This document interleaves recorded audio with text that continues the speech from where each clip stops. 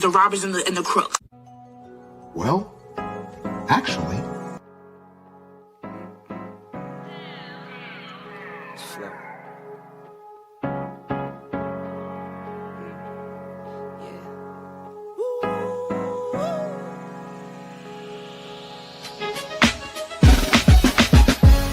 Yeah, I'm watching the rise, and I wouldn't say I'm shocked, cause I'm hardly surprised.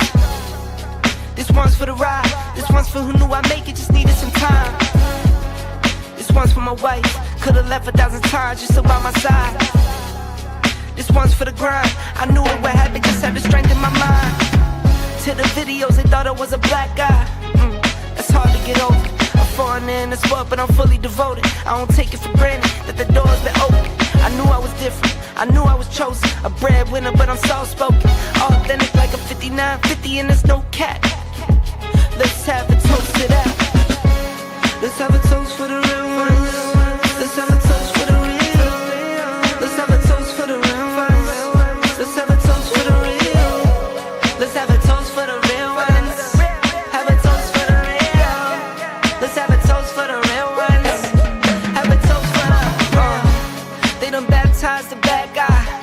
Still don't follow religion. The fabric's not average. The cotton's Egyptian. 500 for the shoes, come dirty, but the European. Less is more and less is the bank. Up the score, I pull up from Trey. From the tray, I'm ballin' like Trey. Do what I can, I do what you can't. I wrote this 30,000 feet up. 10 toes, stay G'd up. I'm tryna get that type of wealth, like a house on the hills, can't see us. Say the money still me up. Stay humble, stay teed up. I don't tell you how to live, so don't hit me with no weak stuff. And if you know the deal, then you know the deal. If it's real, then you know. Yo, what's going on, y'all? This your man Marcus A. Brown, and I'm here to tell y'all that I just got done with my first consultation with the brother Andre of Love Crossing Borders. I just wanted to give him his praises. I need y'all to do two things if you haven't already. If you haven't subscribed to his YouTube channel, Love Crossing Borders. Also, if you are going to Colombia, if you're thinking of going anywhere, traveling internationally, please consider booking a consultation with the OG Andre of Love Crossing Borders. You will not be disappointed. I'm a fan of the channel, so I booked a 2-hour session just to show support, just to show love and say what's up. He provided a wealth of information, way more than I was even expected. He has an excellent presentation. So I just wanted to let y'all know you will not be disappointed. Book the consultation, subscribe to the YouTube channel if you haven't already. Dre, man, I appreciate you. I will be out in Colombia, and I look forward to linking up with you.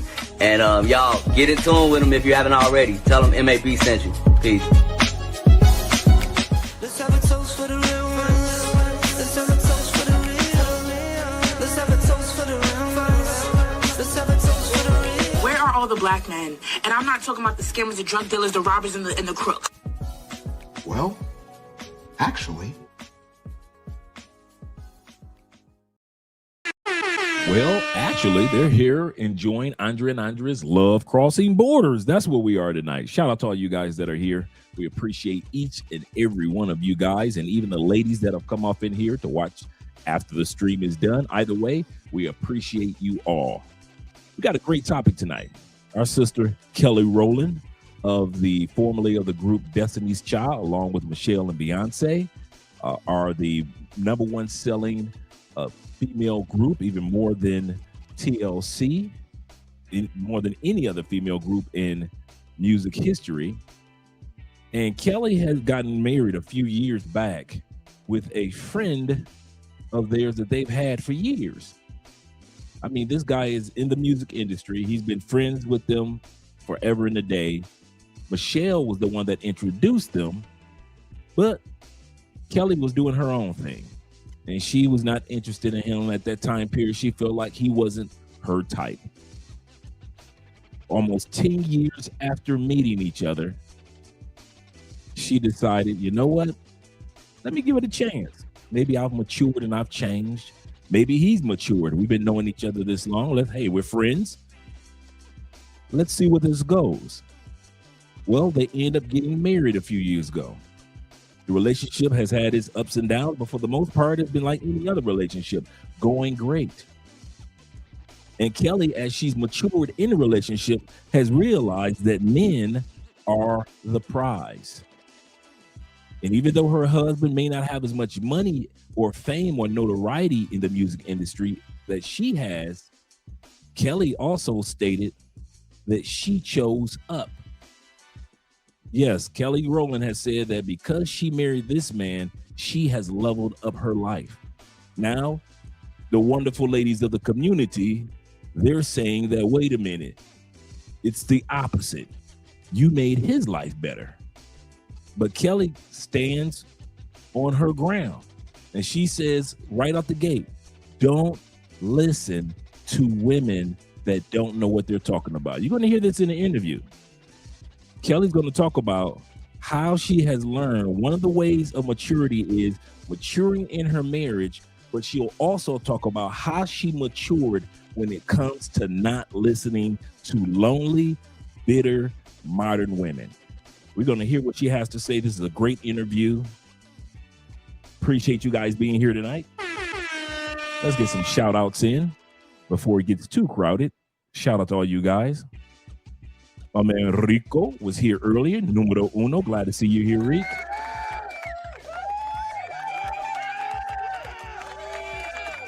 Glad to see you here. And my man Bean in the building. Hello, what's up, Andre? He say, how you fellas tonight? Hope everybody's doing great. I'm doing pretty good. Can't complain at all. Had a busy day, and I'm enjoying the evening fellowshipping with the brotherhood. Shout out to you guys. We got Kenny people in the building, ladies and gentlemen. The man. He say finally fine as fine. He say finally fine as Kelly Rowland gets it. He say, why can't the other women get it? Men are the prize and always will be if you want that $1.5 million engagement ring. Seriously, because at the end of the day, women are starting to realize that it's not about their looks anymore. You could be as fine as Kelly Rowland and still lonely. And we're going to see that in the video tonight. There are some of the most beautiful women that you guys walk past every day do not have a man. They are lonely. They are extremely lonely. Some of the hottest chicks that you see on TV, some of the hottest women that are in the music industry and actresses, they are extremely lonely because people assume that what comes along with beauty is automatic attraction, but a lot of them go home alone. And we're going to talk about that again tonight. Shout out to Kenny. I don't know what's going on with my light tonight. I would have to adjust that. Let me scroll down. We got my brother David Dice of the Dice family being in here, as well as my brother Jay. Glad to see you guys are here, gentlemen. Glad to see you gentlemen are here. I'm rocking my Zoom to Thailand golf shirt today. Shout out to our brother Richie Mack. Make sure that you reach out to Richie to get your Zoom to Thailand golf shirt as well. And once again, Rico said, double D. Yes, sir. Salute to you, gentlemen. Shout out to David Dice. Nazarene of the Way is in the building. He said, yes, and we back. Yes, sir. Glad to see that you guys are here. And I'm glad that you guys are having a great evening as well. Salute to Kelly Rowland. Always thought that she was the most attractive. I always did too. We all know this. Come on, fellas. This is just us in the barbershop. We all know this. If it wasn't for Beyonce's daddy being the group manager, we all know Kelly Rowland should have been a number one in that group. We ain't none of us Beyonce fans like that.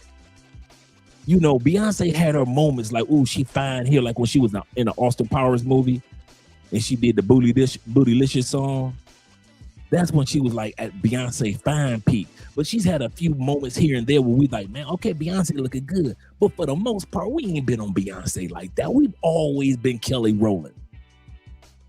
They push Beyonce out there. They between women and the LGBTQ. But black men, we ain't never like no Beyonce more than Kelly Rowland. We always like, who was that chocolate chick in the back with the little Nita Baker haircut? To this day, I don't see why they push Kelly Rowland. Push a Beyonce on us like that when they knew that men would only wanted Kelly. That tall, beautiful, gorgeous body still banging. I'm happy for her husband. You married Kelly Rowland. You see, ain't nobody jump up and down when Jay-Z married Beyonce. We was like, all right. Congratulations, Jay. When he cheated on Beyonce, wasn't nobody tripping, was we? We was like, man, he cheated on Beyonce. All right. Don't get caught next time, dog. But when my man married Kelly, dog, I ain't mad at you, player. I see your work, player. I see what you're doing. You done married Kelly Rowland. I see your work, player. I see your work. You married Kelly? You know, Michelle always was the church girl, so she always been married. But when Kelly got married, man, we looked at her husband like, hey, bruh, I ain't mad at you, player. I see your work, player. But Beyonce? Beyonce? Oh, man, I got something to show y'all tonight, man, about Beyonce, man. Y'all gonna be tripping on this one. Shout out to B. And shout out to Nazarene. He said, shout out Andre and Andre Love Crossing Borders and the chat, because here your chat lives matter. Shout out to them Detroit boys. You better back the fuck up out my face, goddammit. I'm from Detroit, Michigan. Don't play with me. Don't play with us, and do not play with Sean D. Upshaw, the Upshaw family. Shout out to you, Evening Detroit East Side finest in the building. Them Detroit Pistons are killing it, man. Them boys out there in the East shook. Where did these Pistons come from? And they're all young. Enjoy that Anton show. I'm glad that you did, Sean. I'm gonna call you today. I just didn't know if you were busy or not. It's a damn shame he actually from the D, right? Acting like a hoe. He's misrepresenting the city. Yes, he is, bruh. Yes, he is, man. Goodness gracious. And shout out to my brother being in the building, my man, once again, Jay. He said Kelly is living up to what KS, Kevin Samuels, called her an example of a 10. That's correct. He did say Kelly Rowland is a 10. And she is. She keep her Pilates going. Kelly Rowland is 53 years old, 52 going on 53. I'm sorry, 42 going on 43 years old. She's 42 years old. Man, it's women that's 23 ain't got bodies like Kelly Rowland. That chocolate is still chocolatey. That face game, that face card is still the big joker. She got the big joker face card. She ain't got the little joker like Beyonce and them. She got the big joker face card. Killing that haircut from day one. Got the best voice in the group. Let's be real. She got the best voice in the group. And she's solid. I ain't mad at her. And she talking, when you listen to this interview, man, you're going to hear her just so mature as a woman. And now she's more Kelly, the guru, the advisor to all the other young ladies that's looking to get married. And you're going to be surprised at one of the ladies that are starting to come to her just recently starting to come to her for advice. You're going to be surprised at the lady that's coming her way. Shout out to Alexis being in the building. My dude, that's my dude right there. Shout out to Alexis. As well as your rent is due 22 is in the building. I don't have to do something about this light. I see that right now. Right now, I'm going to have to do something about that light. That's working my last nerve. He called it. She's a 10. He did call it, man. He called it, man. She has not aged a bit from the time period from the Nelly video until now. And shout out to my brother Tevin King in the building. Avengers Assemble. He say salute Andre and Andrea and everyone in the chat. Let me scroll down to my brother AMSM also. It's going to be a fire one, guys. We're going to have some fun, including since Bobby Coltrane is here of the Coltrane family. Yes, sir. We're going to have fun tonight. This is going to be a good live stream, gentlemen. A good live stream. Let me see if I can get that light to adjust for me or to connect for me. Oh, yeah, I want to make sure that's all right. Shout out to my man Alan in the building, Mr. Richardson himself. Good evening, kind sir. Good evening to you, as well as my man J3 again in the building. He say 1, Kelly, Beyonce 2, yep, and then you got Michelle. Yep. I would take it like that. That Destiny Child would have been okay with me if it was like that. Let the chocolate woman be in the front.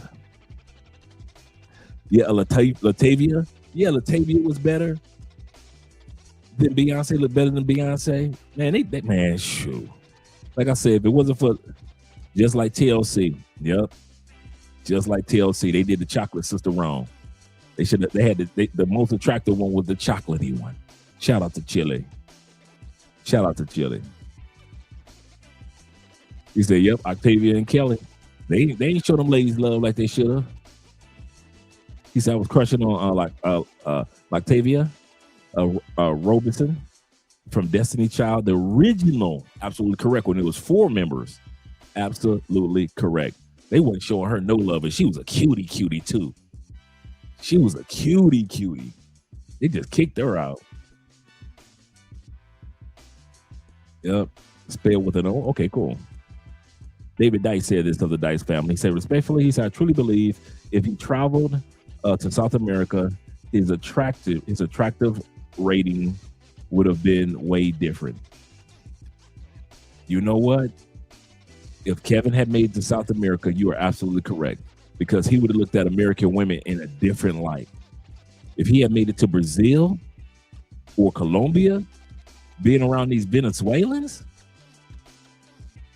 it would have been hands down. He'd have called American women a 3. Shout out to my brother, some Canadian brothers in the building. I told this guy where I was from. He said, "Oh, Canada." Yes, sir. Yes, sir. And shout out to Chris being here as well. We got 38 people in the building. We're about to get started with the video in a moment. Make sure I got the guys. Okay, I got all the guys so far. I haven't missed anybody. Let me scroll up. Make sure I hadn't missed anybody. Looks like I got everybody. If I missed you, blame it on my head, not my heart. And let's get ready to get started. Like I said, let me change the music up. You know how we do. Let me change it from the intro music. This is a really great interview, guys. I kid you not. This interview is just a couple days old. And, others have reacted to it. So shout out to those that have reacted to it already. But it was great to see what Kelly had to say about her man, men in general. But the part that's going to blow you guys away, and I've always believed this, that the sisterhood is fake. The women that are out here claiming that we're sisters and it's all about girl power and all this, behind the scenes, women are starting to come out and say, the truth is, gentlemen, the sisterhood is fake. And women will tear women down and destroy you. And we're going to see an example of how the sisterhood is fake on this video today. Because it's not going to be us speaking. Like I said, we never speak, but we just play the videos of the women speaking on their behalf. So if they think that we're attacking them or hate them, we don't. But we just show the videos of you talking and saying what you have to say about each other. Let's get ready to get started, gentlemen. Shout out to Kelly and her man. And this brother, 50 years old. He's 8 years her senior. Y'all gonna quit playing with these age gap relationships. Y'all gonna quit acting like these age gap relationships ain't gonna work. My man looked young for 50 years. Young 50 Kelly. Could you imagine you got Kelly rolling in your bed? Rolling around in your bed looking cute tomorrow morning at 50? He's a winner. He's a winner. That man's not black. He OJ. I'm not black. I'm OJ. Okay. My husband and I had a plan. He is just Superman. Like, I don't know how I chose him, but I chose up. How did you know that he was your person? Oh, it scared me when I realized he was my person. It was a feeling of safety that I'd never felt from a man before. Like, of not wanting anything from me, but just to see me be great. He also pushes me outside of my comfort zone. And doesn't allow me to get like complacent. You know what I mean? It's like, it's always somewhere to grow and be better. And I see the same thing in him. Like, his possibilities are just infinite. He's so smart and beyond creative, and I respect him. I respect him a great deal. It's not saying like every day is like peaches and cream, because it's not. Like, we're constantly in this flow of loving each other and figuring some things out as we're evolving as people. You know what I mean? As husband and wife, as man and woman, and, you know, people in this world. I just, he's a G. He's just a G. He's your G. I love seeing Kelly smiling and happy. But the first thing I like about what she said is everything ain't perfect every day. Unlike Beyonce portraying like everything is perfect and then everything blows up in her face, and all of a sudden she comes out with an album called Lemonade talking about how her husband cheating on her. Well, she was the one that sat back and came up with the idea of, Jay-Z, let's pretend like our marriage is perfect and there is no flaws. There's no such thing as a perfect marriage. There's no, I'm adjusting this light. There's no such thing as a perfect marriage. But Beyonce and them has portrayed that. First thing Kelly says, that he's a G, this is my man, I love him. Our marriage is not a perfect marriage. Nobody's marriage is perfect. But she's happy. That's her man. And it's sad today to see women you're going to see how many women that aren't happy for women like Kelly. The other day, like, my man had said to me, he said, who's the prize in the relationship, the male or the female? And I thought it was very interesting, because I feel like we're all going to say, like, the female, we all think it's the female. We're beautiful, we do this and we do that. And he looked at me and he's like, it's not the woman, it's the man. There are a plethora of women who are beautiful. There are a plethora of women with good. There's a plethora with women who have education and want to go get things done. But for a man to be able to lead a woman to greatness who doesn't really have anything at all, which is a lot of us, that is the prize. As women, we love to say that we are the prize, but are we really? Let's be honest, because a man that is focused, intentional, and disciplined is the prize. Here's why. Because men who know their worth, they do not chase validation. They're chasing purpose. Men have always been the prize. And I'm going to explain what I'm saying. Women marry who they can. Men marry who they want. You can get offended by the statement, but if you really sit down and you think about it and you be honest with yourself, that is a very valid statement. Also, not only that, but by him saying that he is the prize, that does not make her not a prize. Ladies, whether you want to believe it or not, men are the prize. Now, there's thousands of reasons why men are the prize, and there's a lot of supporting facts as to why men are truly the prize. But I'm going to give you guys just a few, just so you can understand where I'm coming from. One of the reasons that we can start off with is just the simple one: supply and demand. There are groups of women out here that fight over and also share men. You show me a group of men that have to fight over women and also share their women.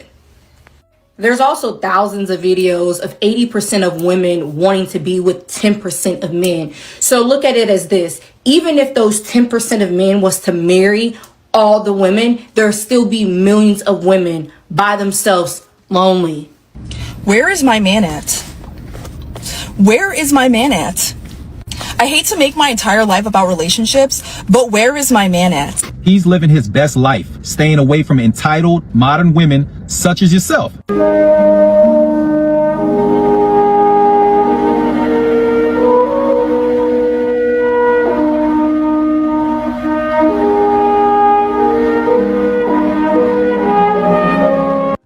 Now, these women are so depressed, so sad, so lonely, that they think because they haven't met their husbands by now, he must be dead, or he's just waiting in prison.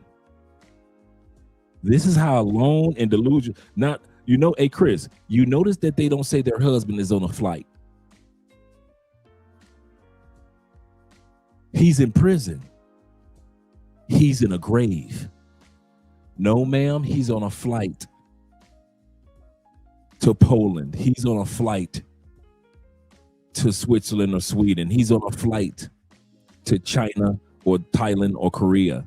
He's on a flight to Brazil or Panama. Ma'am, your husband, who you should have married, is on a flight. He's not in a grave. He's not in a prison. He's being with the original blonde-haired women in Poland, the original blonde-haired women in Germany, in France, the Swedish original blonde-haired women, the Austrian blonde-haired women. I'm sorry, ma'am. He's with the blonde Russian women. All the Scandinavian women stand up that are blonde. So while you're sitting back with your mouth poked out, mad at the world why you ain't got your man yet, that man is on a flight. Let's go. Okay, what do we got here? Maybe your soulmate has deceased. How can you have a soulmate and he's deceased? These women are so delusional that they actually believe that the person who they were supposed to love as an adult, well, he died as a teenager. Tragic car accident. So he never made it to adulthood. That's why I'm single. This is the stupidest stuff. This is stuff I bet not ever hear you men make up. And I'll tell you why. Let's go right here. Men have no reason to be making things up when it comes to relationship. There is no reason why you should feel shamed when it comes to relationship. And we'll take this to the Bible, like we always do. Let's go directly to Isaiah chapter 4, verse 1. And it says, for those that can't see it, I'll read it to you. And these are just different translations. We'll read them from the NIV. In the Bible, God says this: on that day, 7 women will cling to one man. 7 women will cling to one man and say, what are they going to say, God? They're going to say, we will take care of our food, not my food. They said they're gonna buy their own food. 7 women gonna go to one man and say, listen, we'll take care of our own food and clothing. Only bear us, not me. They weren't fighting over it. They were fighting together. Bear us your name and deliver us from our shame. And everybody knows, if you study the Bible, the shame of a woman is not having kids. So deliver them from not having kids, give them your last name. All 7 said they're going to pay for the food, they're going to pay for the clothing. You ain't got to pay for nothing. If God says women are going to chase you, why do you think there are dudes like me that were not out there chasing women? I don't care how much money you got in your pocket. If you still chasing women, when God says, listen, you're at the point where women are supposed to be chasing you. This is your time. Kevin Samuels always gave the stat that if every black man of heterosexual ability married every heterosexual black woman, there will still be 2 million unmarried black women in the United States if all y'all got married in the community. There are not enough eligible men, even if Pookie, Ray Ray, and Nook Nook got married. This is why the Bible says 7 women are going to cling. Isaiah chapter 4, verse 1. Cling. 7 women will cling. Here's the text from the TLA. On that day, there will be so few men that 7 women will fight over one of them. The women will say to the men, if you marry me, I will buy my own bread and my own clothing. Please marry me so I don't die of shame. This is in your Bible, and you can't sit back and say, well, I'm Islamic. Our Islamic brothers read the Bible just as much as the Christians do. The Quran and the Bible works hand in hand in many religions. And for those of you that aren't religious or just spiritual, you can still see this take place in the community. You can, brothers, do you not see these women that have no problem with spending money on men, on Pookie and Ray Ray? Pookie and Ray Ray can't even afford a t-shirt. She'll buy him a pack of t-shirts. Pookie and Ray Ray can't afford a PlayStation or Xbox. She'll buy him both for Christmas. This Christmas, Pookie and Ray Ray can't afford the next pair of Jordans. Guess who getting Jordans for Christmas? From several women. Pookie and Ray Ray. Guess who got 5 baby mamas? Pookie and Ray Ray. Who got 9 baby mamas? Pookie, Ray Ray, Nook, and them. So even if you don't believe the Bible, you don't believe in the Quran, just look in your local community and see how the numbers are growing of men who are just regular everyday dudes with 5, 6, 7 baby mamas that get along with each other. That's what this verse is talking about. That the day will come when 7 women will cling to one man. So when we talk about these women rallying and try to take Kelly Rowland away from her husband and take her husband away from Kelly,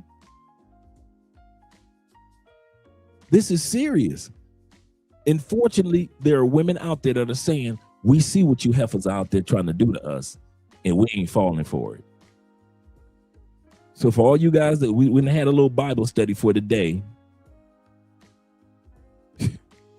we've had our Bible study for the day. Shout out to all the new guys that are here. Let me make sure I didn't miss any. Shout out to AMSM in the building. Before we go back to the video, he said, I used to tell the bank teller at Chase in Atlanta, Latavia Robinson came in there and I deposited a check for her. Wow. He said, I want to shoot my shot. Good story, brother. Good story. Good story. I like that. So yeah, guys, you guys are the blessing. You guys are the prize, according to the Bible. According to the Bible says you guys are the prize. So let's continue on, gentlemen. Let me drop this down, remove this from the screen, and bring this back up. You know, I actually have. And this sister actually thinks her soulmate died before he met her. That's the stupidest thing in the world. These women are in love with corpses. This is the stupidest thing in the world, to think that the reason why you're not married because he died. Not because of your attitude, not because of your behavior, not because you might be overweight or underweight, not because you're not supportive, submissive, cooperative, not because you don't smile in public, but these women really believe that their men, let's bring this back. These women really believe that their soulmate is either dead or in prison. Look how crazy this sister is. And this is a sister with money. When I download this video, I was searching for rich, lonely women. Rich, lonely women. So when you see this woman right here that I'm about to show you, this is a rich woman that's lonely. I be trying to tell y'all the easiest sex to get is rich women. I don't know why y'all keep trying to think them sisters with degrees got a man. They don't. They don't. Where is my man at? I hate to make my entire life about relationships, but where is my man at? He's living his best life, staying away from entitled modern women such as yourself.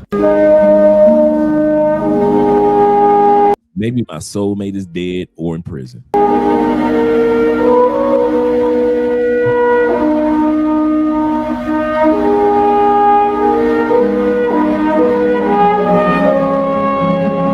Okay, what do we got here? Oh, wow. You know, I actually have thought about this.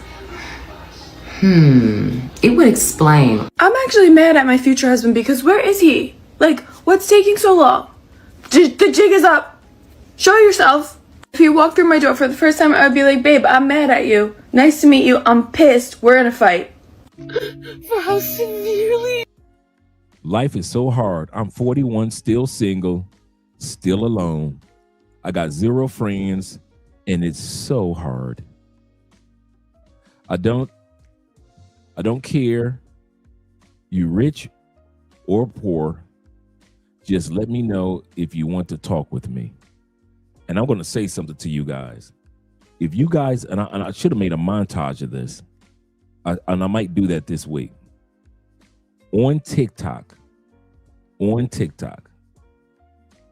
there is you can put together a 10-minute montage, if not 20-minute montage of women on TikTok so thirsty for attention that they're faking crying, and they all post these same little posts. I'm 43 and blah blah blah blah. Would you talk to me? I'm a 42-year-old military woman. Would you talk to me? I'm a 39-year-old public school teacher. Would you talk? It's all over TikTok. I'm gonna put together that montage, because these women don't want you, they just want the attention. And that's how sad it is you got women like this on dating apps. There are women that are actually on dating apps for years, not looking for love. They just enjoy the attention of all the men that they get. So when I see these tears, I recognize this, because a lot of women on TikTok are actually doing this exact thing, purposely creating content that you guys will stop and watch, that they can get paid from, but they're not really crying. They're not really sad. They just want your attention, and they put these little "my life is so hard" type of clips in here. Now, as Rand Away said, he said that's how you know it's bad, when decent looking women are struggling. There are a lot of fine dude. When y'all watch this video, y'all gonna see how many attractive women. You have those crocodile tears. How many attractive women are lonely women? Severely, he screwed my life up. No matter how rich I am, no matter how pretty I am, I'm always eating alone. It don't matter how much money I got. But at least I made 4K today. I'm 38 years old. I've never been married. I've never had children. I have 3 cats in my house. Only 2 of them are mine. But it's another Christmas that is about to come and go where my relationship status is the same. And it's crazy, because if you had asked me 10 years ago if I would be single at 38, I would have been like, absolutely not. And if I am, then just me now. You have blown your youth. You spent the years between 18 and 35 doing whatever the hell you chose to do. No heat, no judgment. But you blew your youth. When your counterparts who were looking to marry up and marry well were getting married their junior and senior year in college, the first and second year after college, they were married at 22 and 23, and you were laughing at those white girls and those Asian girls getting married at 22, 23. You get married after college, that's too young. We need to go on girls trips and having our best life and hot girl summer and all this other bullshit. Now, they're 10 years into their marriage, 3 kids deep, and their husband's a VP of marketing somewhere. And while you still gotta, you and your cats are living in a loft downtown, driving your BMW in a middling career. You ain't on no career track. You blew your youth. You blew your youth. You can't get that back. You don't have time to play any more games. You don't have another 10 years to try to figure this shit out. You'll be 50. You don't have time to keep playing games. Be careful who you receive advice from. I had it all, but you can't have it all the time. Somebody's got to stay home with the kids or nurture the ego of the man. Yes. Do I sound bitter? They might. Yes, that check didn't clear because Anthony. I'm doing this Cuban show, and in a way, I'm experiencing this sort of now imposter syndrome. My bad. Why am I here? What am I doing here? Now realize And then that I hear this situation with Kelly Rowland, she talks about how you can't trust every woman.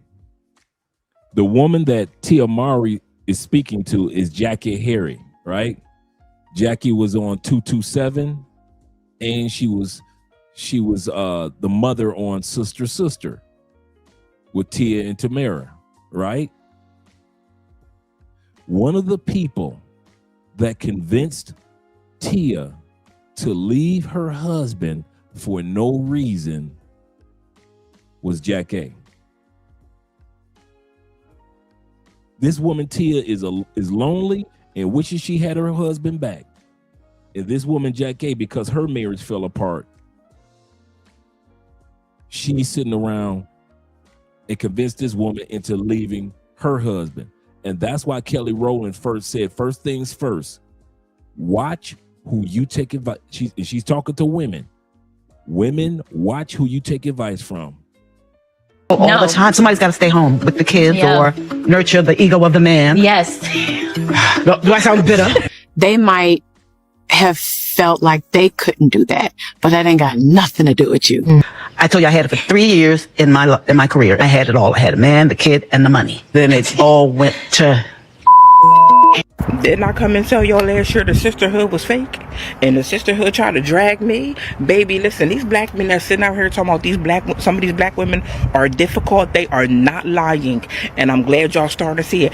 Black women done told me I don't even want to be friends with another black woman because of the way they act. And when I tell you guys that the sisterhood is full of contradictions, most women in the sisterhood don't really know what they want, and they lie. They lie, they lie, they lie. Everybody around me at that time saw how hard I was going. They saw how sad I was. They saw how much I drank. Nobody in my life at that time was like, Megan, let's not go out tonight. Megan, let's not turn up tonight. Megan, you don't gotta do that. Everybody was down with the mother shenanigans. That's the same thing that Mike Epps said. Mike Epps said when he was addicted to drugs and nobody was out there helping him, they all co-signed his behavior. Nobody was on his team. Nobody was supportive. And now Megan is saying also, she's saying that now that I don't hang out with those people, she said, I went and I got therapy this year. She said, I'm building a new life. She said, and now those people I've cut off and now they're all mad at me. But none of them would help me when I was out there wilding out. Al Sharpton said the same thing. Remember, Al Sharpton was big as a house, right? Al Sharpton said, when I was about to die from obesity, nobody, all them church people and all them churches that I went to as Reverend Al Sharpton, nobody gave me a plate of healthy food. Nobody helped me get a gym membership. He said, none of those people that I was preaching to in all those churches, he said, I'm helping the black community and I'm doing all this marching since the 70s. He said, and nobody told me your heart gonna burst if you keep on trying to walk around with that much weight on your body. Al Sharpton said, the minute that I lost weight, everybody said, what's wrong? Are you sick or something? Something wrong? You must got that Luther Vandross. Are you sick or something? Something wrong with you? He said, nobody told me that something was wrong with me when I was overweight in my chest. My heart was about to bust out my chest. He said, but as soon as I got healthy, everybody wanted to tell me what's wrong with me and ask me what's wrong with me. You're going to come across people like that, guys, when you travel.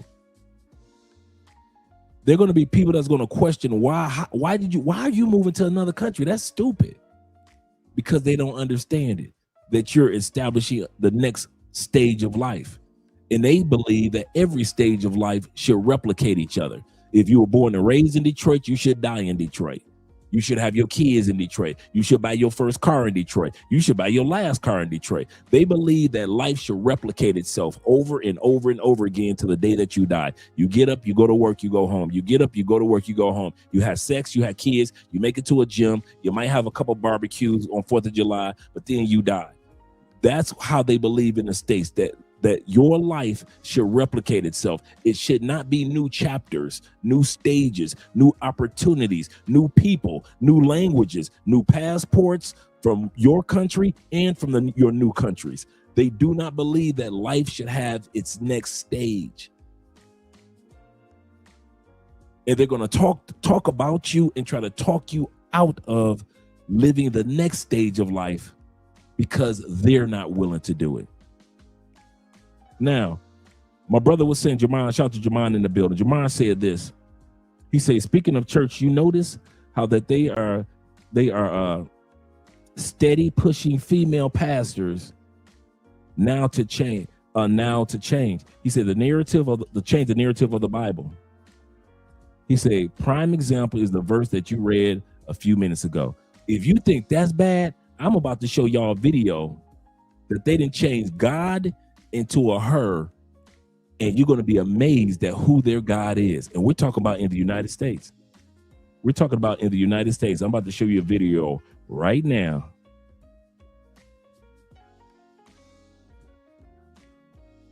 The church of This, like sister said, this is a trigger warning. I hope you guys can hear this one. Beyonce. Won't she do it?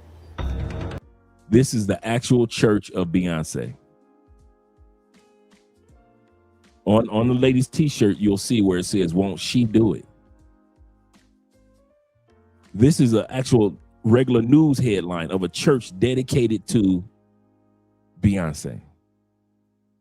Watch these clips. I must warn you, this is very disturbing. But we have decided that no matter your race, your age, your gender, no matter who you love, you are the thing that God had in mind when she looked out over the world. That God had in mind when she looked out over the world. You just heard her. Let me bring that beat back for you guys that didn't catch it. You are the thing that God had in mind when she looked out over the world and said, it is good.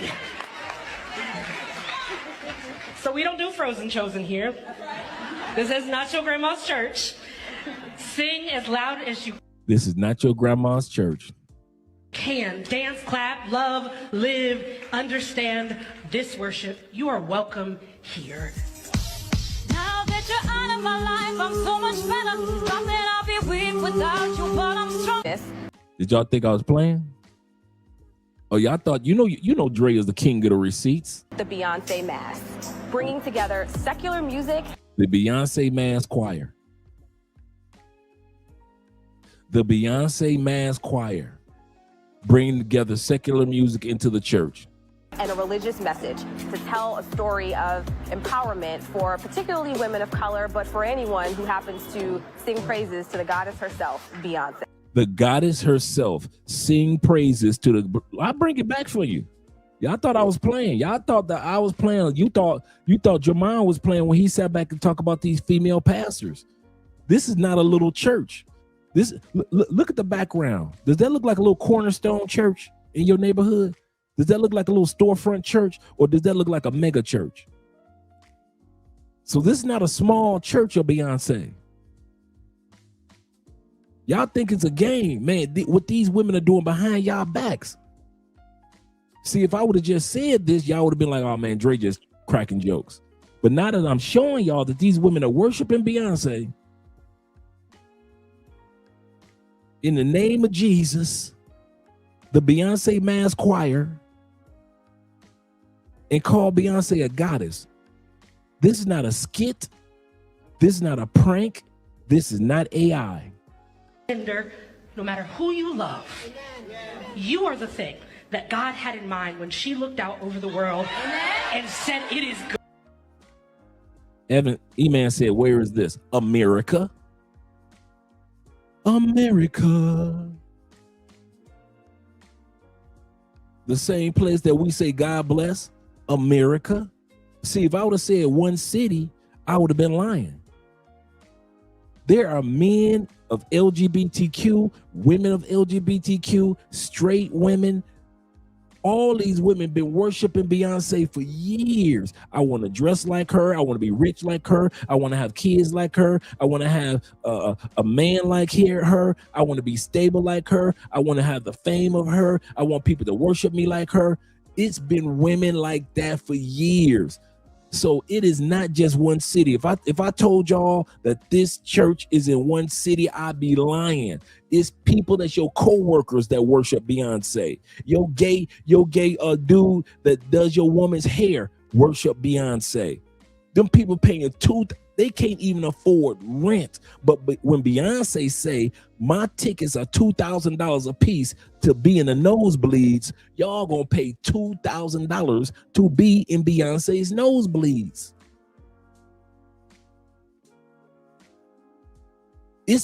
These women sit back and say, Beyonce walk in the room and the whole planet shifts. She walks in the room and the whole planet just freezes. We talk about a woman that uses the bathroom just like you do, that puts on her pair of pants just like you do. Just a regular everyday young woman that happen to have a publicist. She's not even the best singer in the group. She's just an entertainer. And people and women have actually built a church around, and LGBTQ have built a shrine around this woman. But here's the kicker. She ain't stopped them. Notice this. Beyonce ain't never stopped nobody from worshiping her. She see what's going on. But she ain't stopping. None of her publicists, none of her team will ever tell these women and these LGBTQ men to stop worshiping Beyonce. And you dudes act like if you got some Beyonce tickets for your girlfriend, you done did something. Hey, babe, guess what I got you for Christmas? What? The Beyonce tickets. Beyonce gonna be here in February. No, you didn't. No, you didn't. I'ma suck you real good tonight. You got me Beyonce tickets. I can't believe you really do love me. Not a wedding ring. Not an engagement ring. But you got you dudes out there, you know that you gonna get sucked extra hard tonight if you pull out them Beyonce tickets. Tell me I'm lying. You help your woman worship this woman. So no, this is not in one city. This is not in one city. This is all across America. Y'all worship Beyonce. Good. So we don't do Frozen Chosen here. This is not your grandma's church. Sing as loud as you can. Dance, clap, love, live, understand this worship. You are welcome here. That's a whole mega Get you out of my life, I'm so much better. Thought that I'll be weak without you, but I'm strong. The Beyonce Mass, bringing together secular music and a religious message to tell a story of empowerment for particularly women of color, but for anyone who happens to sing praises to the goddess herself. They got a waiting line. Beyonce is a better theologian than many of the pastors and priests in our church today. He said Beyonce is a better theologian than many of our pastors and priests in our church today. That is not an exaggeration. Yeah, that's what the fruit is. So Beyonce's a witch. Well, a lot of people are witches and don't know it. I'm looking at the camera like, y'all, here it is. Like, I'm gonna show y'all a clip of what she said about the Holy Bible.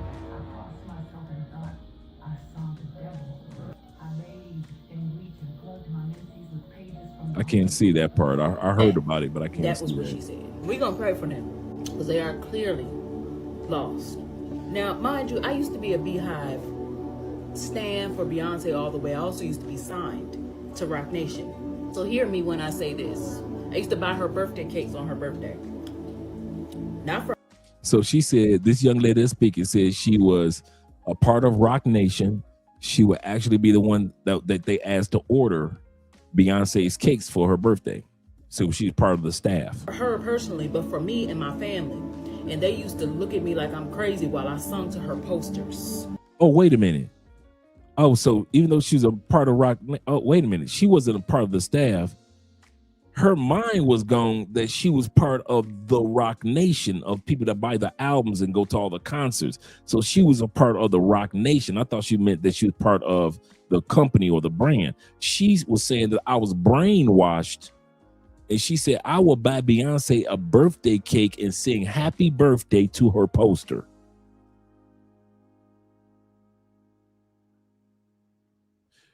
Do you think that she invented something?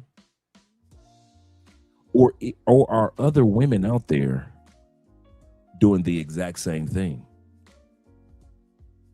Are there other women out there Nazarene said that, he said, I saw it. He said, she said that she washed the Bible scriptures in her blood. That's what Beyonce said. And this woman said, I used to be a part of Rock Nation. These are your queens, your sisters back in the States. Why you laughing at passport bros for getting passports? Do realize why you still stuck in the States? All you plantation bros, this is what y'all dealing with. They've already built them a Beyonce church. These women actually believe that there's a real Rock Nation. They really believe that there's a nation called Rock Nation. And they actually getting birthday cakes every year to sing happy birthday to Beyonce's poster. And Beyonce hasn't stopped any of them. She ain't never said, I'm not a god. Let's bring that back, because that's what the sister said. See, y'all thought I wouldn't go have no receipts. Y'all know if I say something, I got receipts. For Beyonce all the way, I also used to be signed to Rock Nation. So hear me when I say this. I used to buy her birthday cakes on her birthday. Not for her personally, but for me and my family. And they used to look at me like I'm crazy while I sung to her posters. I was a die-hard Beyonce fan. I would say that I probably worshiped her, but I didn't see it as worshiping at that point. But I never went this far. And then once I learned and became saved and surrendered my life to Christ, I don't listen to no Beyonce. So if you do still listen to Beyonce and you claim that you are a child of God and that you follow the ways of Jesus Christ, I rebuke you in the name of Jesus. Under righteous judgment, I have the right to. The Bible calls us to righteous judgments, and I'm calling to you to repent. Now we are going to pray for her. Shout to Theo. That she does repent and find the ways of Jesus Christ and surrender her life to God. And we're going to pray for these fools at this church. Excuse me. We're going to pray for these people at this church worshiping this woman. Lord, forgive me. Father, in the name of Jesus, we pray right now for every soul who is worshiping Beyonce Giselle Knowles. Father, we pray that they... You see, she used the whole name. She's so subconsciously still stuck on Beyonce, even when she praying to the Lord. I didn't know Beyonce's middle name was Giselle. But you notice this Beyonce worshiper, she did. She did that subconsciously. She did that subconsciously. She done threw the woman government name out there. You know black people don't play about their government name. Shout to Theo once again in the building. come to the full wisdom, knowledge, and revelation of who you are. We pray that they come to the end of themselves and the beginning of a surrender to you, Father, and that they will run into your loving arms and realize that every person has a God-sized hole in them. And until we fill it with the one true, living, almighty God, we will be void. Pray that people come to the realization that you are the way, the truth, and the life. These and people that out here no worshiping one Beyonce. They got a whole will come to Beyonce the church, Father unless Beyonce they mass come choir. through you. Lord, we thank you for the opportunity to pray for the lost. Y'all We thank people in you the for States, the bruh. opportunity to come together and gather and touch and agree and stand in the gap for Beyonce, that she would come to repentance and that she would find you, Father, that she would find the truth, the life, and the ways of Jesus Christ, that she will follow you, Lord. We pray this in Jesus' mighty name, and we pray for every lost soul that is watching this video now, in the mighty name of Jesus, that they will come to the full truth, wisdom, and knowledge and revelation of who you are. We have to keep putting the word out there, regardless if people shame us, persecute us, come at us, call us crazy. We don't know what we talking about. We indoctrinated. We don't know. The truth is the truth. And one day, every knee will bow, every tongue will confess that Jesus is Lord. Love y'all. Please. So y'all guys saw it directly. I told y'all that these people out here worshiping this grown woman. This grown woman. Oh, I got more receipts if y'all need that now. If y'all need more receipts, we can get rid of this video right here. We're going to come back to Kelly But I don't think y'all guys realize how much these women are out here worshiping Beyonce. Let's remove this from the studio. Let's bring this next one up.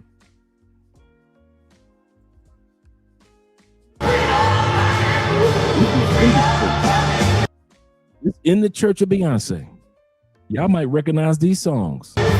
Hundreds of folks are going to come here to witness the Beyonce Mass, bringing together secular music and a religious message to tell a story of empowerment for particularly women of color, but for anyone who happens to sing praises to the goddess herself, Beyonce. The goddess herself. Here we go.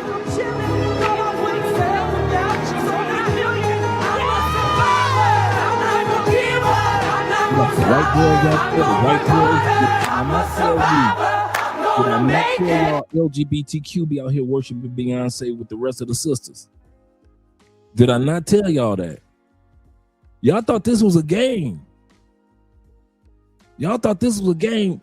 The Bible talks about that all these false gods and all these false demons, and y'all steady buying y'all girlfriends Beyonce tickets, Beyonce t-shirts. Y'all watching Beyonce on pay-per-view.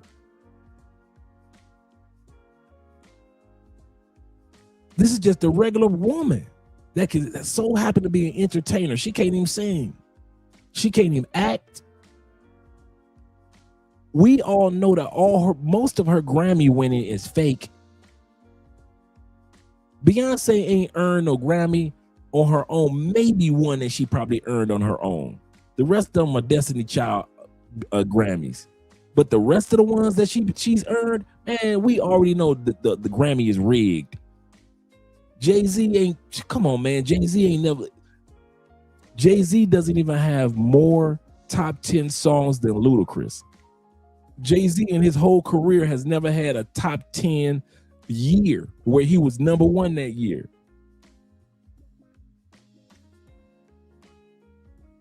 So we know the whole thing is rigged. And now you got these people actually have created a Beyonce church.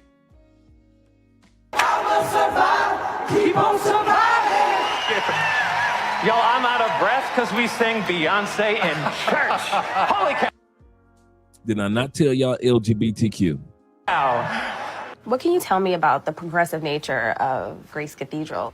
I think a lot of the people who show up tonight are people of color, LGBT people, people on whom. Did he not just say that? People of color. All he had to say was women of color, really, because ain't no brothers, maybe one or two gay brothers gonna show up.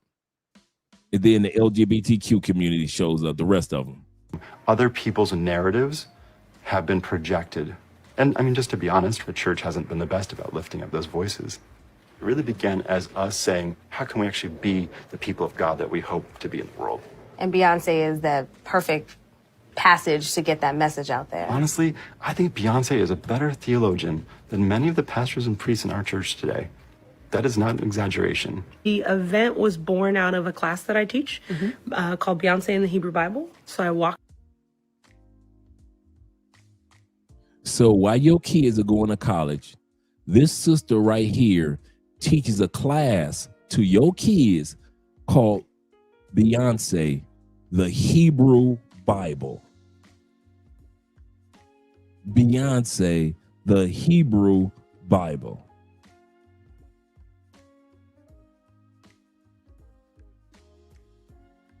Let's bring it back so y'all can hear it. How did the Church of Beyonce start? Let's see. Called Beyonce in the Hebrew Bible. So I walked them through this process of thinking about how the music of Beyonce helped us have conversations about Black women and how we worship and our spirituality. So talk me through how you analyze a song like Flaws and All for your students. She has this ambiguous audience, right, in the song. Maybe it's Jay-Z, maybe it's her fans. But I love it when she says, you know, I'm a train wreck. I'm a train wreck in the morning. I'm a bitch in the afternoon. Right? I'm a bitch in the afternoon. Every now and then, without warning, I can be really mean to you. Right. I can be really mean toward you. So what we do in the worship services, we make that about a conversation that we would have with God. So if you imagine that as a prayer to God, how many... I don't know why you look... So you're imagining Beyonce lyrics as scriptures that you could pray to God. I'm done. Man, y'all can have them stateside chicks because you don't know what you laying with these days. All you dudes that's in love with them stateside chicks, you don't know what you laying with. All y'all do is bragging about y'all girlfriends and wives in the States. You don't know what you bragging about and you laying next to. These women have actually taken Beyonce, her lyrics, sat back and say that it's equal to the scriptures, equal to God. Said that she's here. They got the she, God is a she t-shirts. You got the priests co-signing, the LGBTQ priests co-signing. And you think God gonna sit back and watch America mock his name? You think that we moving out the United States and we don't know what we doing? Y'all think those of us who have relocated, we ain't watching with binoculars what's about to go down? Oh, so y'all think that the economy crashing the way that it's starting to crash is just so happen to be that? Trump just so happened to get back in, trying to start more wars. Y'all think all of that's coincidental that's going on in the United States? The war between the roses, the gender wars. Racism, once again, is at an all-time height. And y'all think it's all coincidental. But then instead of worshiping God and asking God, what do I need to do? Here y'all go. Y'all worshiping Beyonce. Yeah, I'm glad I got from up under there.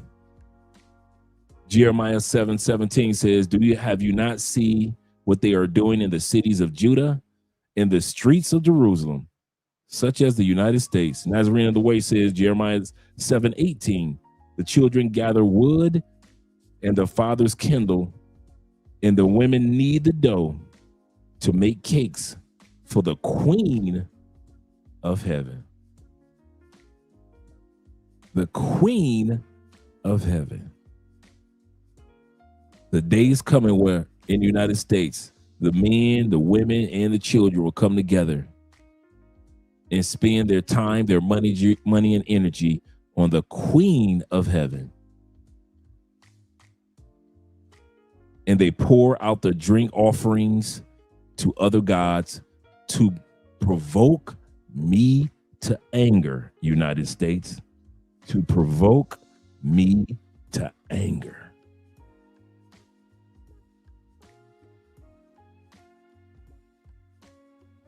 Yeah. That's true, brothers. That's true. Let's finish watching this little bit before we go back to our me. And that's why I love you, right? I neglect you when I'm working. Yep, we all do that, right? So it's really about naming Black female spirituality is embodied in that song. The Lord be with you. Also with you. Lift up your hearts. Them up to the Lord. I've been asked time and You know what's so sad? That with these women, y'all ready? They singing these Beyonce lyrics as if she wrote them. Many of her songs and or albums have been produced or the songs written by men. Many of Beyonce's #1 hits, some of her best videos have been choreographed, directed by, written, produced by men. So a lot of the songs they're talking about, they're singing to their goddess, Beyonce. You do know a man wrote that, right? That's how sick the ladies are in the community. And then y'all want us to come back to the United States. Y'all done lost y'all mind. Let's continue on. time again, why Beyonce? I believe that she reminds us that sometimes you have to do your thing your way. You don't do it on demand. You don't do it for your oppressor. You don't sing when they want you to sing. You sing when God tells you to sing. Never give them your song. You don't sing when they tell you to sing. Never give them your song. That's what they say Beyonce is teaching her.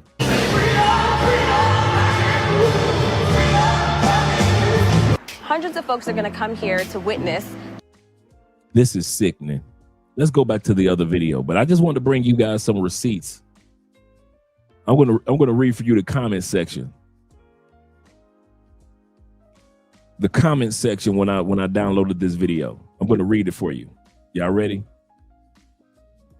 This is the video we just watched, and I'm on TikTok in the comment section. It says, Lord, one sister says, Lord, forgive them. They don't know what they do. Oh, these sisters know what they're doing. Another sister named Amber says, who came from the Beyonce ticket videos? Because they want Beyonce tickets. Another sister said, this is very disturbing. A brother said, this is blasphemy. Lord, forgive them. Another person said, wait a minute. Is this real? Yes, this is real. Shout out to a sister named Monique. She said, Lord, forgive them, for these people are lost in that Beyonce hot sauce. This is for real, fellas. This is repulsive. Let's pull this down. Like I said, David says this. Shout out to David with the $5 love, and shout out over on Cash App. Shout out to Kevin going toward the Children's Cancer Foundation donation for the month of December. His $5 donation. We appreciate that, brother. We really do. He said, if life has a courtroom, the evidence that shows the average black woman's true nature is overwhelming. 100-degree madness. And these are the type of women that society wants you to marry. Society wants you to marry these type of women, gentlemen.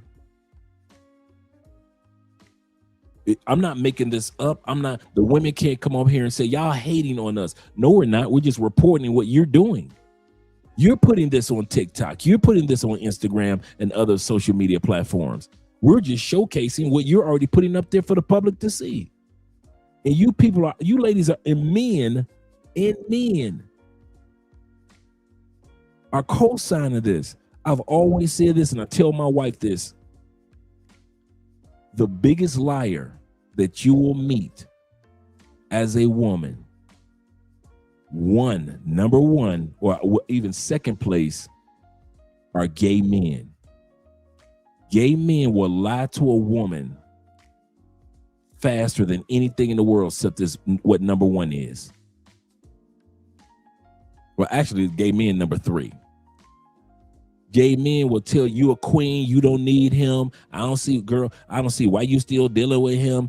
Gay men, number 3. Number 2, women in a group. Women will lie to, girl, I would never take an ass whooping from a man. Girl, you got a black eye. How the hell you ain't take an ass whooping? I would never let a man go through my purse. He don't have to. You just gave him $200 last week. You ain't telling your girlfriends that. And you let him use your car.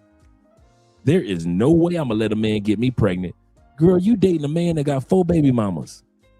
Women will, in a group, will lie to each other. Like number 3 is LGBTQ men. Gay men are the biggest liars to women. They never tell women the truth. They always up the woman because gay men want to fit in. So since they want to fit in among the ladies, they lie to the ladies.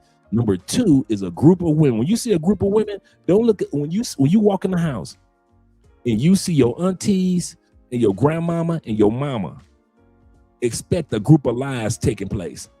When you walk in the house and you see your girl and her girlfriends, I don't care if they regular looking chicks, I don't care if they all 10s, you looking at a group of lies being told. I don't care if you are sitting in Bible study. Other than the scriptures, if it's all women in there, you better be looking for some lies that are about to be told. A group of women will always lie and deny to each other. Always.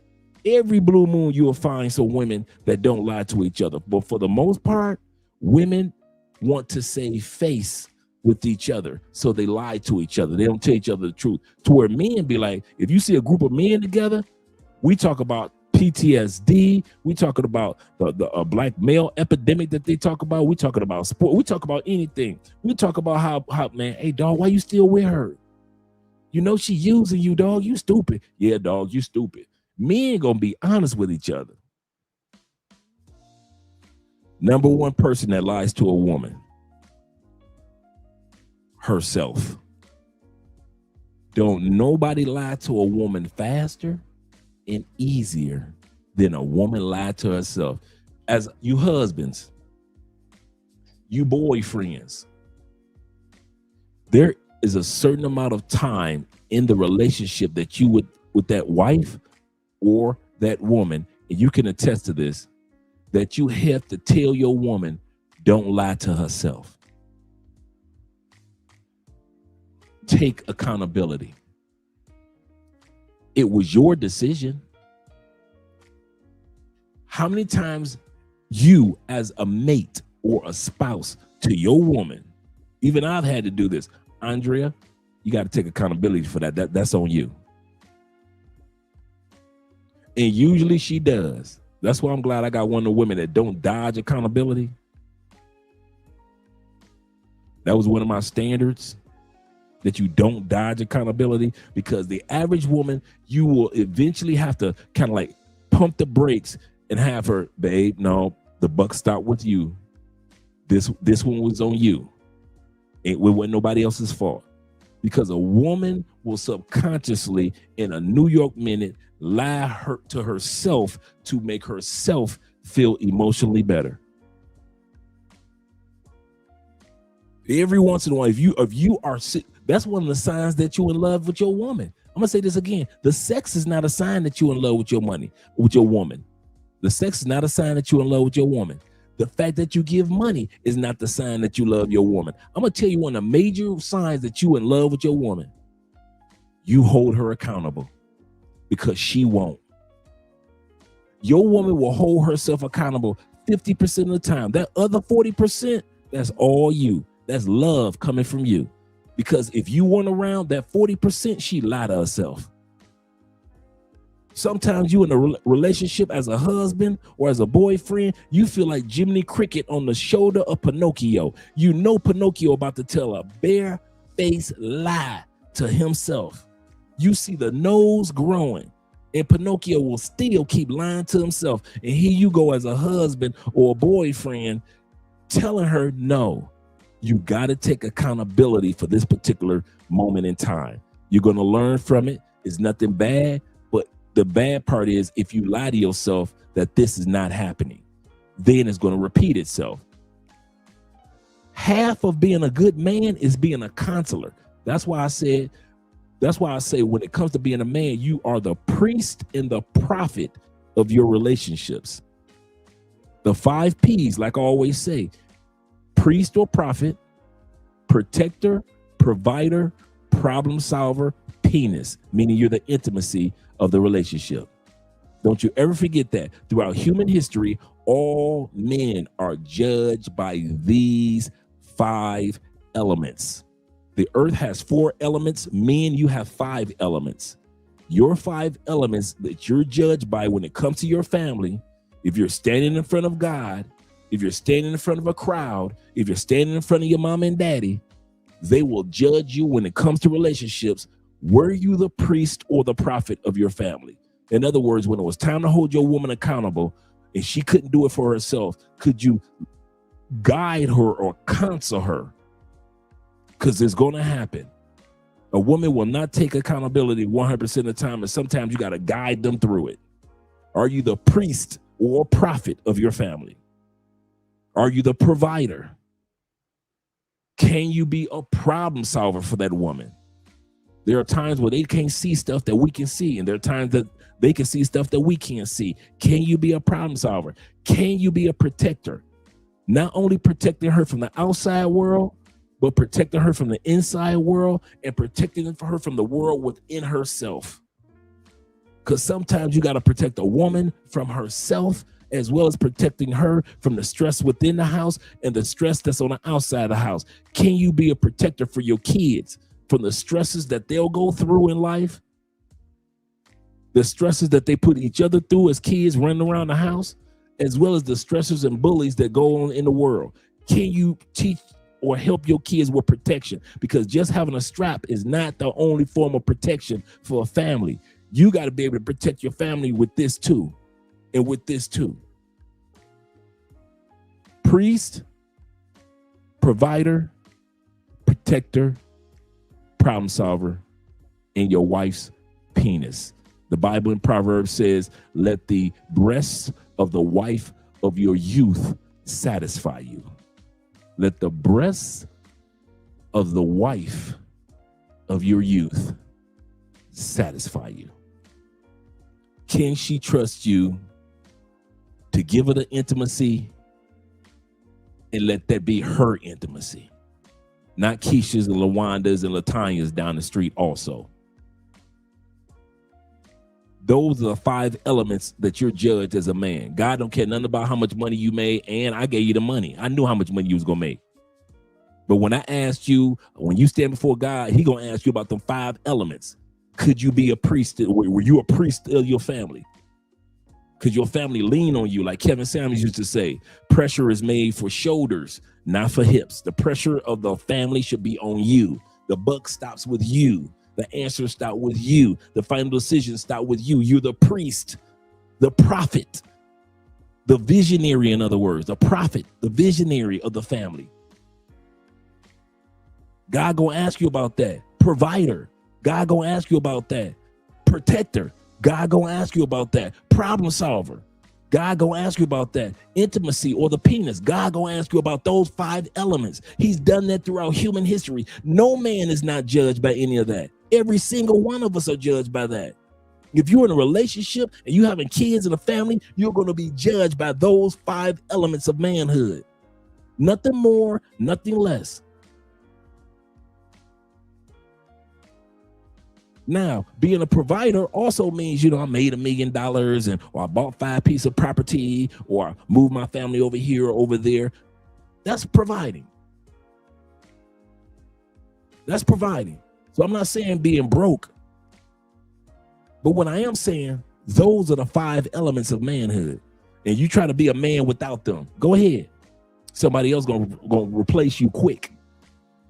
Go ahead, try to be a woman's man in another country that's a traditional woman. And you think that you ain't gotta be the prophet, meaning knowing what direction the family needs to go into, or she's your girlfriend and you don't know which direction y'all want to go. Go ahead, try not to be the prophet. Go ahead, try not to be a provider to a traditional woman in another country. Go ahead, try not to be a problem solver to this woman. Go ahead, go and take your butt to Thailand and try not to be a protector, but y'all in a relationship and you don't even know how to protect her from her. I dare you go to another country. Go ahead, go to Mexico. And you ain't being an intimate person. That means you don't give her public affection, kisses, affirmation, flowers, cards, candy. You're not the penis. You can't be the penis of the family, the intimacy for that woman in Mexico. Go ahead, watch what happened. Go ahead, watch what happened. Dudes like who I used to be gonna run up on your woman since you can't be that. Since you can't walk in the 5 elements of manhood, don't worry about it. Another man will. Guarantee that one. That's a guarantee.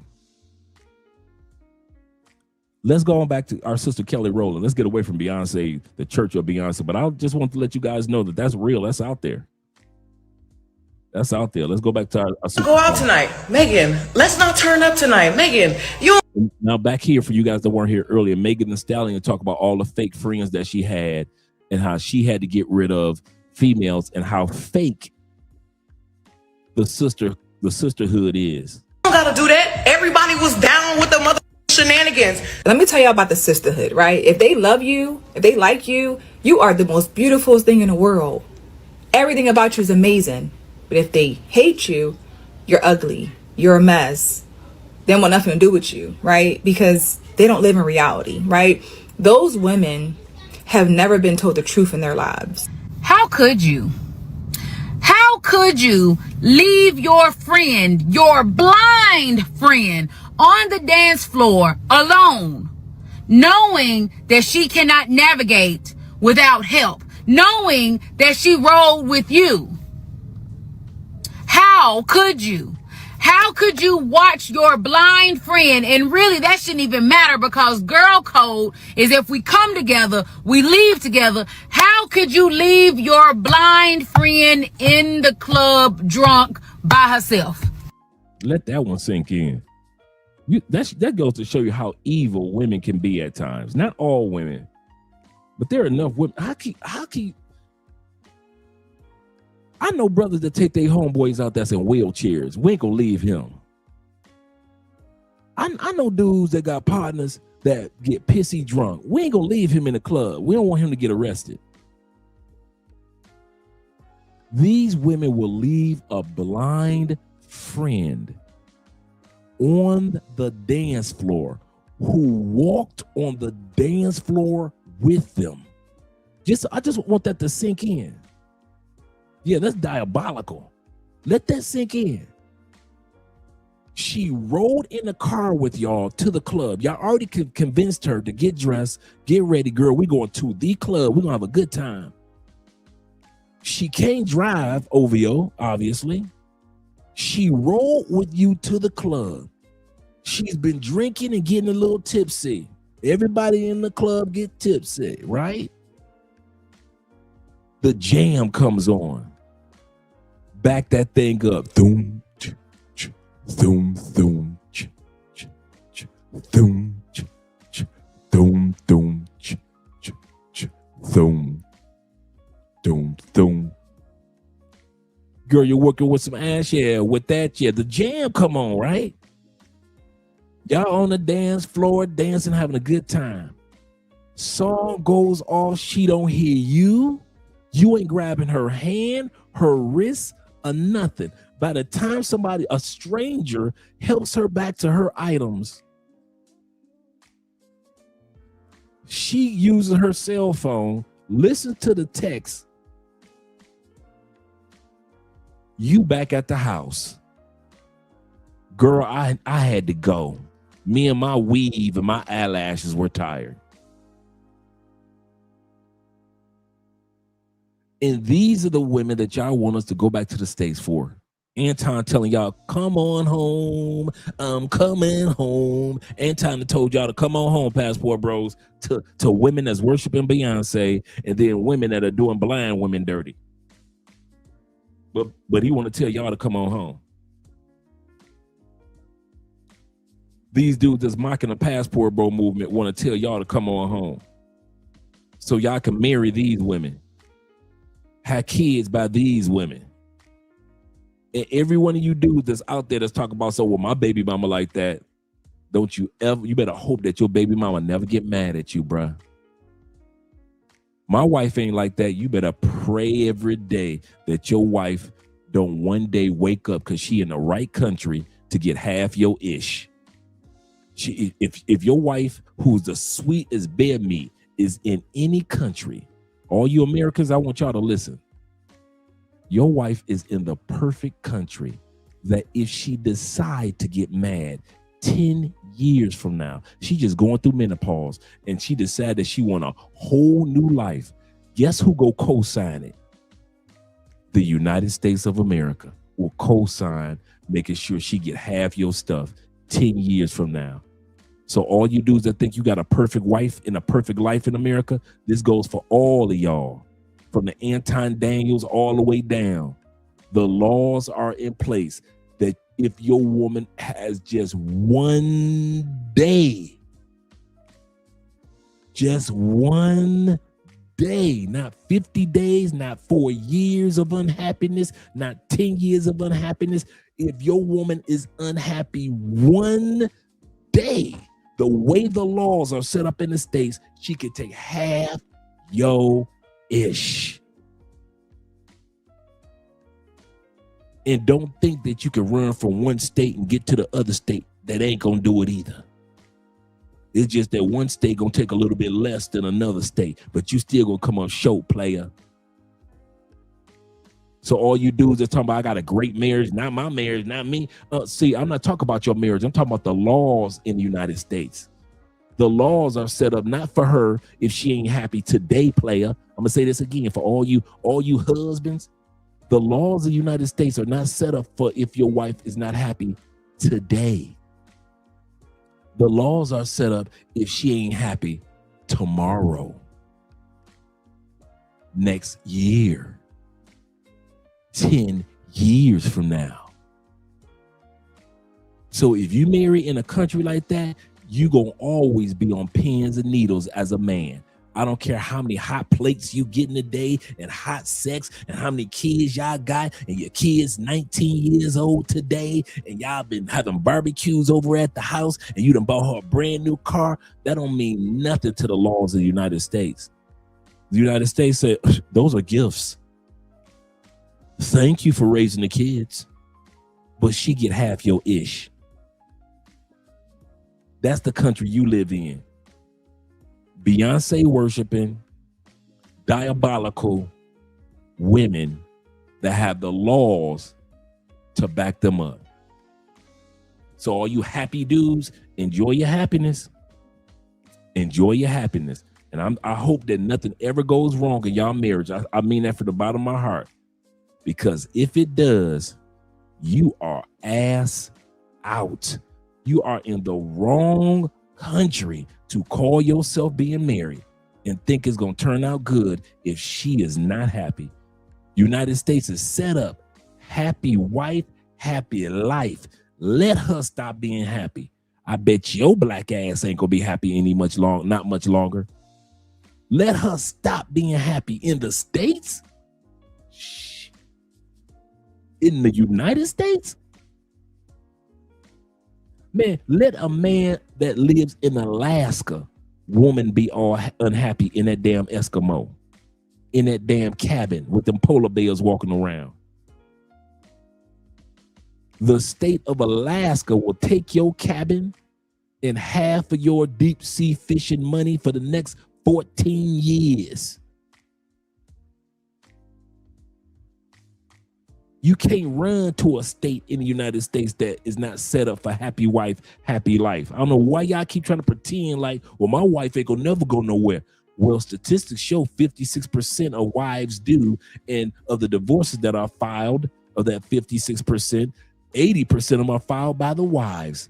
So don't tell me what your wife is thinking. You don't know what's going through that woman's brain just because she smiles at you every morning.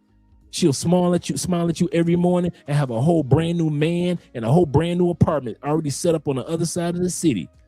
You got dudes that come home from work. They got a kiss goodbye that morning, got sex that morning, got off work that afternoon, and the locks have been changed on the apartment. And you looking like, what the hell happened? We were just fucking this morning. So don't tell me just because you happy in the morning that she ain't plotting to get your black ass in the evening. This is the United States of America, player. She got the right to do it. She has the right to do it. Some of y'all ain't hear me. I said your woman got the right to take half your shit in Hawaii, in California, in Florida, in North Dakota, in South Dakota, in Oklahoma, in New York, in Michigan, Illinois, anyone. You Carolina boys, your woman got the right to take half your shit. So just because she's smiling at your dumb ass in the morning don't mean that she ain't plotting to get your ass in the evening. Y'all getting married in the wrong country. Keep on playing with marriage. Marriage in the United States is not a game anymore. Y'all keep on playing with that marriage like it's just a little toy, like it's a little game. Oh, that's cute. They getting married. Ken and Barbie-ish. Shh. I'm not black, I'm OJ. That's y'all. Okay. Y'all think y'all not black, y'all OJ. That's what that is. My woman will never do me like that. I got a good wife, Andre. We've been married 32 years. You do know the #1 ranked divorces in the United States are empty nesters, right? No, hold on. All you motherfuckers that's been married over 20 years, I want you to stay right here. Don't go nowhere. You do know the #1 ranked divorces in the United States for the last 10 years. There are plenty of articles out there on it. You can look it up. Look up empty nesters divorce rate. Empty nesters is when all the kids leave and it's just you and her. And she been waiting for the last child to go off to college or to the military so she can divorce your ass. Empty nesters divorce rates is at 60 years old, 65 years old. Man, there are people getting divorced in their 80s. Women don't give up. So all you do, they like to brag that we've been married 15 years. We've been married 22 years. Don't mean nothing, because the number one divorces are empty nesters. As soon as them kids grown and gone, a couple years later, show is she. And she could get a part of your Social Security if she don't remarry. So you remarried and she didn't. According to the divorce laws in the United States, she get a portion of your Social Security for the rest of her days. And y'all not even married no more. You already remarried. So as long as she doesn't remarry, she gets a portion of your Social Security, among other things. I've been married 24 years. Shh. I don't mean nothing these days. Let's go on back. Y'all be thinking Andre's just doomsday. He just hates America. No, I don't. Y'all just don't want nobody to tell y'all the truth. We've been lying to each other in America since 2008. When are we gonna stop lying to each other? When are we gonna stop being so sensitive when somebody tells us the truth about something? Stuff that you can look up. You don't need ChatGPT for 90% of the stuff that you know why I started doing the videos? You know why I started doing the videos? So I could showcase receipts, because when I was just talking, y'all thought I was just talking. That's why I started showing the videos about different countries, different laws, different tax laws, how women behave, things like that. Because if I said they got a Beyonce church, y'all wouldn't have believed me, or y'all would have been like, well, Dre just playing. But then when I show y'all Beyonce church, you can't say it's Dre. So that's why I started showing the videos, because y'all think I'm either lying to y'all, or I'm hating on y'all, or I'm doomsdaying, blah, blah, blah, blah. But when I show y'all, you can't sit back and say, well, oh, damn, Dre wasn't lying. That's why I always bring the receipts, because Americans are so sensitive now. You think everybody out to hurt you personally, and you take everything personally.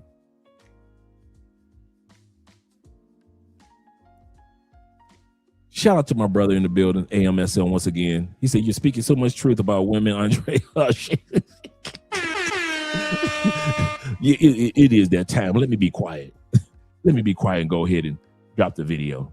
But yeah, this is sad. The sisterhood left this sister in the club. Left her in the club blind. And text her. You didn't say it before you left.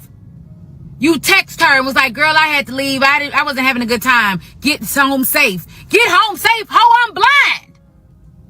And you were my ride.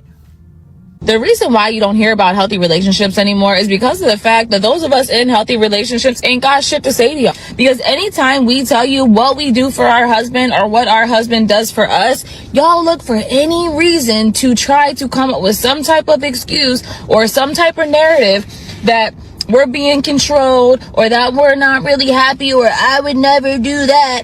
It's exactly why your miserable ass is still single. A man really just got on this app and said we don't call women losers enough. And I couldn't agree more. So I made a list. Coming in at number 1, we have women who make man-hating content. Just because you can't find a man that you want that wants you back and all the ones you date are bums does not make all men losers. You're the loser because you can't get what you want. Right behind that at number 2, we have women who make de-center men content. They are literally the center of your content. If they didn't exist, neither would your platform. And lastly, for the girlies that actually post, are the ones that make first date content. It's in the same vein. It's all really ridiculous, and you're never going to find a man that is going to take you seriously, because all of them are going to see your social media and run, as they should.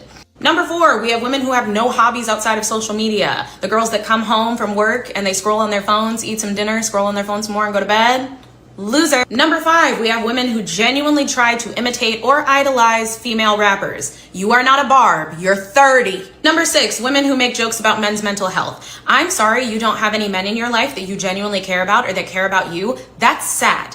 Seek therapy, not projecting to other people on the internet. We are not in this. You have trauma. Deal with that. Number 7, we have women with 2 or more baby daddies. I will not be elaborating on that. I think a lot of women are losers, and I want to talk about it. A lot of y'all feel like men should provide for you guys and should upgrade your lifestyles, but you have nothing in return to give to him. Therefore, that makes you a loser.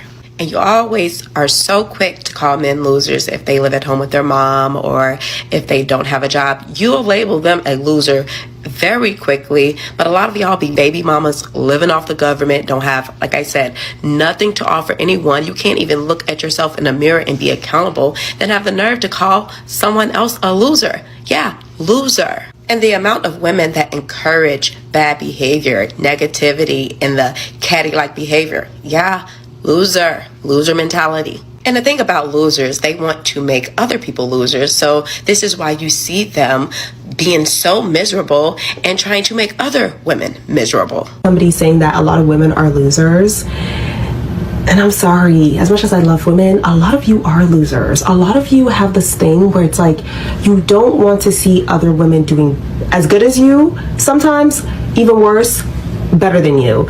And I'm gonna take this a step further and say that it's not just the fact that you are doing better than them. It's the fact that they do not want to do better for themselves. And the fact that not only are you doing better for themselves, but you went out of your way to accomplish something that they are truly bothered. Because now they have to look themselves in the mirror and ask themselves why it is that they don't want to try harder in life. And now instead of them being the problem, right, you're the problem because they refuse to go inward and deal with the problem of themselves. You want some head?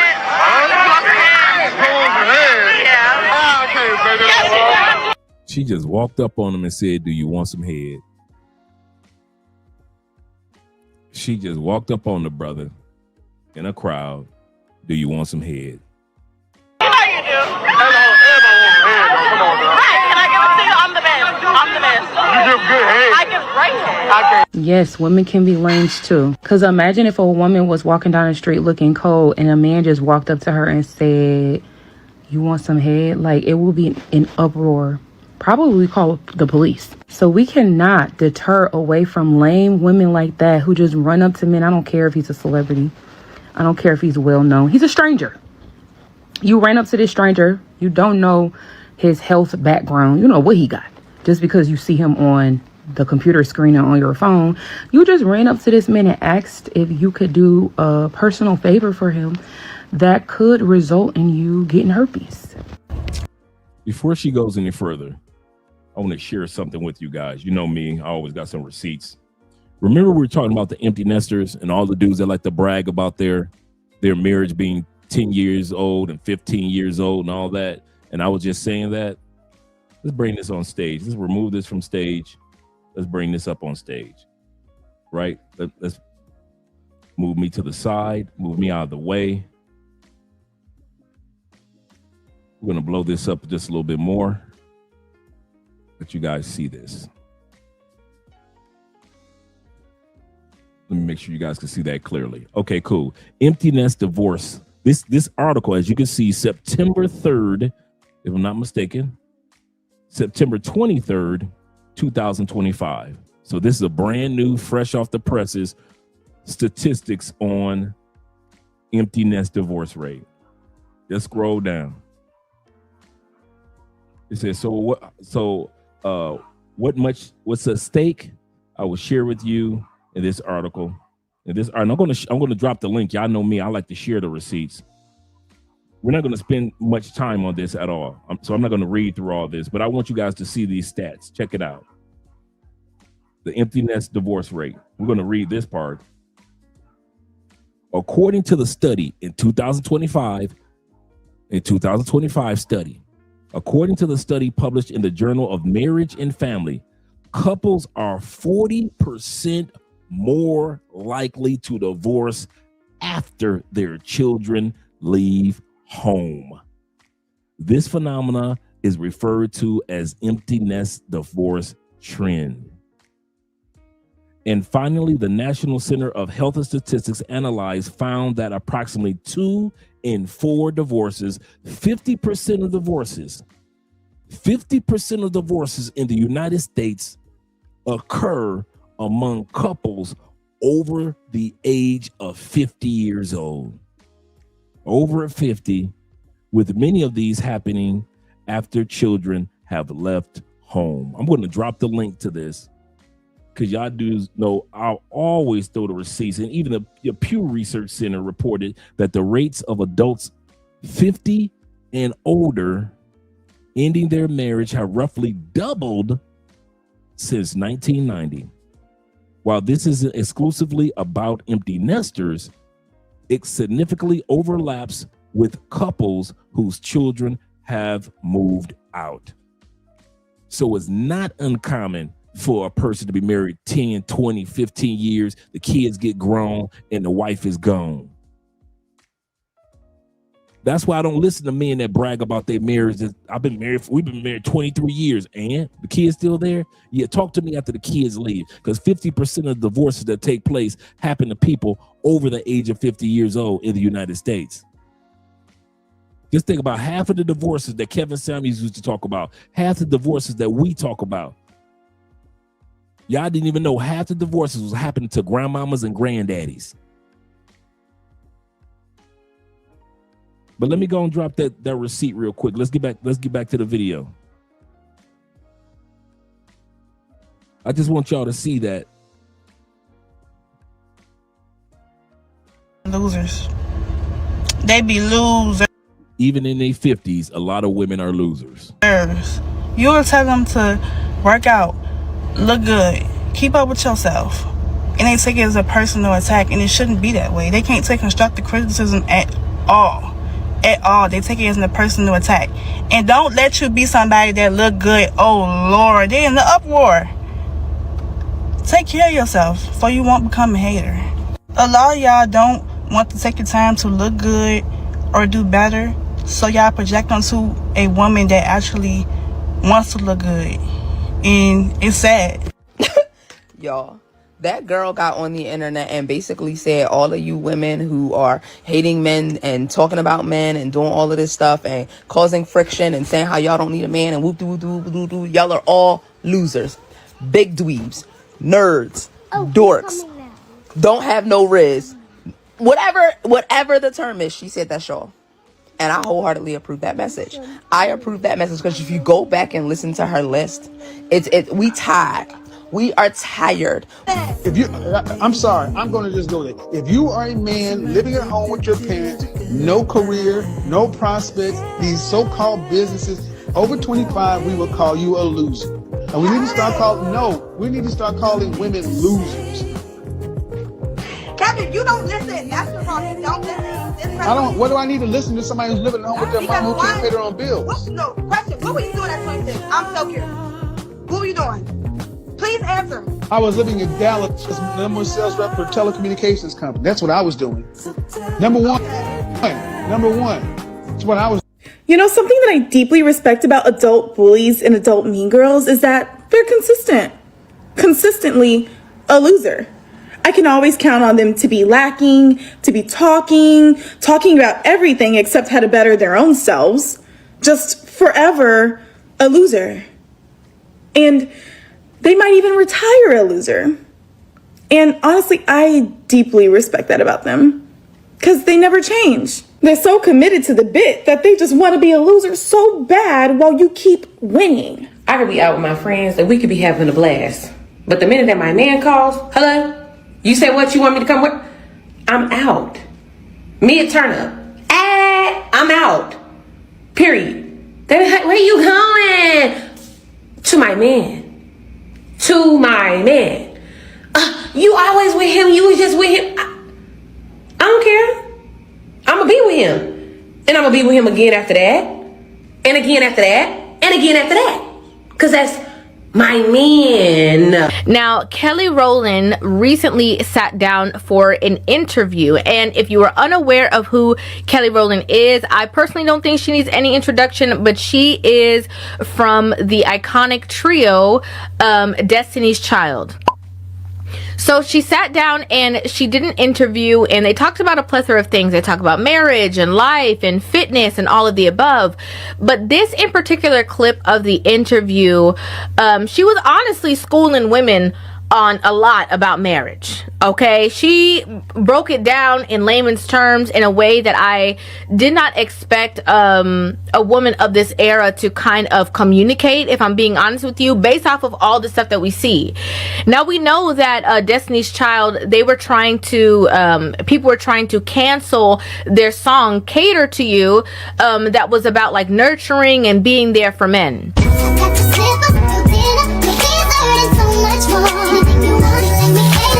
Black Twitter is looking to cancel or ban the song Cater to You by Destiny's Child. So it makes me think it's not really about Kevin Samuels' delivery, it's the message itself.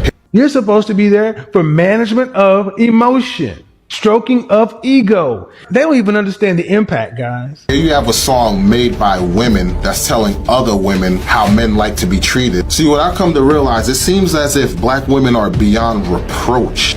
Yeah, I want to cancel Cater to You, but don't nobody want to cancel bills. Can you pay my bills? Can you pay my telephone bills? No, you can't cater to your king. He ain't gonna pay your bills. Sorry, not sorry. I don't wanna be with you, put that on everything I own. Since y'all wanted to cancel Cater to You, I hope every man in America sings this on the way out the door, since y'all feel like Cater to You is a fucking slave song. You bitches don't deserve a good man. Put a 1 in the comment if you can hear me now. So I love to see that she is basically standing on those same exact principles. So we're going to go ahead and press play, pause, play. Then I'm going to give you guys my thoughts, my feelings, and my opinion on this entire situation. What do you have to say to women who Thank you, gentlemen.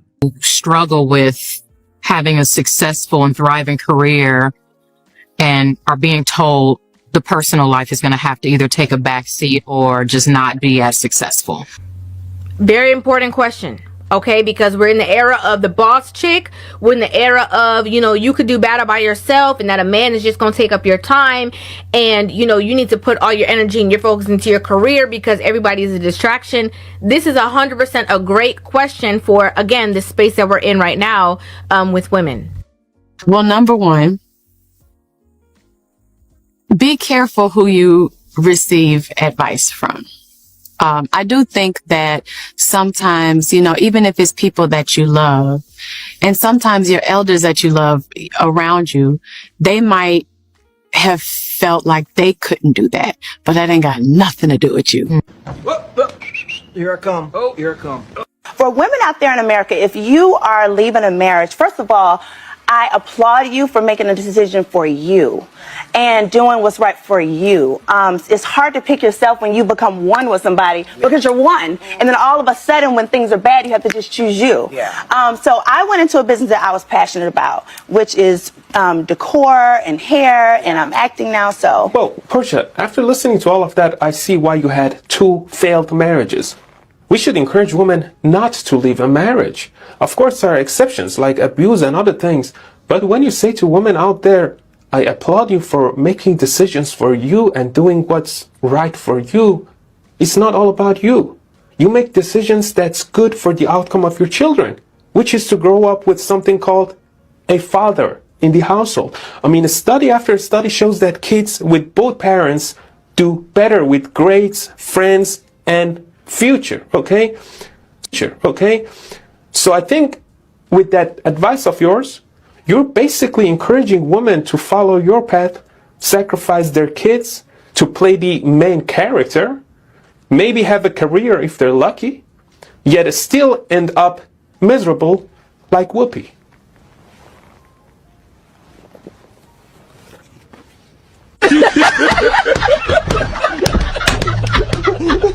Shout to Caesar. Like you're lying. Sensational. This is so important. Okay? This is so crucial. This is key. And you want to know why? Because when I saw this clip, the first thing I thought of was Tia Mowry. Okay, and let me tell you the reason why. Because when I was reviewing this show, there was an episode where Tia Mowry sat down with Jackie Harry, or Jack A. Harry, who was who played her mother on Sister Sister. And when they sat down and they were having a conversation, literally everything that she is saying about how, the elders and they couldn't do, and they put that onto you, is exactly what Jack A did when she sat down with Tia. You had this conversation with me, and you had told me that you can't have everything in life. Not all at once. Oh my God, I'm gonna start crying. Marriage. I hate doing this. Now, that was true for her. I told you I had it for 3 years in my career, in my lifetime. Yeah. I had it all. I had a man, the kid, and the money. Yeah. And it was all working, and then it all went to... If you could give a single girl some dating advice, what would you say to her? How old? Let's say she's like 21. Oh, 21. Just bang them all. Bang them all, because men are so immature that you're not gonna lock anyone down. Don't even start thinking yet about the husband stuff. What you say, Baba? What kind of advice would you give women that's thinking about they want to get married? What advice would you give your younger self? To never marry. To never marry. I think that I could have done all the things that I have done without a man. How about all these women? Y'all hearing from the older ladies. I wanted y'all to hear from the older ladies. Them ladies are saying that it was all about me. Portia was saying it's about me. Happy wife, happy life means that kids must be sacrificed on the altar. Husbands must be sacrificed on the altar. The pets, the dogs, the houses that you purchase must be sacrificed on the altar. I just showed you that 50% of all divorces that take place are filed by women over the age of 50 years old, but y'all still think that it's a flex to be married for 20 years, not realizing she's gonna divorce you by year 25. Because it's all about them in the United States. It's not about family. Our country hasn't been about family for years. Do we have families in the United States? Yes. Somebody got somebody pregnant and then they got married. And that's what we call family. We tolerate each other, and that's what we call family. And then when you go to other countries, they are really family. But let's hear what this grandma got to say. You help me find a husband. It ain't the oldest, it ain't the youngest. It's the treatment.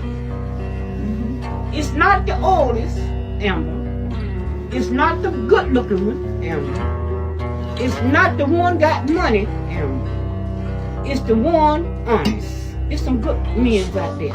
It's the women. It ain't the men no more. The women gone bad. The women's gone bad. It ain't the men now. It's the women done gone bad. You gonna flip the script on us?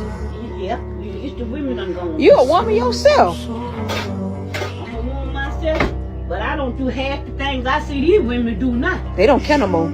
Okay, but she's telling this woman who was fresh out of a divorce, and it seemed like she was a piece of advice that helped the demise of the relationship as well, because of things that she said when she was things that she said to Tia when Tia was actively in the marriage. I don't know if you know, but when you were having that conversation with me, that's when I was like just smiling through it all. In the back of my head, I was like, is she in my head right now?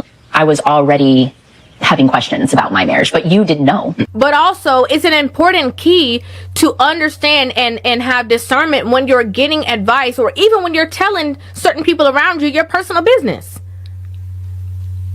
The whole saying that women keep women single, people think it's just from one brush. There's a lot of women who have their own bitterness from their own problems and their own pain, and they project that right onto you. Get out that man's kitchen.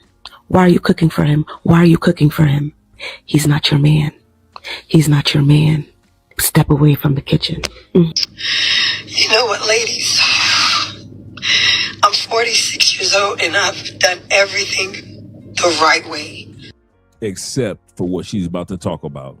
She says she's 46 years old. She's done everything the right way except for what she's talking about. And I'll show you what I mean after she gets done. I never sold my body.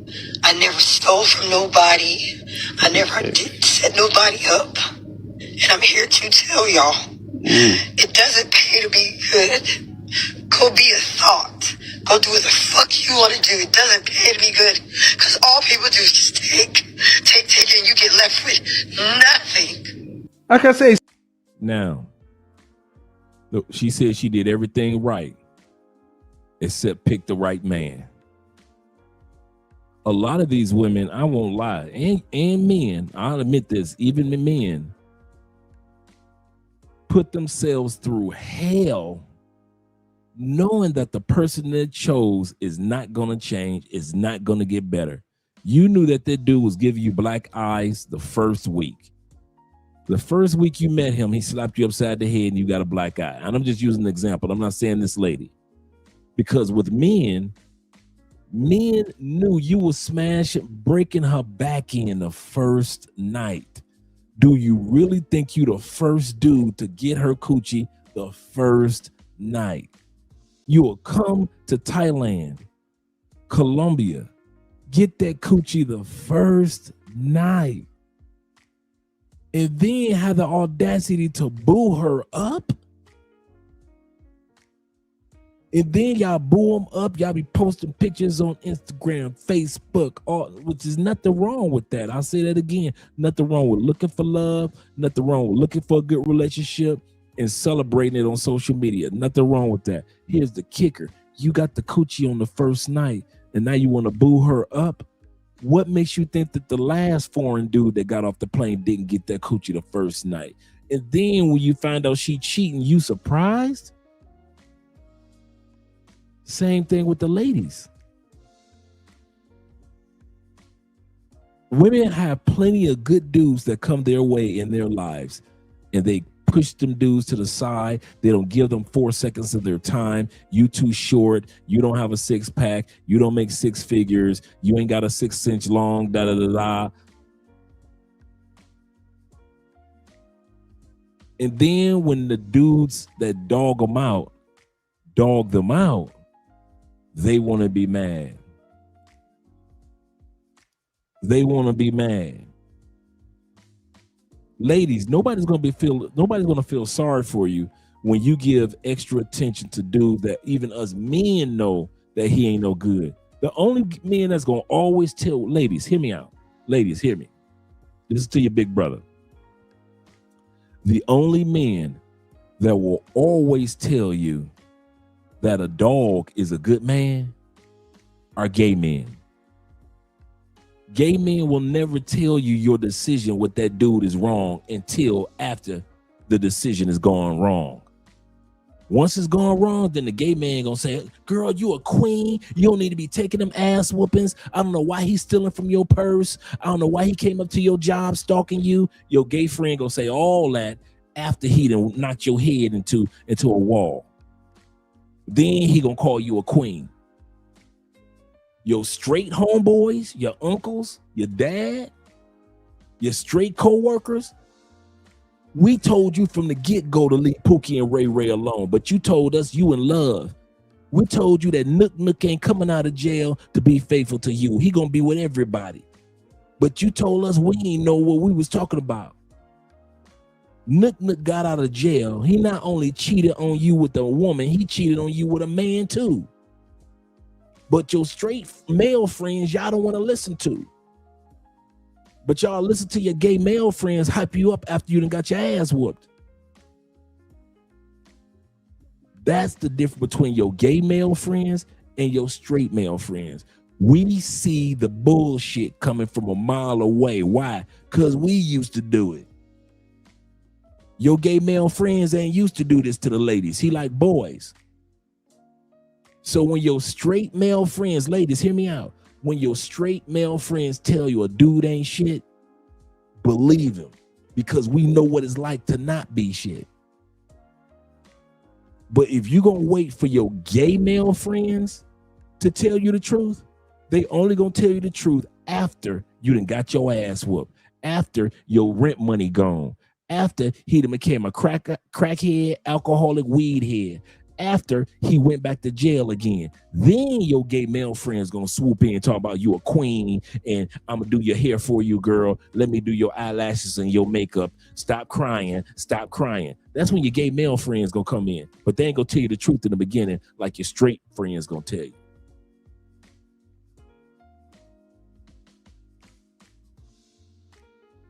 We even do that to our girlfriends, don't we do that? Hey guys, how many times?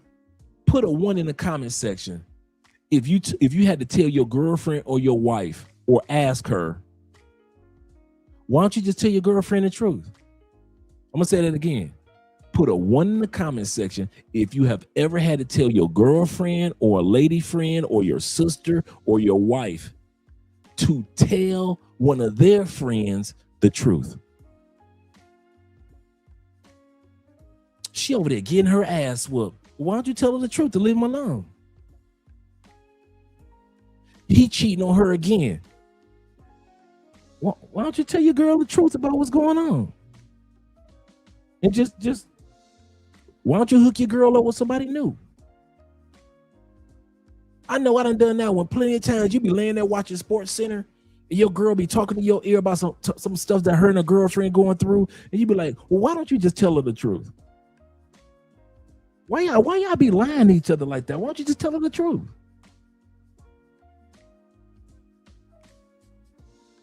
I don't talk to her no more.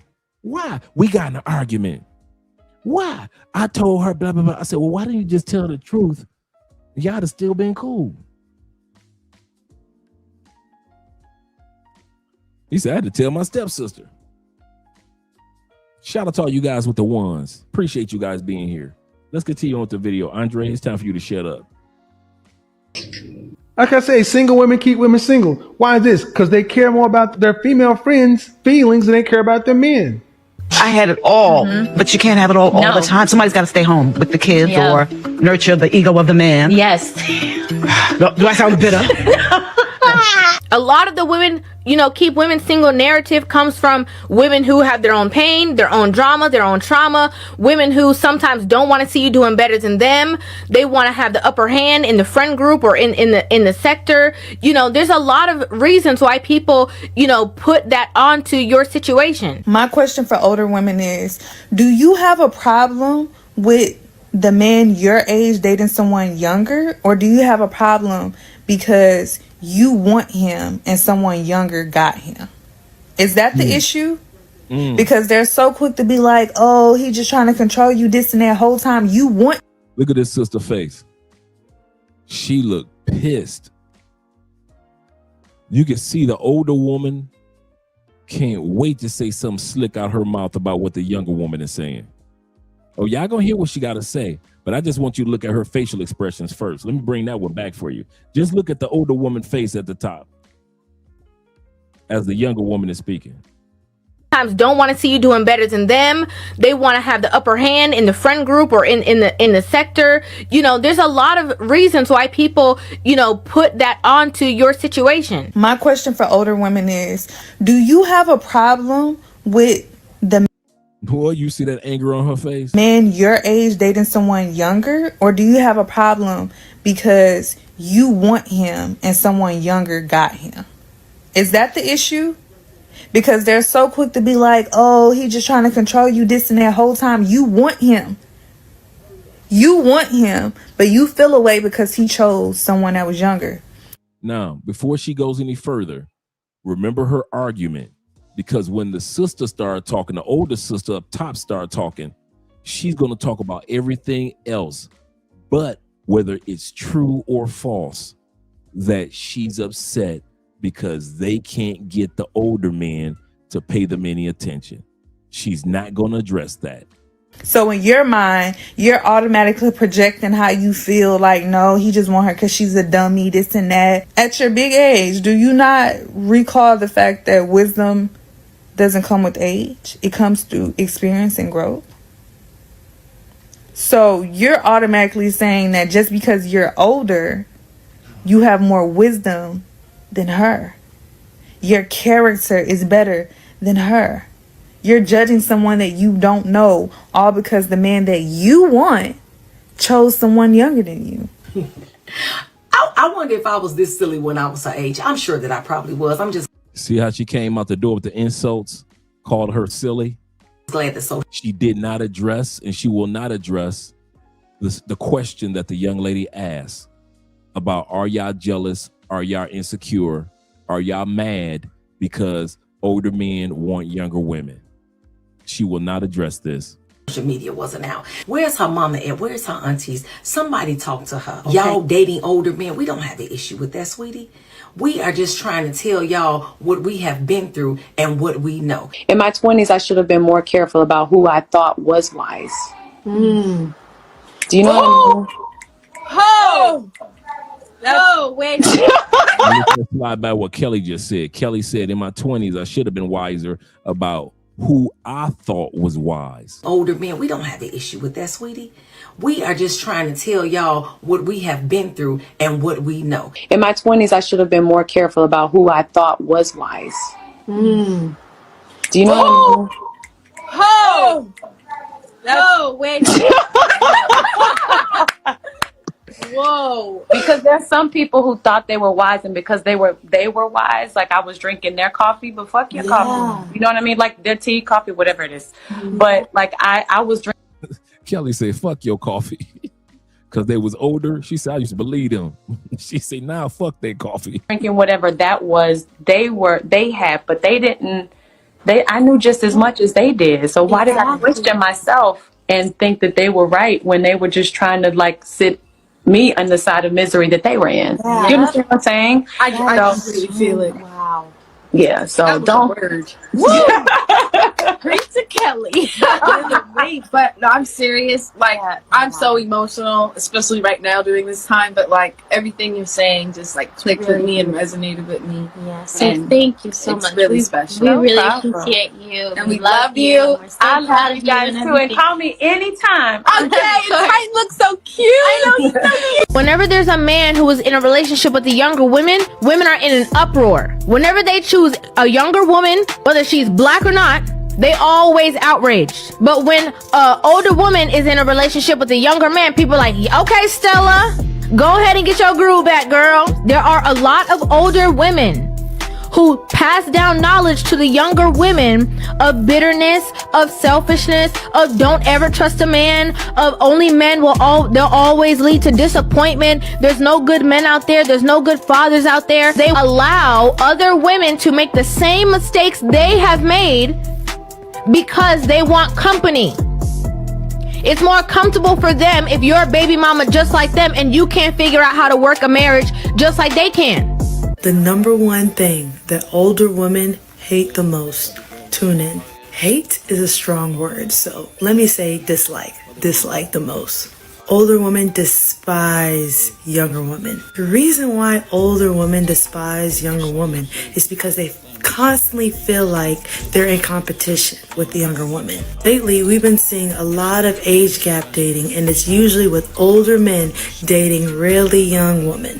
And who is usually doing most of the shaming in this type of scenario? It's the older woman. Why are the older women doing the shaming? They feel in competition with the younger women because the younger women are taking a lot of the high value men, the rich men, the successful men, the men with the clout. A lot of the younger women are snatching up those type of men, and the older women feel threatened by this. Sometimes. Yeah, I was thinking about getting her on the show. I actually planned on reaching out to her this week. So yeah, River would be a good guest to have on the show. Sometimes, you're living a life that they, weren't able to achieve. And so they try to tell you that there's holes in the bottom of the boat when there actually isn't. I already told myself I'm on Tia's side. I know. You gotta choose sides when there's a divorce. So I love that she is talking like that from that space and telling other women, don't be sitting around listening to these women projecting stuff onto you. Don't be sitting around listening to people tell you stuff about marriage and how it's not going to work out and this, that, and the third because of their experiences or lack thereof. Well, number one, be careful who you receive advice from. I do think that sometimes, even if it's people that you love, and sometimes your elders that you love around you, they might have felt like they couldn't do that, but that ain't got nothing to do with you. Don't do that. I love that she said this.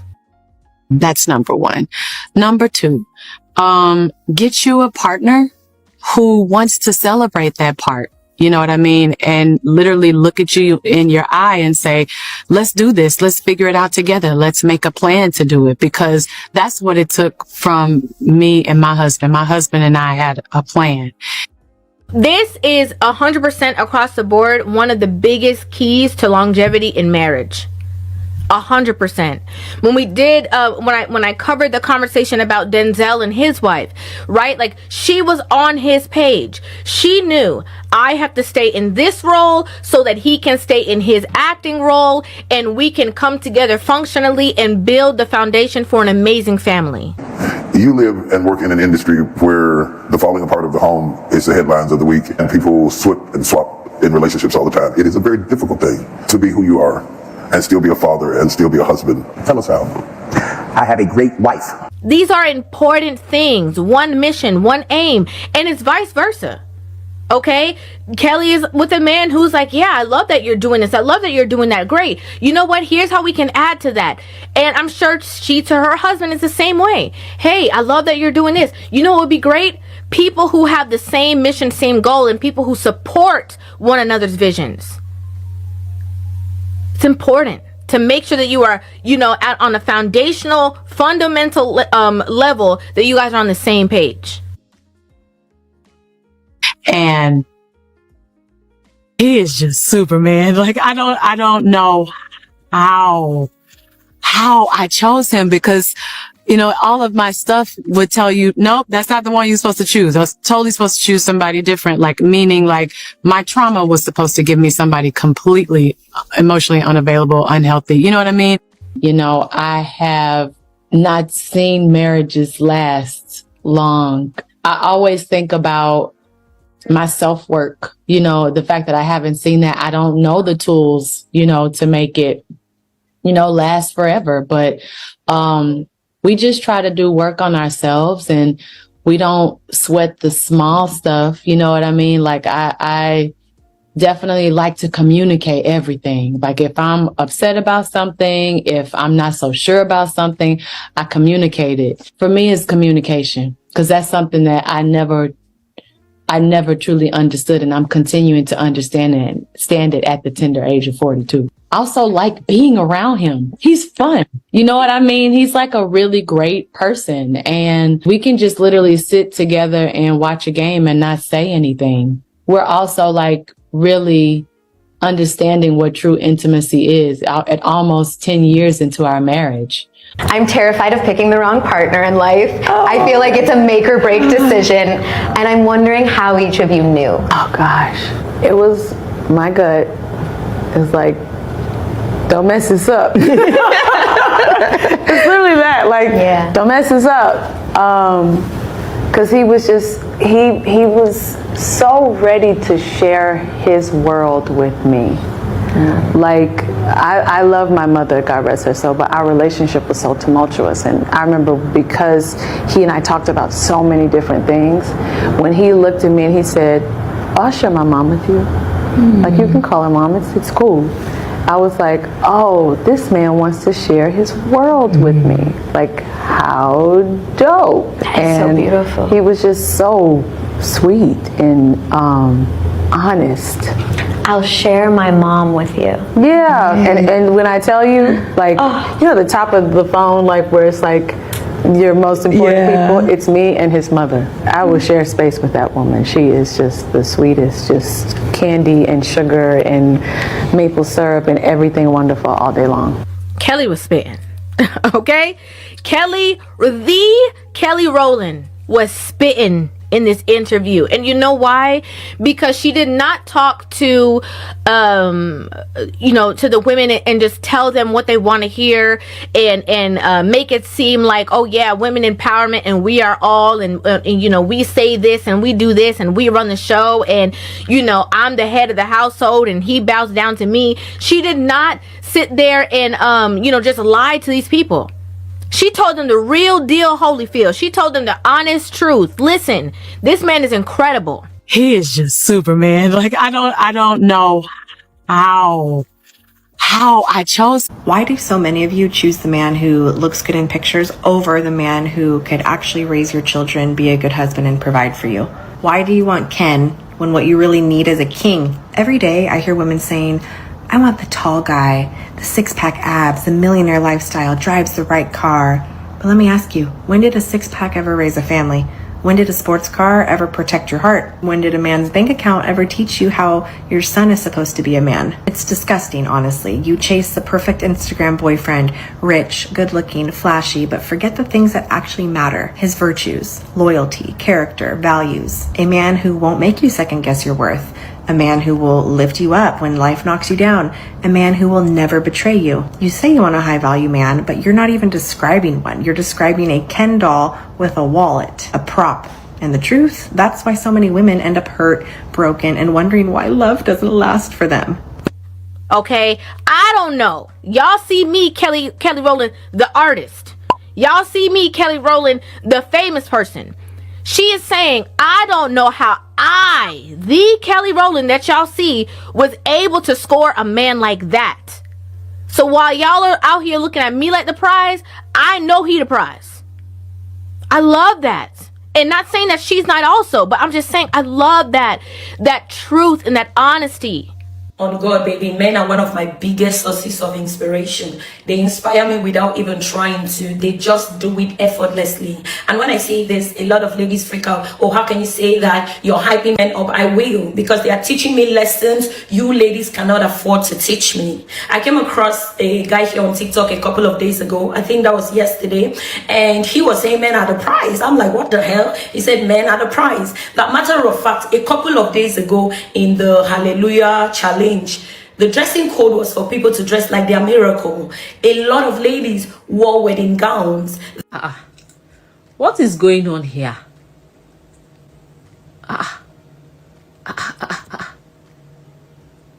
Wait till they watch like this. What am I saying by?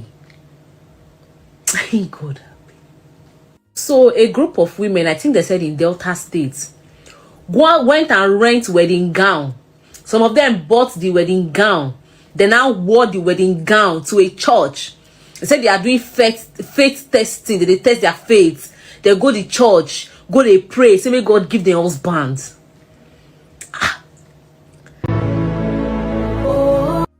These women have put on wedding gowns and went to church to pray for a man.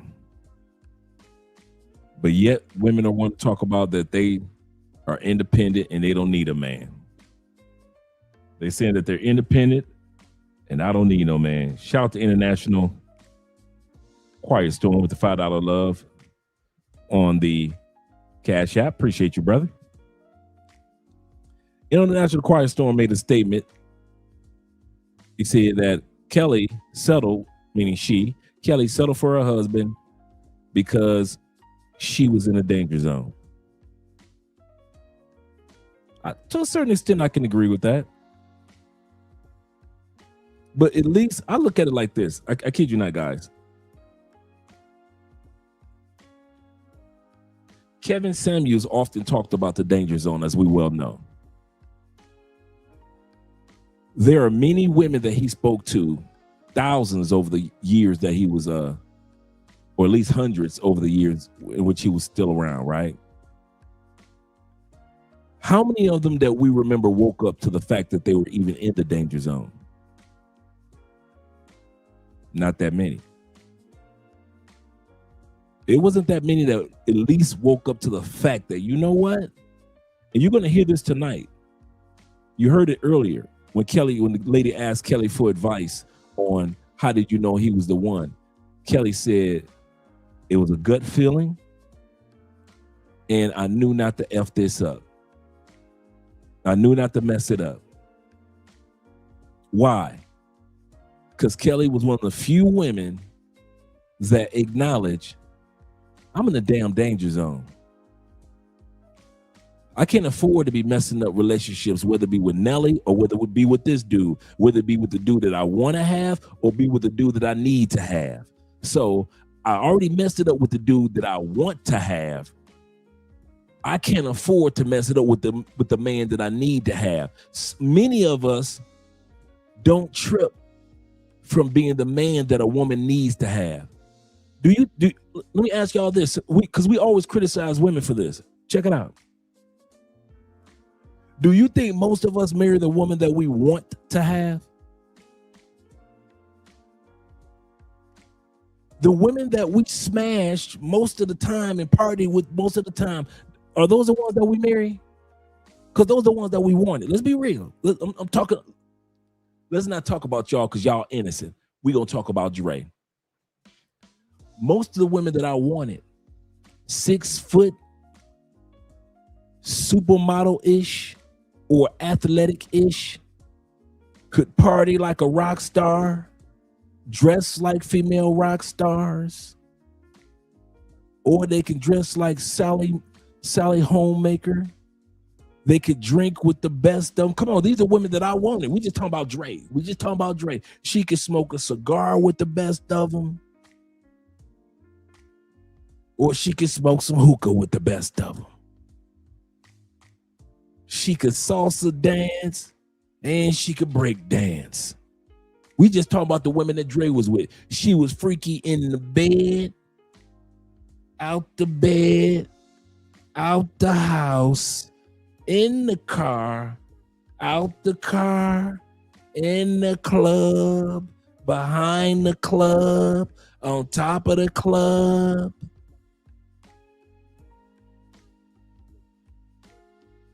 Multiple orgasms at a glance. See, them the ones that are wanted.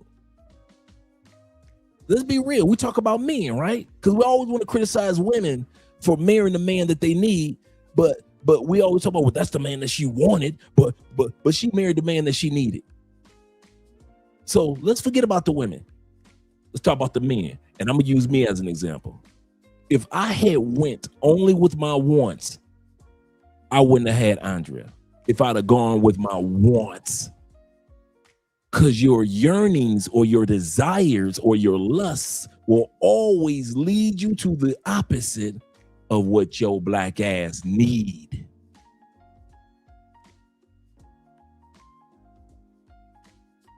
See, I'd realize I got to a point I could still be in the streets getting all the women like the women I wanted, or I could sit my ass down somewhere with the woman that I needed and still be with somebody attractive, somebody intimate, but I can get all the other bells and whistles that I needed. So when it comes to women like Kelly and all the other women that we sit back and say, but she was even the Sierras. The Sierras, the Kelly Rowlands, and all the other women that we sit back and see like, huh, what? But you was dating Mr. Muscles, Mr. Famous. You was dating an athlete. How you get? You see Shaq wife, ex-wife, her husband is completely different when it comes to Shaq. He don't have no international fame. He ain't got no international name. Don't know, but you can see him walking down the street. He'll walk right past you, and he might got a few dollars himself. But he is not Shaq. He's not global famous. But she decided to marry what she needed, even though at one point in time she married what she wanted. And we as men do that too. See, that's why when it comes to certain things, you don't hear me say nothing. Why? Because I do it too. When I sit back and I see Sierra marry Russell Wilson, I believe he's a simp on the stepdad side. I believe that he's simp number one. Don't get me wrong. How she talks to him and treats him and how she dresses in public, yes, I believe he's a simp regarding that. Do not get me wrong. But at least these women acknowledge Kevin Samuels was right. I am in the danger zone. So I could pretend to be like these other women that act like they ain't in the danger zone and Kevin don't know what he's talking about. Or I could act like Kevin was right. I am in the danger zone. I already messed it up with the men that I wanted. So I gotta act like I got some damn sense in my head with the men that I need. And Kelly Rowland is acting like she got some sense in her damn head with the men that she need, because she know she in the danger zone, to whereas other women will not acknowledge that they in the danger zone, still try to fuck the dudes that they want, and it ain't work out. You know, dudes want them, want to marry them, they just smash them. They end up with 3 or 4 or 5 baby daddies from smashing dudes that they want.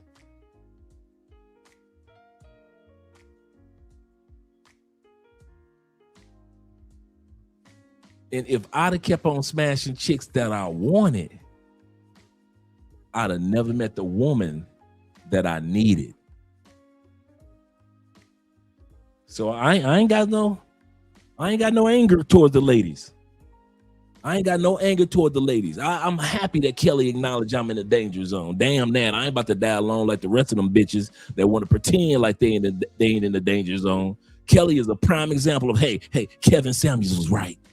He was right. I am 40 something. I am in the danger zone. Damn that. I've been knowing this man 10 years. He asked me on a date. He knew me when I was sleeping with Nelly. He knew me when I was sleeping with this other dude. And he still shot his shot 10 years later. And you know what? I done fucked it up with this dude, Nelly. I done fucked it up with these other dudes that I wanted. Let me see what it's like to don't fuck it up with somebody that I need. Because that's how I feel. Why y'all think I ain't in them damn streets cheating on Andrea like I was cheating on the rest of them bitches? Why you think I ain't cheat? Seriously, let's be real. Why y'all think I don't cheat on? Because for Andrea, shit. Men that cheat don't care nothing about how they woman feel. I not one time sat back and say, damn, I'm gonna stop getting all this pussy out here because I'm married. That shit don't work. All you married dudes, you know, just because you got married and got a ring on your finger, that don't mean that your black ass gonna stop cheating, because chicks will come to married men and dudes that get out of prison faster than anybody else. If you could get out of prison or if you married, everybody want to throw you some pussy, right? You a married dude get pussy like thrown at him like rich men. You could be a broke motherfucker, but you got a wedding ring on, man, they throw you the coochie, right? So if I wanted to be out there, like, so my faithfulness to Andrea, seriously, I'm telling y'all the truth, is not because I know fidelity, I'm never tempted, the women don't throw me the pussy anymore. No, I get tempted. Just like y'all, I'm a man. I love my wife, but I know as a man that's cheated in the past, I can love and cheat at the same time. So that's no big deal. So why don't I cheat? Let's be real. Why don't I cheat? Because I ain't trying to lose the woman that I need. Every other woman in my life I had because I wanted them.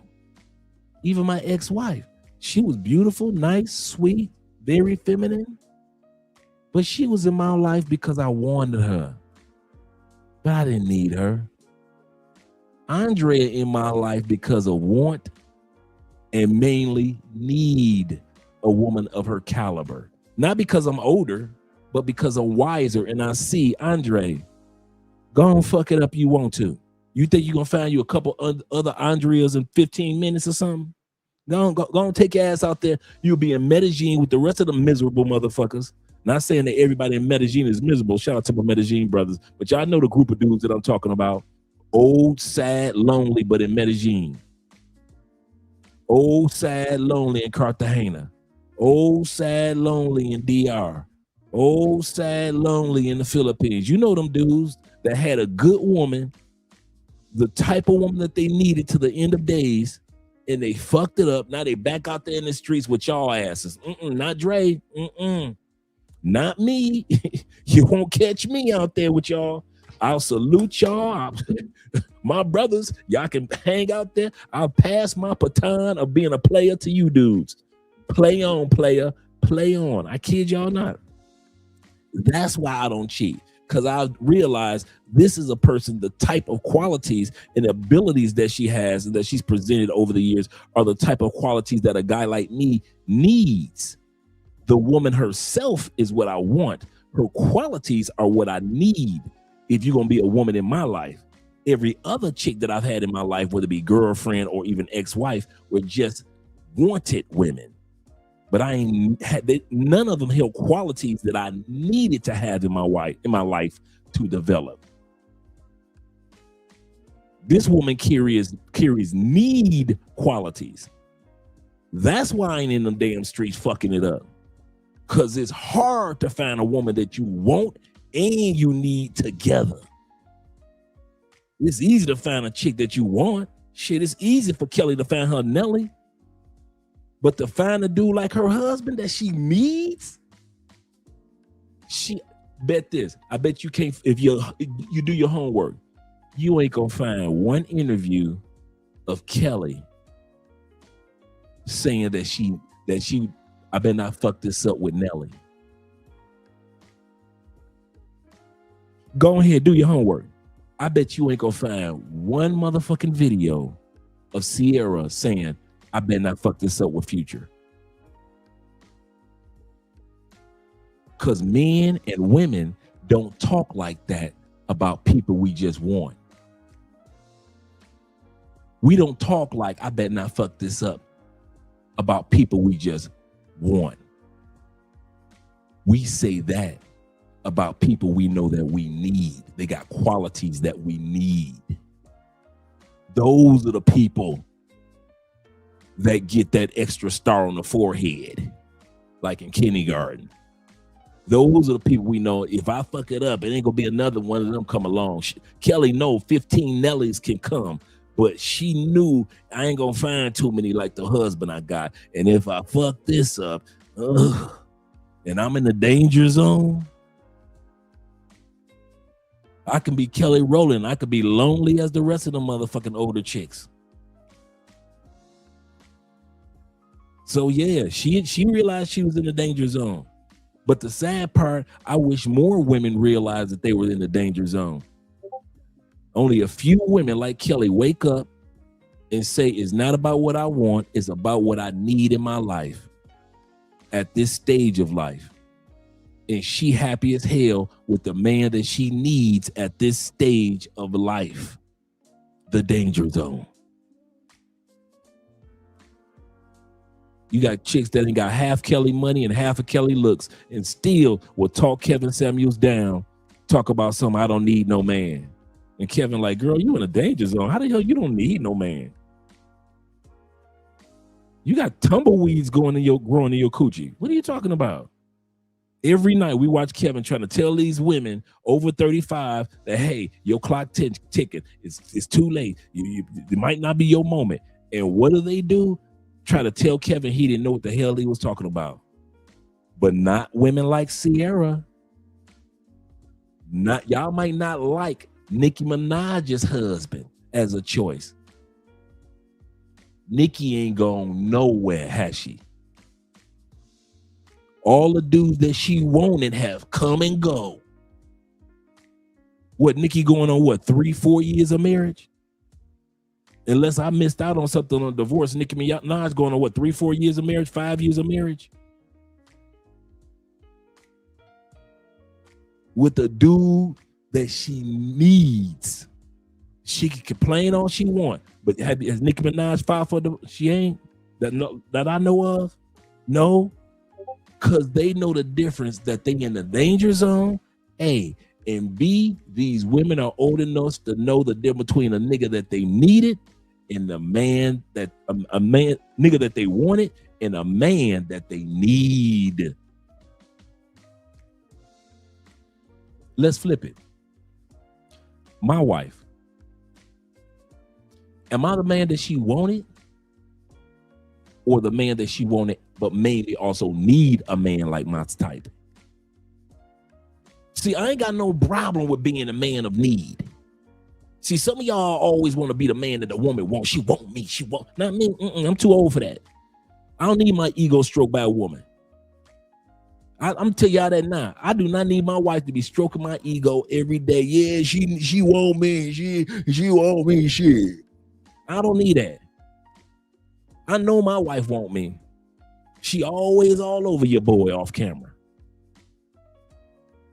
But I notice that my wife needs me just as much as I need her. And we ain't got no problem needing each other. Our egos aren't too big to where she's like, I don't need no man. And my ego is not too big to where I'm like, I don't need no woman. You just here because I want you here. No, we ain't that couple. We ain't that couple. And I think as we watch Kelly Rowland, we forget that they were friends for 10 years. This dude been knowing about 10 years friends. Michelle, he was one of Michelle's friends, just friends that they've been cool like forever. Michelle introduced her to Kelly. That's how he got cool with the whole Destiny Child clique. So he was always around because he was in the music industry anyway. So he was always around. And while she was dealing with dudes that she wanted, she ignored them. She was supposed to. She was in that want phase. I did the same thing. I got women that I wanted. Even when I was married, I married a woman that I wanted. Some of y'all end up in the divorce like me because you got the woman that you wanted. And then when you remarry, you realize I got the woman that I want and a woman that I need.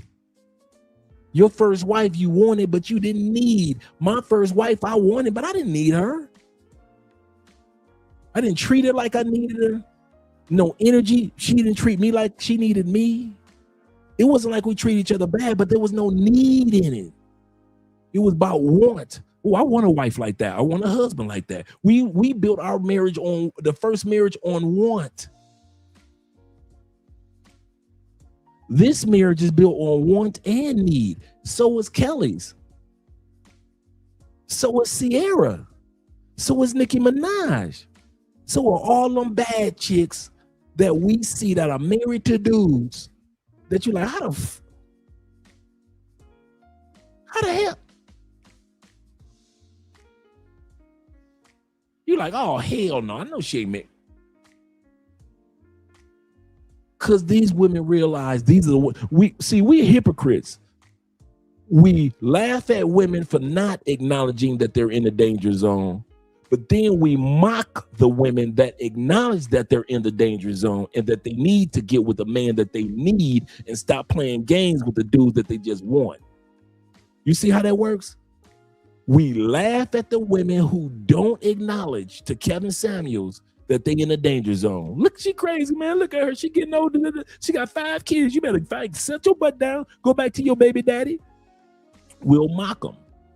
But soon as a woman acknowledge we in a danger zone, we mock them for not being with the dudes that they wanted, but getting with the dude that they needed.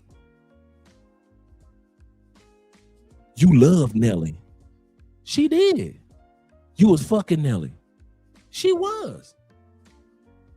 Nelly happily married with his wife and child. Kelly, all the way over here, happily married with her family. Both of them stopped looking, Nelly and Kelly, stopped looking for people that they wanted and got with people that they needed. And Kelly's was a new man. Nelly's was Ashanti, the woman who he always wanted and needed. So all you do is just run around just getting with women that you want. Nothing wrong with that. I'm gonna say that again. All you do is just my age, and you go spend your life getting with women that you want. There is nothing wrong with that. But please also understand those of us, males and females around the world, that have decided to get with people that we want and need. You don't want nobody you need. Cool. We never put you down. We never mock you. We never laugh at you. But it's amazing how people laugh at men and women who decide that I'm gonna get with somebody I want and somebody I need. You look at us like we were suckers for getting with a woman and or a woman getting with a man that they need. While you still in the streets at 53, 63, 73. And nobody mocks you for just getting with women that you need to the end of your days. I mean, that you want to the end of your days. Nothing wrong with just getting with women that you want. Nothing wrong with that. I kid you not. But you got to at least not mock people for finally getting with somebody that they need.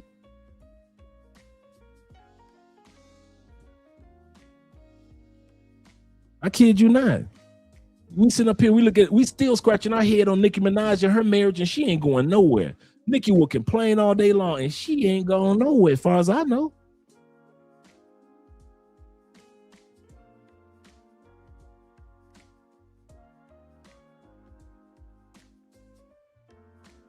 Shout out to you guys. Let's go back to the video. So just in case you guys wonder why your boy Dre don't cheat, that's it. I got a woman I need, and I ain't trying to fuck that up. I done fucked it up with all the women I want. You think I'm gonna fuck it up with a woman that I need? Oh no, that's all right. That's how I've been there, done that. Been there, done that. But this right here, this is wild. So the women are in church with the suits on, with the wedding dresses on. And lo and behold, they're praying for a man. Shout out to man Growth Talk being in the building. Kofa himself.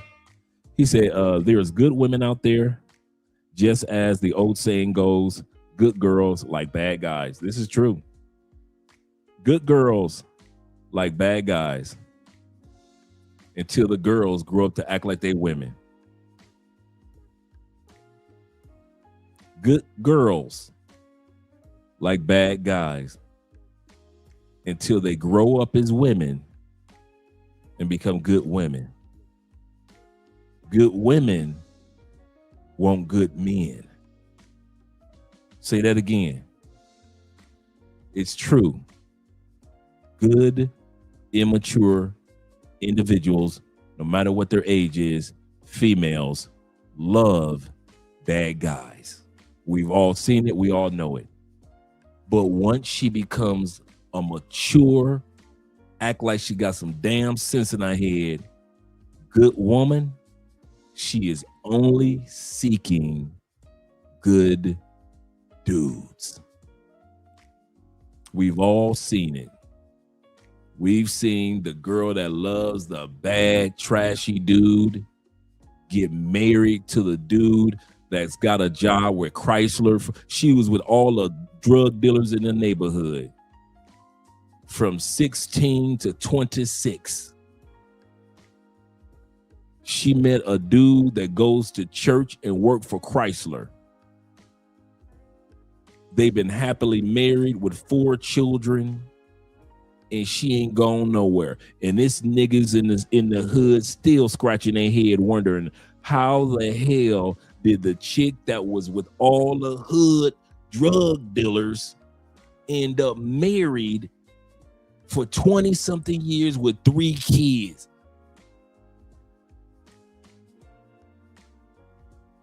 And they living in Belize right now. They moved from the States to Belize. We've seen this our whole lives.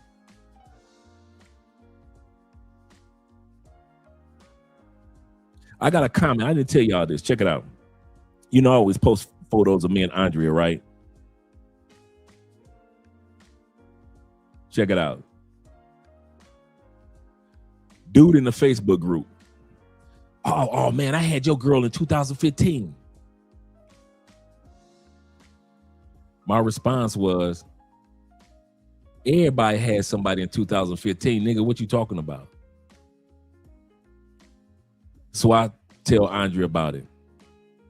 And we were just joking because we don't take that stuff serious. People always attacking us on social media, so we're used to it. Andrea started laughing. Andrea said, that's the year that I had 3 deaths in my family I had gone through a major breakup the year before.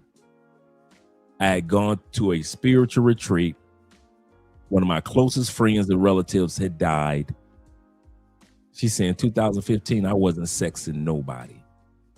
I was in deep, deep depression and anxiety to where I had to go on a spiritual retreat to get myself back on track. So anybody that tells you they've been with me in 2015 after all the deaths and the turmoil, depression and anxiety and panic attacks that I was going through is a liar. But people will say that because the guys that were wanted feel hurt when they see a woman get with a dude that she needs.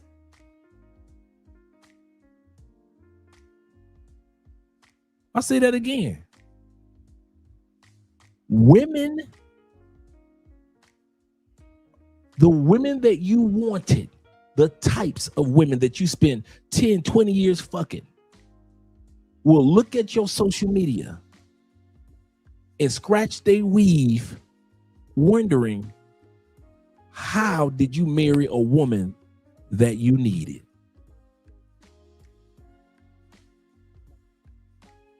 There are women today still scratching their head at LeBron James' wife. Am I lying? LeBron could have been fucking all the women that he wanted. There are women still scratching his head for him being with all these years the woman that he needed.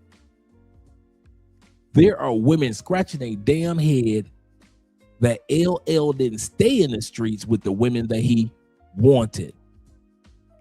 How the hell did LL get married all these years, have children, and still happy with the woman that he needed? And it's the same thing with men. Men who are in the wanted category scratch y'all damn head wondering how the hell she married a man that she needed and didn't marry me, a nigga that she wanted. And y'all be scratching the back of y'all necks like Martin, thinking that because a woman wanted you at a certain prime time in her life, that she was supposed to always be and have y'all asses in the want category. You dudes like me that are wanted dudes, y'all got to come to a conclusion. Your ass got an expiration date in every woman's life. You are only around for a season and some pleasing. That's it. A season and some pleasing. Don't nobody need you. They just want you. Nobody needed me. They just wanted me. I was good for the want, not for the need. Some of you dudes don't want to admit that. I'll admit that for about 20, good 30 years, I was perfect for the wants. I was not the dude that a woman needed until I grew the fuck up and act like I got some damn sense in my head. Then I became a man that was needed. But most of my life, every other woman was getting married that I was fucking. Why? Because I was good for one and they were marrying the men that they needed. Come on, let's be real. How many of you brothers got exes that you swore that was your pussy? She gonna come back to me. She gonna keep calling me. Now, some of y'all still got something that's calling you, right? But most of us, most of your exes don't call you no more, do they? You got maybe one or two that reach out. I'm talking about all them bitches that you fuck. Plenty of them are married now, ain't they? Why they ain't marry you? Cause you was the wanted nigga. You was not the needed nigga. I was not the needed nigga. I was just the wanted nigga. I was there for a season and some pleasing. That's it. And a lot of you dudes don't want to admit that that's what the fuck you was there for too. And then you want to get mad when you see the Kelly Rowlands to move the fuck on for a nigga that they need, and he don't look like you, he don't walk like you, he ain't got no style like you, he ain't got swag like you. It's like the difference between Future and Russell Simmons, and Russell Wilson. And y'all look like, how the fuck she with Russell, little short, little small, little light skinned, little good hair ass? when she was with Future and 50 Cent and all these other dudes were smashing the coochie. Because those was the dudes that a woman only wants. At least Sierra realized I'm in a damn danger zone right now. I don't care how cute I look. I'm in a danger zone. And if I don't act like I got some goddamn sense and I got these kids, so the next dude that I need come along, I'm marrying the dude that I need. And she ain't going nowhere. And dudes like Future, you know, Future write a song about everything that he do. He ain't smelled that pussy since she married Russell. 50 Cent ain't been within 50 feet of that pussy since she married Russell. Because you know 50 Cent always bragging about some shit. So if these dudes was still fucking Sierra, oh, that shit would have been out. In other words, Sierra got with a dude that she needed, even though at one point in time, we were used to seeing her do with dudes that she wanted. And some of you dudes are the wanted dudes, and you will never in your life be needed until you grow the fuck up in your manhood. In other words, become a prophet or a priest, a provider, problem solver, protector, in the penis, meaning that woman's intimacy, to where she could be intimate with her body and her thoughts with you. And she ain't got to be judged. If she freaky wild or if she got some issues that she need to talk to only you about. The intimacy. Until you grow up in those areas, your ass ain't gonna never be needed. Your ass just gonna be wanted. Whether it be for your money, whether it be for your body, whether it be for your time, whether it be for your sex, your intimacy, your jokes, whatever it is, you will always be in the wanted category. Your ass will never be needed. And that's why a lot of us men, whether you travel to another country or whether you still stuck in the States, a lot of us men don't want to admit your ass ain't gonna never be needed. Ever. You gonna die and ain't nobody gonna ever need your ass for nothing but your money. That's it. So when it come to Kelly Rowland, I've been in her shoes. I know what it's like to be the wanted nigga, and I know what it's like to be the one that had only women that I wanted. Now I know what it's like to be the needed nigga, and I know what it's like to be with somebody that I need.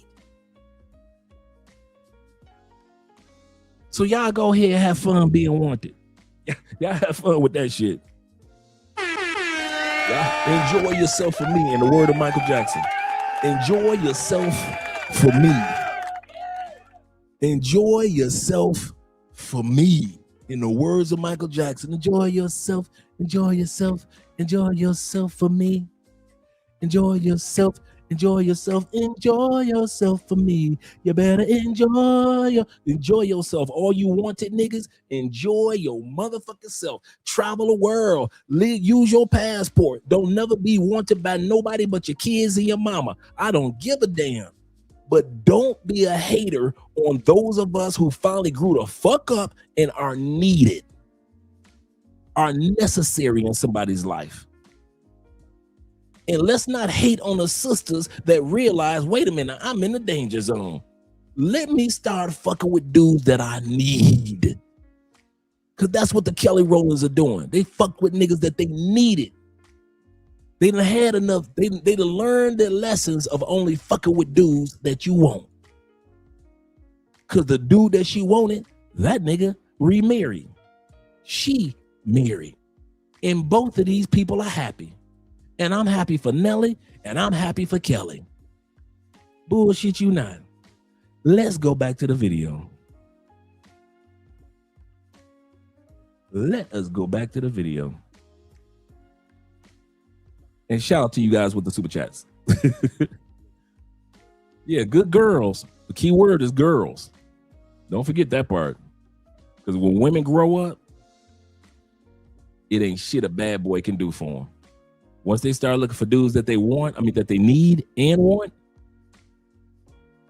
it ain't shit a bad boy can do for a woman that really serious about the man that she needs.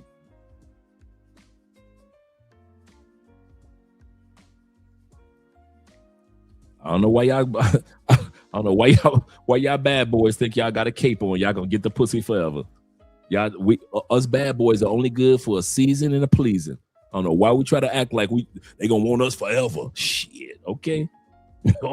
Okay. I'm not black, I'm OJ. They gonna want us forever.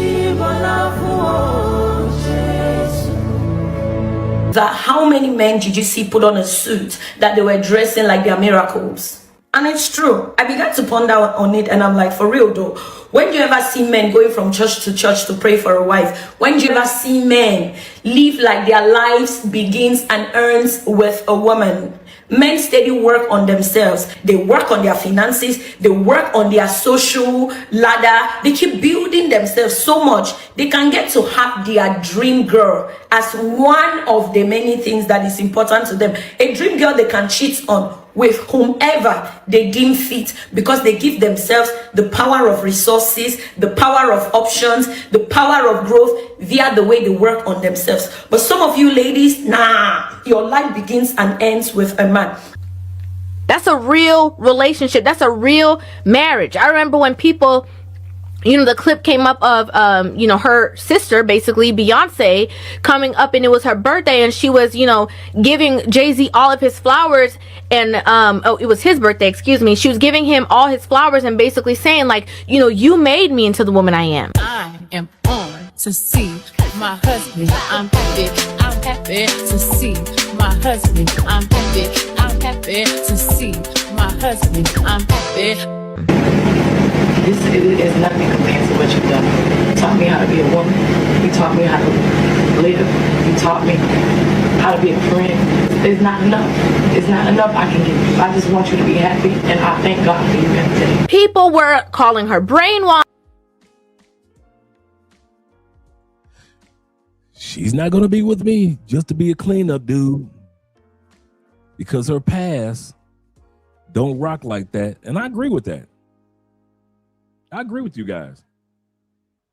I didn't see you guys. See, remember, don't swing the pendulum all the way over, right? I'm not saying for you guys to go out there and marry whores. We all know you can't turn a hoe into a housewife, right? I'm not saying that. I mean, if you're about to get married to Jasmine Cashmere, you might want to think about that one. You're about to marry Jasmine. I could be married to Jasmine Cashmere for the rest of my life. I might consider that one. But my point is, I agree with you guys in regards to that. So don't swing the pendulum all on. He must mean I need to marry a bitch with 3 kids and 5 baby daddies. I'm not saying that. I'm not saying that at all. So let's not swing the pendulum that far, gentlemen. There is such thing as discernment and discretion and boundaries. Remember, I'm a man of boundaries and standards. So your boundaries and your standards are going to dictate the type of person that you're going to have in your life for the rest of your life if you're going to go that route, right? Your boundaries and your standards. There is no way, let's put it like this. There is no way I'm going to marry ex pay for play, ex girl that's in the streets of Medellin. I'm not married some chick say I used to be OnlyFans. I'm not going to be married some chick that talking about I used to ride a stripper pole, but Jesus loves me now. Jesus loves you, but I don't need to. So I'm not that dude. I ain't that dude. I know you guys aren't that dude either. So don't think I'm swinging the pendulum that far. I'm not saying that y'all trying to turn hoes into housewives at all. So use some discretion and some discernment by way of your standards and your boundaries. Remember how I always say, what's the difference between a river and a flood? A river has boundaries, a flood doesn't. So I picked my wife by way of my boundaries and her boundaries. And that's how I was able to find out if this was a person that I needed and not just somebody I wanted. My boundaries and standards show me that. But to marry somebody that's she belong to the streets, no, I'm not. I'm not saying that at all. International Quiet Storm says this. Shout out to International being in the building. He said, "Now I have zero respect for being." Me too, bruh. Me too. I didn't have to finish that first line. Me too, bro. I'm not. Dude, I've never. There are a couple of Beyonce songs in her history that I kind of like. Okay, that's a cool cut, but most of it, I kid y'all not. It's been for me.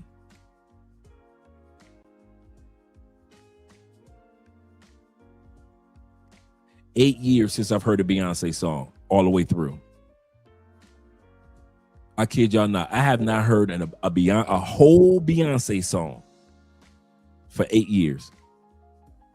I'll hear like the TikTok will clip something of Beyonce song, or like on here they'll show you somebody playing a Beyonce. I've never been like that with Beyonce. I've never looked at her in my top 10 top 10 singers, top 10 entertainer. I consider, me personally, this is Andre talking, I've always considered Beyonce just an industry plug.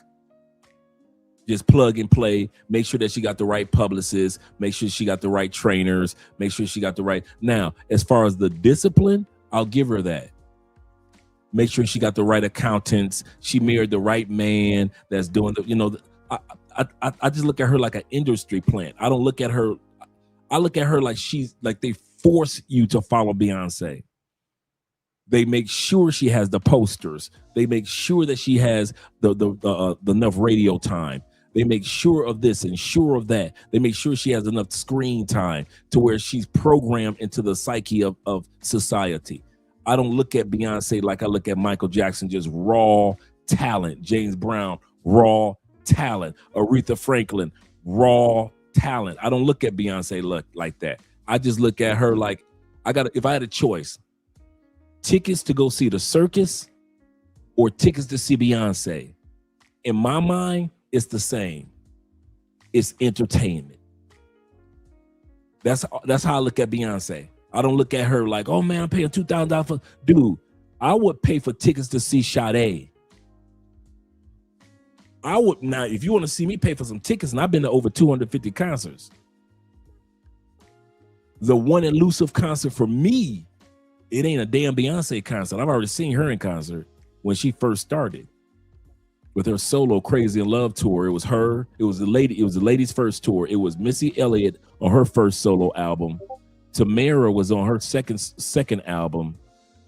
Alicia Keys was on her first solo album, and Beyonce was on her first solo Crazy in Love album. And it was called the Ladies First Tour, and I saw it in Chicago. Great concert. All the ladies did a great job. Missy Elliott, Tamara, Alicia Keys, and Beyonce. But the only person who I really haven't seen in concert, and I've seen everybody, Sade. That's who I want to see. It don't take all the 50 people dancing behind you. All it takes is a beautiful woman standing in front of a microphone with a killer band in the background. And I'd be happy. I'd be happy. But yeah, I'm like Quiet Storm. I am not a Beyonce fan like that. Never had. Not an anti-Beyonce person because I don't know her. But I'm not a fan where I just kind of like, I got to buy her CDs and stuff like that. I never was like that. She profited off of women telling them to be single, preach, and independent while she was married, while she was not Miss Independent. And women fell for it. All the single ladies, all the single ladies. I'm like, how the you singing to all the single ladies? And they falling for it. Now you got all these single ladies that's lonely at 40 now. They were 17, 18, 19 when the song came out. Now they're in their 40s and late 30s, all alone, and Beyonce still married with kids.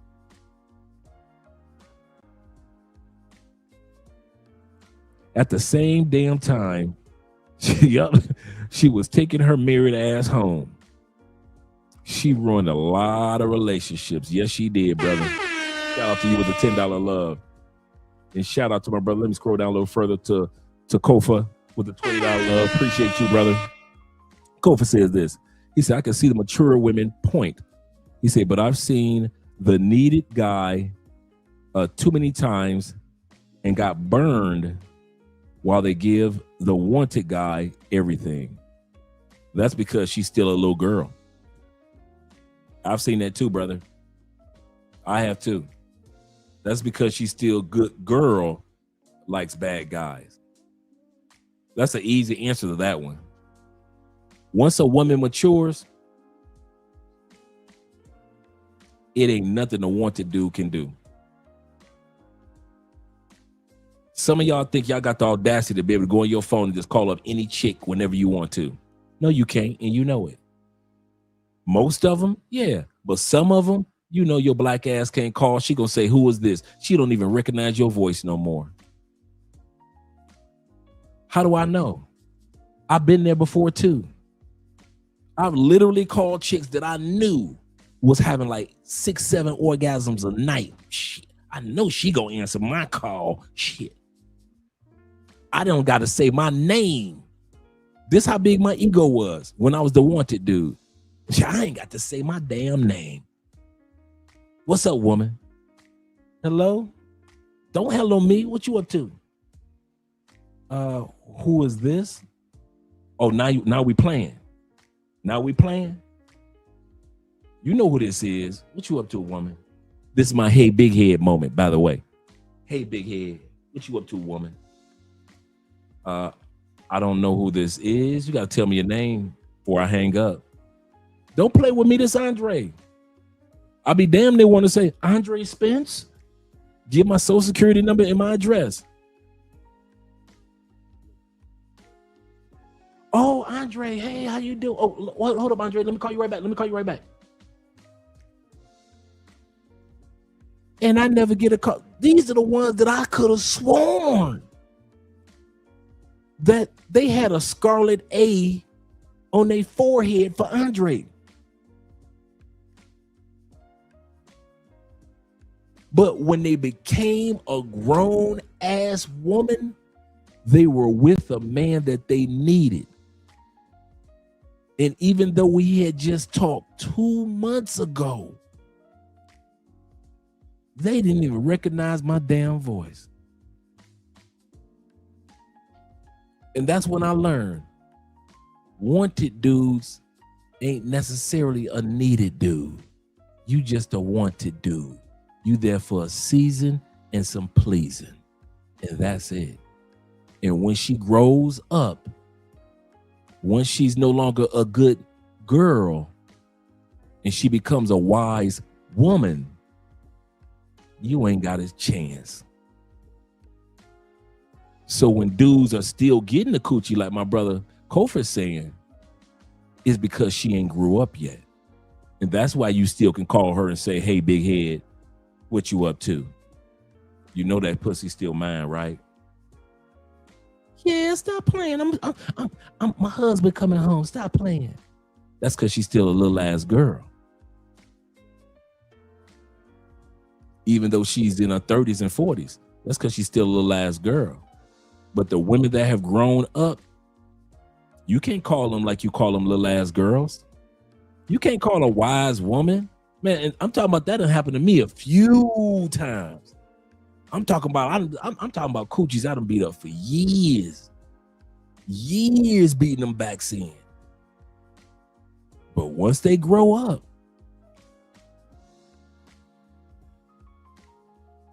they don't recognize my voice.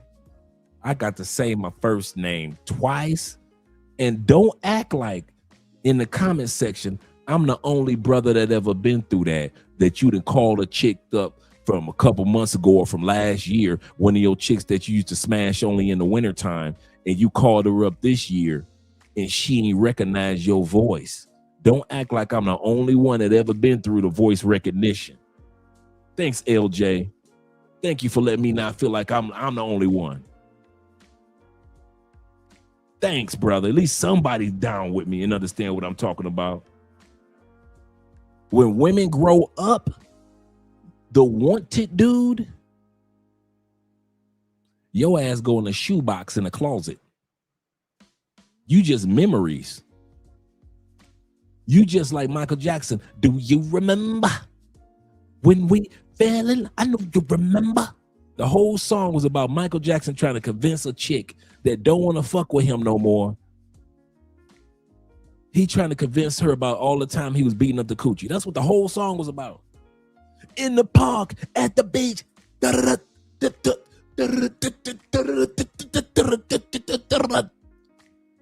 Remember that?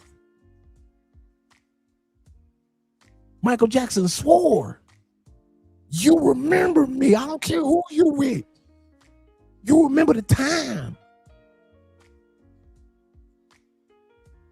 And a lot of us have been there. And it just hurt our little heart to realize your ass was only wanted. Your ass was not needed.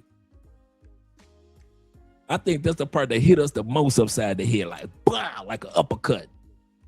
When the woman shows you that your black ass was only wanted and you were not needed, that shit hurts for a few minutes. Like, you don't remember me in the park, at the beach, in the phone booth, next to your mama. Man, she don't remember me. Your little heart, your little chest be feeling like you lose like 9 chest hairs. Your chest hairs just fall off. Cause your little pride be hurt so bad, like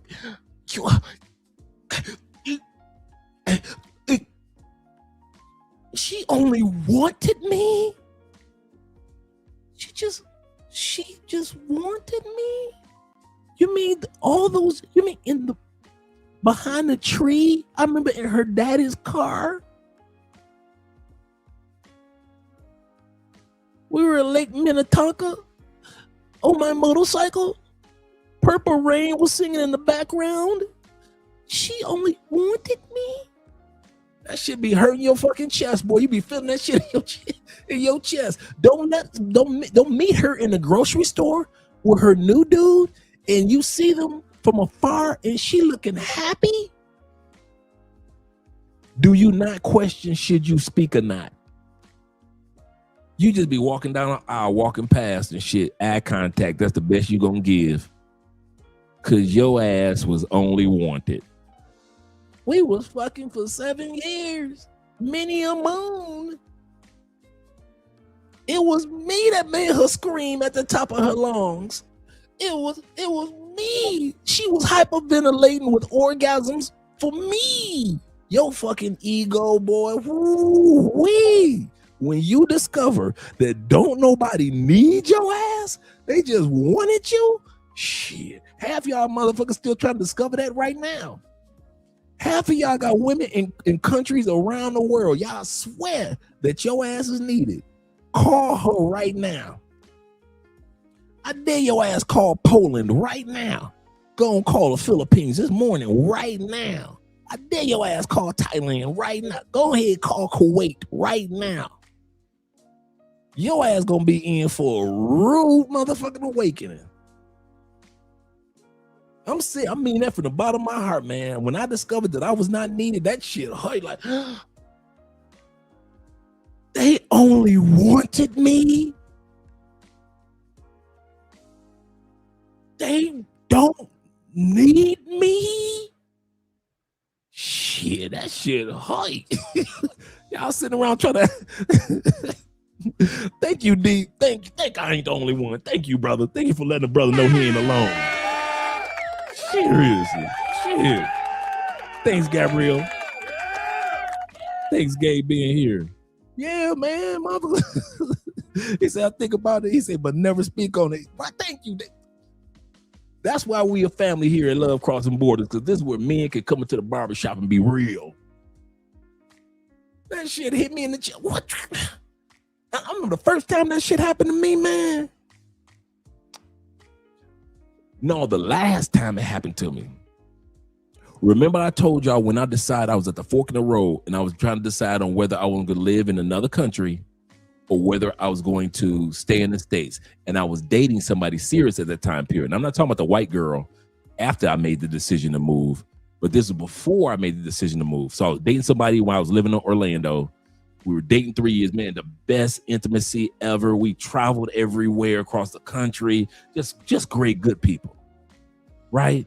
She was the black and Irish chick that I'll tell y'all about. And this is the chick that I told y'all, she cried on my chest when I told her I'm decided to live in another country. I don't know what country I'm moving to, but I'm gonna move to another country. She cried on my chest like a baby. Oh my God, you were supposed to be the one. You were the one. I can't believe it. You just leaving me.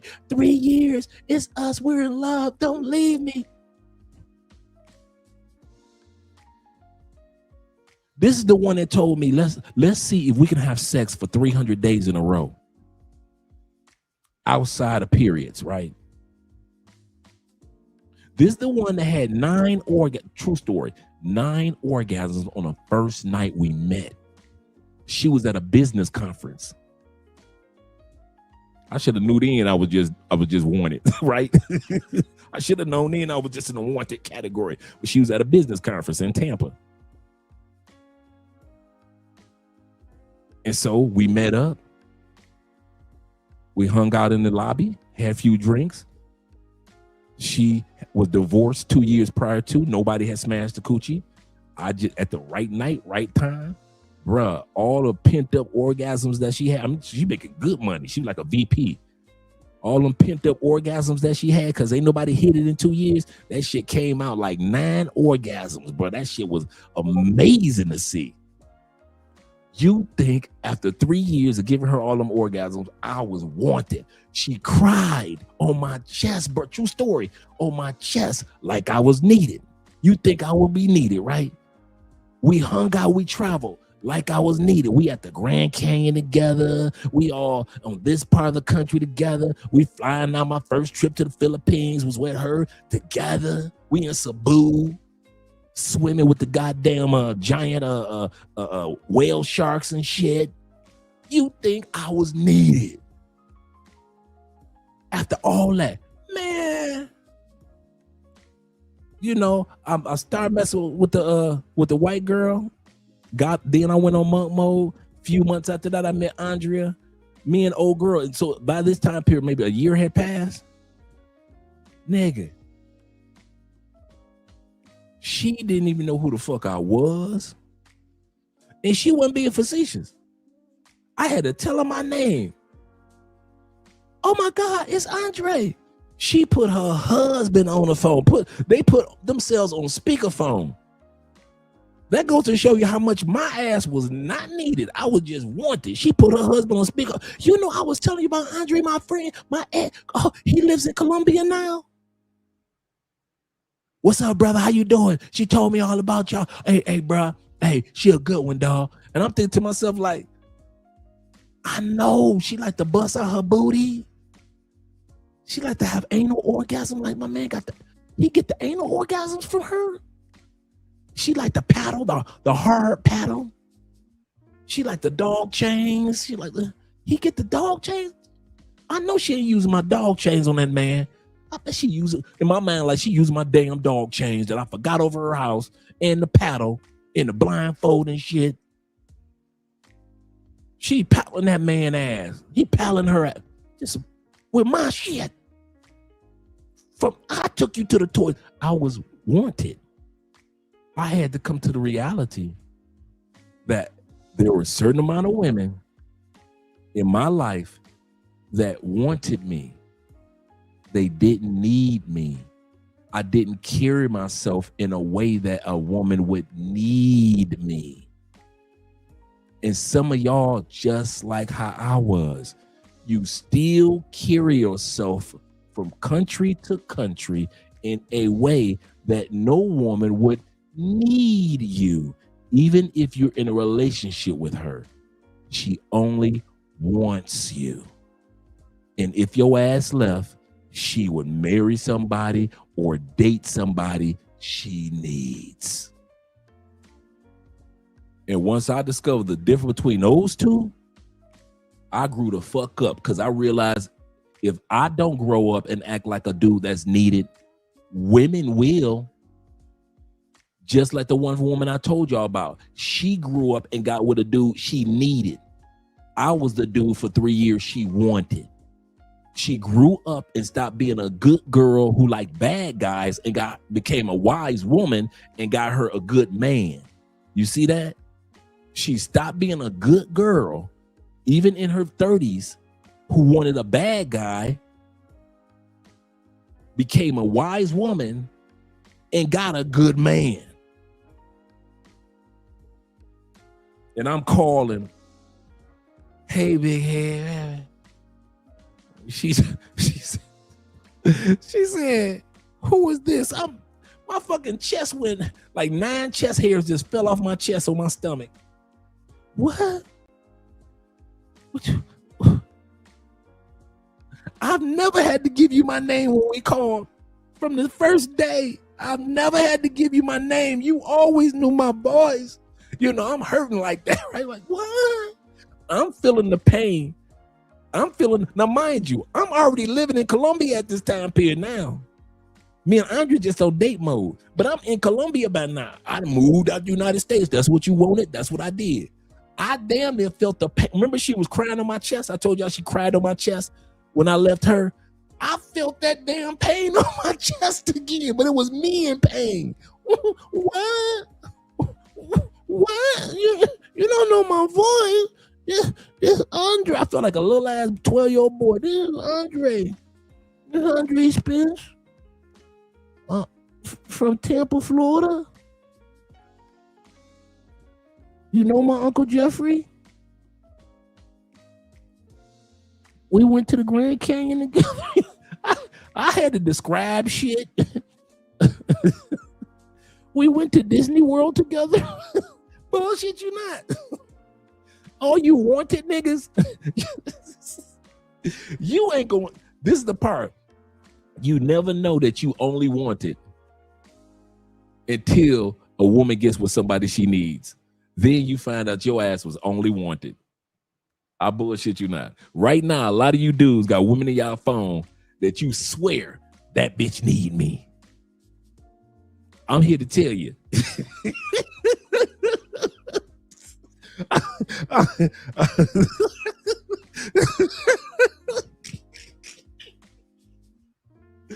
I'm here to tell you, your black ass is not needed.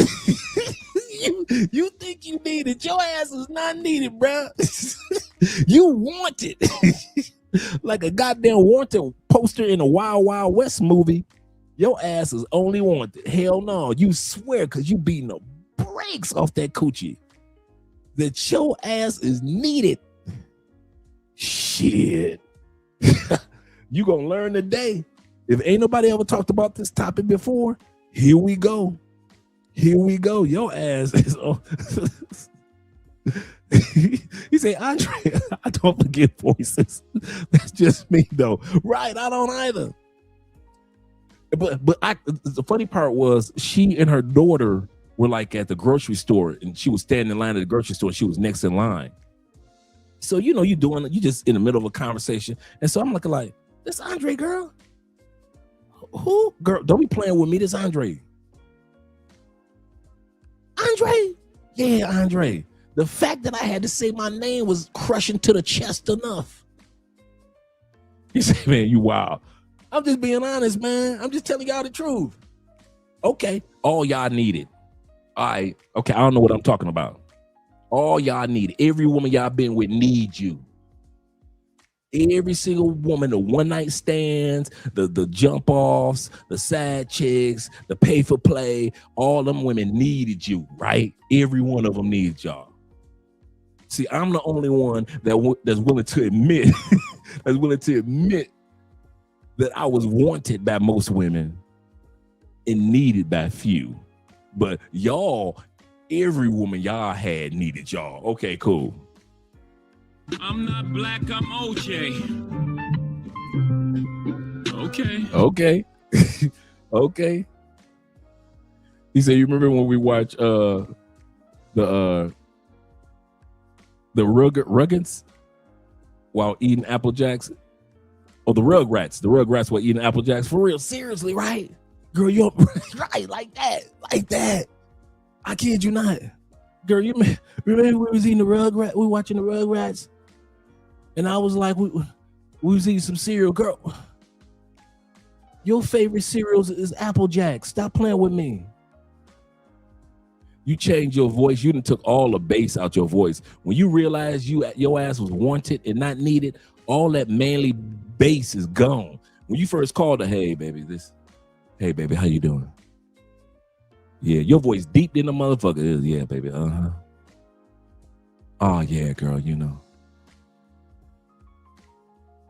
But when she don't recognize your name, yeah, baby, how you doing? What you don't mean? What you mean you don't know who this is? You don't recognize my voice for your voice started getting higher and shit. You don't recognize my voice for real? This Andre. We used to watch the Rugrats together, Andre. All that bass is gone. All that bass in your voice gone. We used to watch the Rugrats together. How you don't even know your boy? Your voice get higher than a motherfucker. I'm gonna get to the super chats. You looking like what the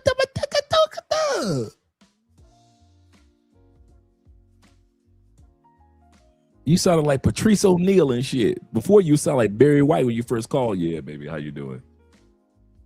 She don't know your name. You like Patrice. You sounding like Patrice O'Neal and shit. Okay, let's go back here.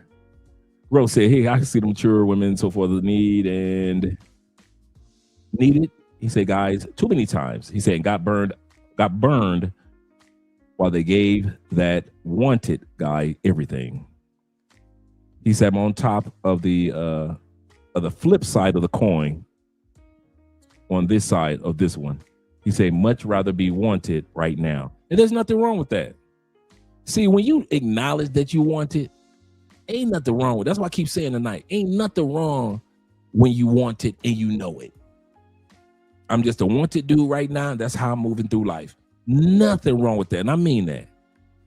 It's just it's just my stuff for example, Kofa said, hey, I know I'm the wanted dude. That's me. And a lot of you brothers say, hey, I'm the wanted dude. Nothing wrong with that. That's all I'm looking for right now anyway. I want women to want me. That's where I stand. And there's nothing wrong with that. The problem happens is us dudes that think we want it. No. The problem is us dudes that think we need it when our black ass is only just wanted. That's where it hurts. It don't hurt when you already acknowledge that you want it by these ladies. Cool. I want them too. But when you walk around with an ego like I had, everybody needs me. All these women need me. And you find out that your black ass was only wanted. Oh, the flames that's in your chest. Oh, it hurts. It hurts. See, I wish I was more like Kofa. AMS said this. See, Andre, he said, I don't forget voices. That's just me. And let's go back to international. I think he said, oh yeah, we looked at that one, ruined a lot of relationships. He said, there's a good woman out there, but the old saying goes, good girls, like, they love bad guys. They really do. I think I hit everybody on the super chats. We did this one, a bank teller. I remember that one. David said, if life was a courtroom, the evidence that shows the average, we did that one. We did respectfully Kevin Samuels. And we did this one, as well as my brother, Black Nubian. I think I got everybody. And I think I got everybody on the Cash App. I don't know how this topic went left. I don't know how this topic went left, but He say, Dre, come on. He say, Dre, come on, Libra men, burn up our bridges. This is another one that we do. That's true. We will burn a bridge or two. That is not a lie at all.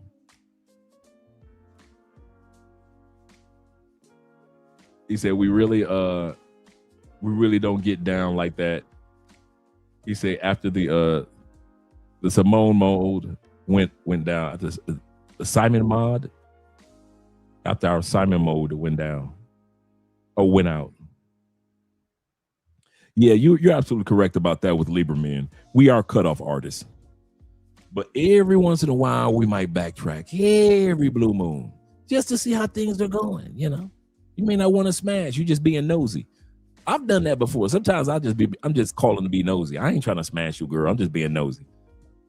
I'm not a get back king. I'm not one of those dudes like, excuse me. I'm not one of those dudes that be like, I want to get back with a woman. Let me hit it one more time. I've never been like that.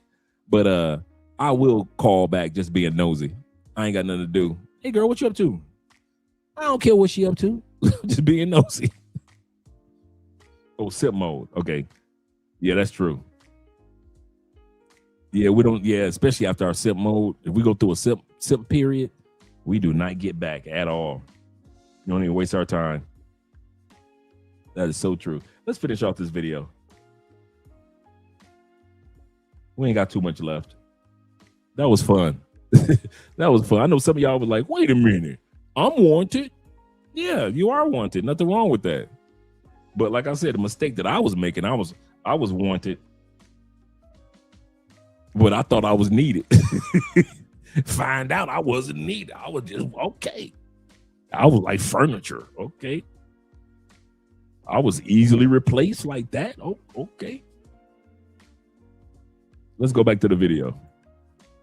They were ready to cancel her about the situation. Like they were like, oh no, what kind of, mess is this? She was telling the truth. Being the fierce, independent woman with obviously a woman who also adores and loves her man. Absolutely. And I would not be the woman I am if I did not go home to that man. A space that women are not willing to do. Beyonce, okay, Kelly Rowland was talking about her traumas. I know she had a strained relationship with her father, whatever the case is. Beyonce said what she said about Jay-Z. Beyonce ain't had no daddy issues. Beyonce was raised in a 2-parent household until she was, old enough. And then her daddy was her manager. And her daddy is still in her life. She knows the value of a good marriage. She knows the value of a good man. She understands what a man adds to a woman. As does Kelly Rowland. I love this. I love this. I love this so much. But I chose up because I thought more of myself. So I chose a really good man. And I'm really proud of. I like how she said that. She said she chose up. A lot of people would say she chose down, but she personally says, by getting with the man that I needed and not just the man that I wanted, she said, I chose up. Myself for choosing a really good man. And I'm so proud of us for wanting to do this together. I'm proud of you too, Kelly. I'm proud of you too. Kelly got tears in my eyes. Okay. Kelly got my nose turning pink. I'm proud of you too, Kelly, for choosing up.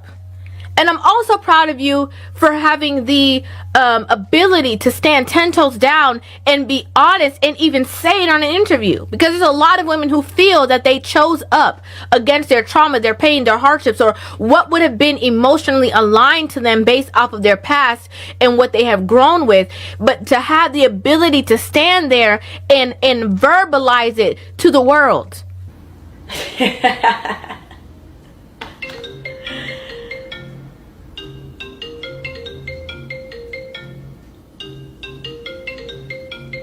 Your phone's ringing. Can you check it for me? Oh shit! Oh shit! Oh shit!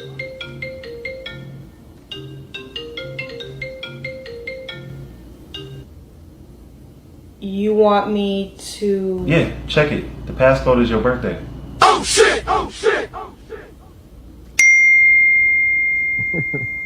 Who texting us? Hey, this is my house right now. In the past, when I was a wanted dude, hell no, I could never do nothing like this. Now, in my house, this is literally how it is with me and Andrea, both of our phones. I'll say this again. Both of our phones are the same way. We do not. I got two. I got one phone. Andre got three phones. I got the codes to all of them, and she'll answer my phone. I'll answer her phone. She goes into my accounts. I go into her accounts. It's nothing. If I ain't gonna lie, man, I feel free. I ain't gonna lie to you. It feels good not to have shit hidden in your phone.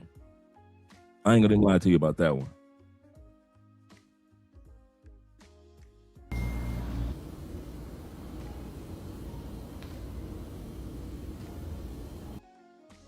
Now, AMSM, we don't. I agree with you on that. Now that I give you 100% agreement. We in our phone, we don't, in our family, we don't go through each other's phones. That's one thing that we don't play with each other. We do believe that there should be an era of privacy. I don't like being those. I never was into those couples that go through each other's phones and let me see your Facebook page. We got to go through all that. We might as well go ahead and divorce. If I got to go through all that hunting through your phone and you got to hunt through my phone, we don't do that. We don't even waste our energy. Plus, the cool part, me and Andrea are not jealous souls. You know, some people are just, some couples are jealous of each other, and so they can't trust each other, but they love each other. That's not us. Me and Andrea do not walk around with jealousy. We are protective of our relationship, yes, but jealous, yeah, we don't do that. So for the most part, I say 99% of the time, Andrea can have her phones. She's always got her phones around me. I got all the codes. I don't touch them. I've left my phones here and gone to the States, left my phones here by mistake. Andrea has never gone through my phones. It's just, we always have been like this. If you look for something, you will find it. If you look for something, you will find it. So we always were like, you know what? Let's not even look for some shit to start some shit. And so I've in these 8 years of being with Andrea, I've never gone through her phone, and she's never gone through mine because she's like, I do not want to see what's in your phone. I want to, and she'll say, it's kind of funny that you would say that, AM, because she does not want to see the conversations that I have with you dudes. That's her number one reason. She said, I don't go through your phone. She said, your boys be sending all type of pictures in the WhatsApp groups and, that you guys have, or the different ladies that they have around the world. She said, I am not trying to see that. She said, so I do not go through your phone because it's stuff that you guys talk about that I don't need to see. Yep. Yeah, he said, my little lady doesn't even want to go through each other's phone at all. Yeah, we don't, it's just, that's not us at all, man. A lot of people, that's them. But there's a lot of people like us and Ronan that we just don't, it's just not our thing, man. I'm gonna tell y'all something. In all sincerity, I've never gone through a female's phone. Ever. Ex-wife, chicks I was smashing. Maybe because I was the wanted dude, but maybe because I was the wanted dude. But for the most part, I never have. Not one time have I ever gone through a woman's phone. Facebook, Instagram. I don't need to see what's in your DMs. I know men circle back. You think? If you guys think that I don't know that men don't circle back in Andrea's phone, hey, big head, what you doing? People circle back to people. If you think Andrea is stupid enough to think that some female doesn't try to hit me up from the past on Facebook, Andrea's not stupid. So we know that people try to backtrack and try to mess up what we got going on or question, are you still married? Or do you still love him? You think Andrea don't get the messages? Let's be real. You think I don't get them? Y'all think females from the States don't hit me up and tell me to steal your coochie?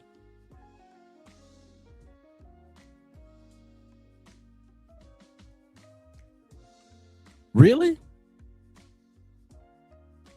Do y'all not get messages from females from the past? Come on, fellas, they got your passport. Have some of y'all been in other countries and you got a message from a chick from the States? And you looking like, I'm in DR. How's the chick sending me messages on my Facebook Messenger? I see your pictures in Dominican Republic. Look like you're having a good time. Hearts, hearts. And you in DR, you ain't even think about this chick. You didn't talk to this chick in a year. So if you get DMs from people from the past, what makes you think I don't get them? Or Andre doesn't get them? We just ignore people and keep on pushing. We enjoy what we got going on, but we keep it but people will come and try to see and try to like test the waters. It's just a part of life.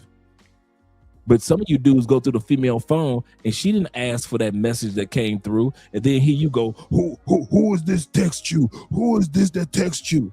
And she looking like, dude, that text is 4 months old. I forgot that's even in there.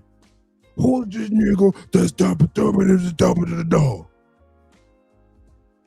And your woman is serious. She like, dog, I didn't even respond to that text. You see, I didn't even respond to it. Look at the date. But you don't care because you a jealous dude. And she was right. That is from 4 or 5 months ago. And she was right. She didn't even respond to it. Didn't even react to it. She saw it, closed it back up, and kept it pushing. Me, I ain't one of them dudes going through some female phone to see what nigga from the past is trying to holler. What? Did y'all think I married you? Did y'all think I was stupid enough to think I married a virgin? Did I marry a virgin? No. So all of us got a past? So all of us that had somebody. Now I'm not talking about we going out there marrying hoes. I'm not saying that. Or dating hoes. I'm just talking about the average woman that's got an average life. If most of us ain't dating a virgin, there is somebody that's gonna maybe backtrack to see if he can still get it. Just like women try to backtrack and get you. So, but that going through females' phones, y'all can have that shit. I leave that to y'all brothers, man. I don't talk about you. I don't say that that's lame. I'm not saying nothing like that. I mean it.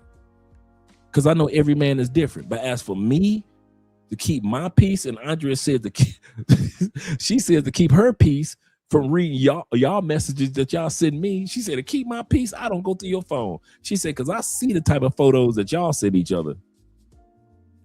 And I am not trying to have my headspace messed up looking at the photos that your boys send from the Philippines or Thailand or Zimbabwe. Yeah, man.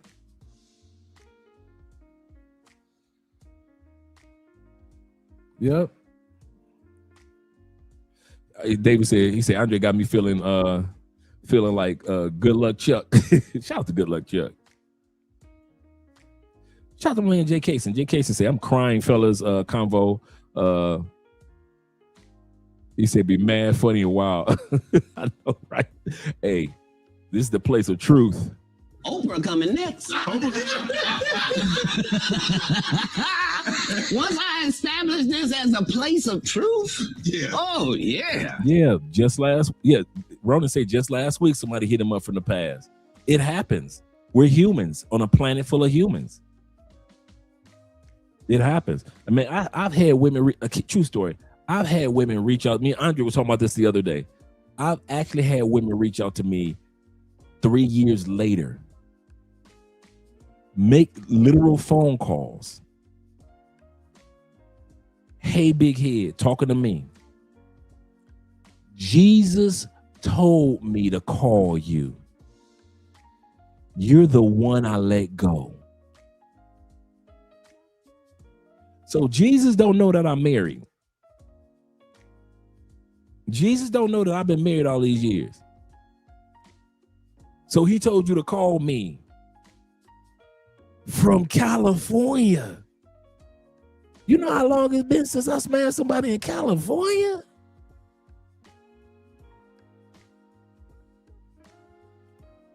Women do not care. They're the ones who don't care. Women do not care. He said, I'm talking about coming home and meeting up in Germany. That's what's up. He said, a chick broke up with me because I was too good of a man, right? She was like, it's weird. 5 years and one baby later, guess who?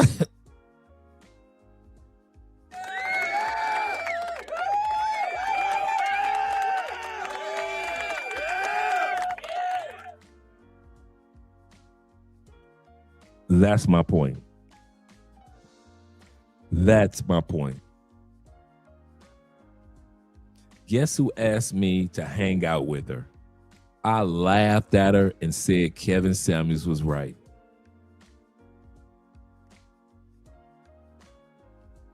He said not being Cooch McDuck. Collecting pussies like it's a bank. I know, right? He said that's how I started with women in my late 20s. He said I knew that they're guys in your phone, guys in your phone, and they're women, and there were women in mine. He said, and you're not my girl, so I'm not going to get mad. Right, I'm not getting mad at all if they reach out, because the responsibility on, I care if Andrea reaches out. I don't trip if the dudes from the past reach out, because I can't control, and Andrea can't control if a dude reaches out, just like I can't control if a woman reaches out to me. I can't control that. But what I can control is if and or how I respond to a woman that reaches out to me. So it is with Andrea. So we've had plenty of conversations about this particular topic. And we've laid down certain ground rules for our household. But yeah, I'm with you in regards to that one, gentlemen. Let's finish off the video. But yeah, she this is funny. I always like their skits. These are always good skits. It's your friend Will. He wants to know if you want to go to the finals game. Tell him I'm good and I'm gonna just sit here and watch the game with you. He said he has courtside tickets. That's cool, but I'd rather watch the game with you. Oh shit! Oh shit! Oh shit! Baby, while you on my phone, can you order us some food? I do that a lot. This is our house, boy. I swear this is our house. I'll hand Andrea my phone. Hey, order us some Rappi. I want a burrito. Because I'll be talking to you guys, man. And Andrea texts me, and I'll be like, come get my phone. Because I got the Rappi on my phone, right? And so I said, come get my phone and just order me a burrito and blah, blah, blah. I'll eat it later on tomorrow or just a little bit of it after the show. And so I'll hand her my phone while I'm talking to you guys. She'll order the burrito, and then she'll walk back in here and hand me my phone.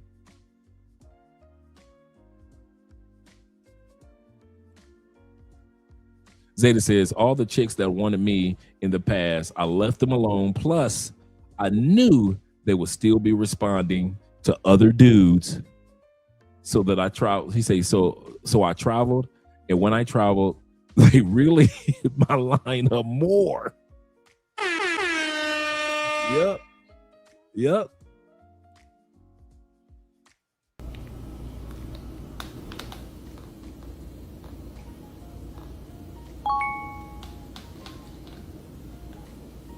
I just ordered Chick-fil-A. All right, cool. I'm gonna go pick it up. You forgot your phone. Oh shit! Oh shit! That's me too. I'm quick to walk out the door, forget the phone. What do you got going on? I don't like this game. I'm gonna check his messages. No, I shouldn't. I shouldn't. Shouldn't. It's a wicked game.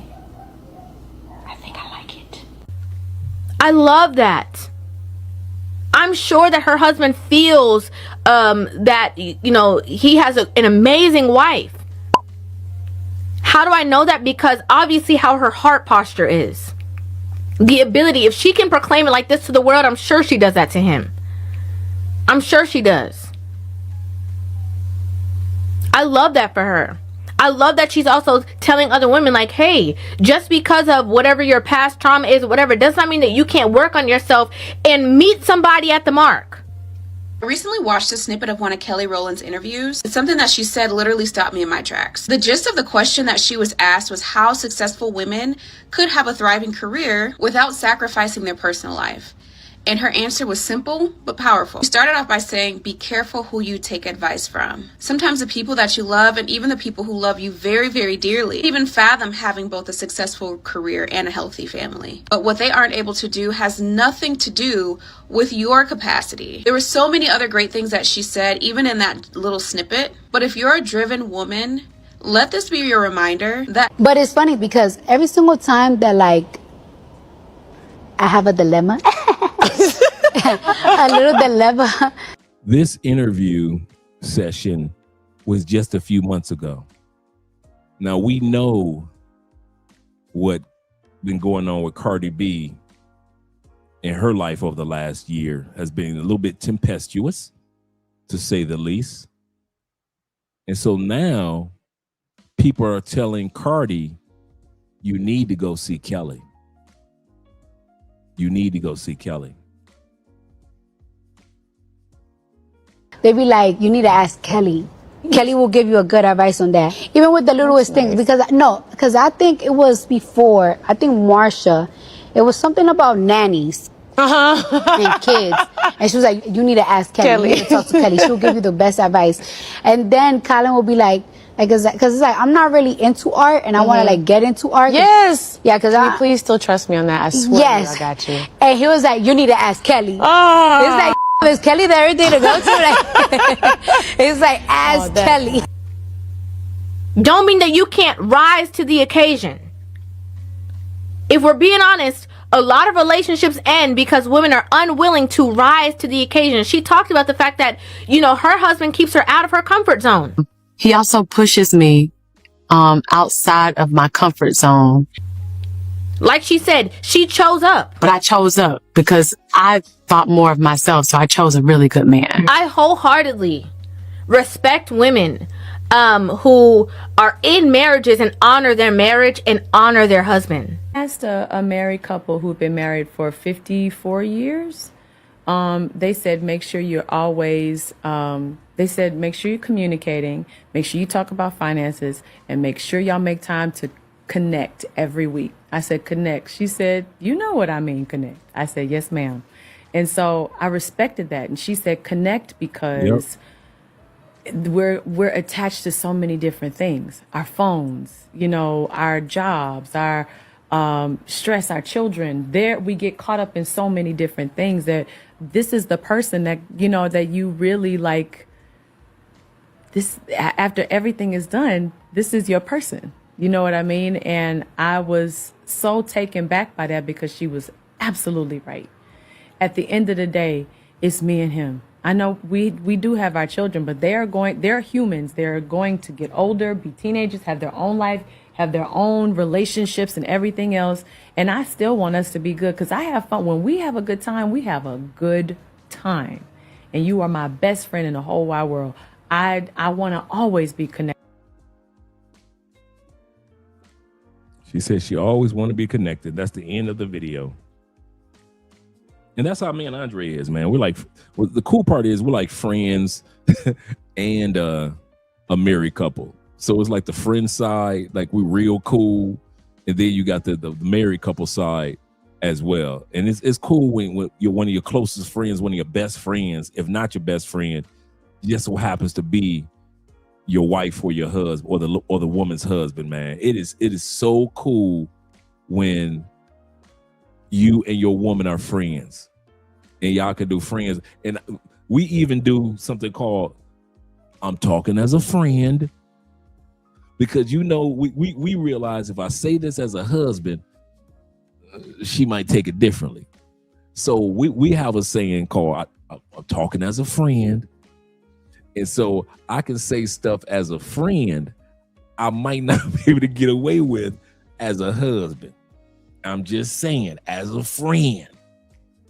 And I don't know if some of you guys do that, But I'm telling you, if you don't, you might want to implement it in your relationship, because it's things that you can't say if you the boyfriend or her man or somebody that she's serious about or her husband. They might not take it good. But if you just say, you know what, we friends too, right? I'm talking to you as your guy friend, not your husband, your guy friend. I'm not your man today. I'm just your guy friend for right now. And then you can say what you need to say, and they'll understand it. Shout out to you guys. Floyd just got locked up in Brazil. Wow. Sad to hear that. Sad to hear that. I haven't followed those guys. It's certain guys that I don't follow on, you know, as far as content that in the travel space. I just, you know, I think that the only younger dude I still follow is Austin. There are a few other younger guys in the travel space that really haven't made a name for themselves, but I've been kind of watching them kind of put out some content. But it's so much. Let's put it like this. Messing with the underage girls. Wow. That's sad. That's some content for the guys in Brazil to make. I know, right? That's crazy. That's sad, man.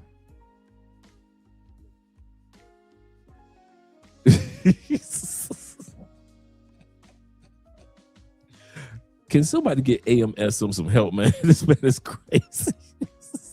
No, not Floyd Mayweather, man. Floyd is a young brother that used to travel with Austin Holloman. Oh my God, man. I'll probably text Austin when we get off this live stream. Brother say Floyd Mayweather? That was a good one, though. If you were joking, okay, cool. If you were serious, okay, cool. But that came across, it just came from out of nowhere. He said, "Ooh, Floyd Mayweather got locked up in Brazil." Oh my goodness. I just saw a photo one of the brothers took a couple of days ago. Keith Sweat was back in Medellin. And he said that the guy said on the photo that Keith Sweat really likes Medellin because they really don't know his fame, his level of fame. And so he could just be himself in Medellin. So he said he's done a few trips to Medellin. All right, gentlemen, let me let you guys enjoy the rest of your evening. I've officially, since Monday Night Football is over, I am in all 3 of my championships for fantasy football. So shout out to all you guys that play fantasy football. Yeah, Cash Payne. Bobby says Cash Payne and doing this and doing that. He said, I ain't surprised. Yeah, that's true. Is Floyd is the one that always complaining, talking about dude ain't nothing because all that they do is pay. I think that's I think that's one of Floyd's kind of like MOs. But like I said, I stopped. There's so many dudes that are doing content now. It's like saturated. It's like 25 dudes in Medellin. It's like maybe 3 of us in Cali, maybe 2 or 3 in Bogota. I remember it used to be just maybe 5 of us in the whole country, right? Now it's just young dudes that is like 10 in Cartagena, and so I kind of like, you know, it's like 50 in DR type of thing. So I kind of like Thailand is getting like that saturated with the content creators. So it's kind of like, oh, it's still on? The game is still on? They do got a few minutes left. That's right. They do have a few minutes left. And my percentage, I'm 96% to 4 that I'm going to win this game, the semifinals. So at 96%, my man had Jonathan Taylor as his running back tonight, but I had Jerron Jennings from San Francisco. He's got me 16 points so far. And I had the kicker for San Francisco, who did the kicker alone got me 12 points. So the complete points so far is I'm at 125, 126, and he's at 116. So he's 10 points behind me. while I've got 2 players playing tonight, Jerron Jennings and then San Francisco kicker, and he's got 1 player left to play, which was Jonathan Taylor.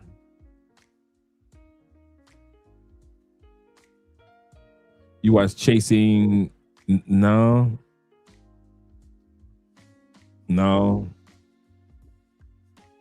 Yeah, Jonathan Taylor's been up and down the past couple of weeks. Shout out to Say Yourself, Black Men for Life. Yeah, he's been up and down for the past couple of weeks.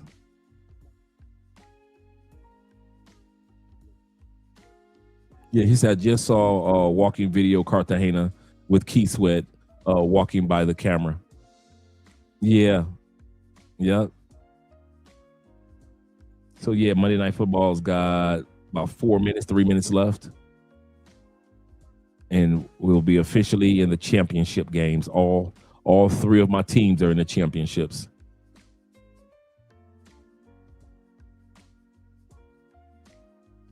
So this will be the first year I got all 3 in. Usually I get like two in. I've won, out of the 12 years I've played fantasy football, I've won 8 championships.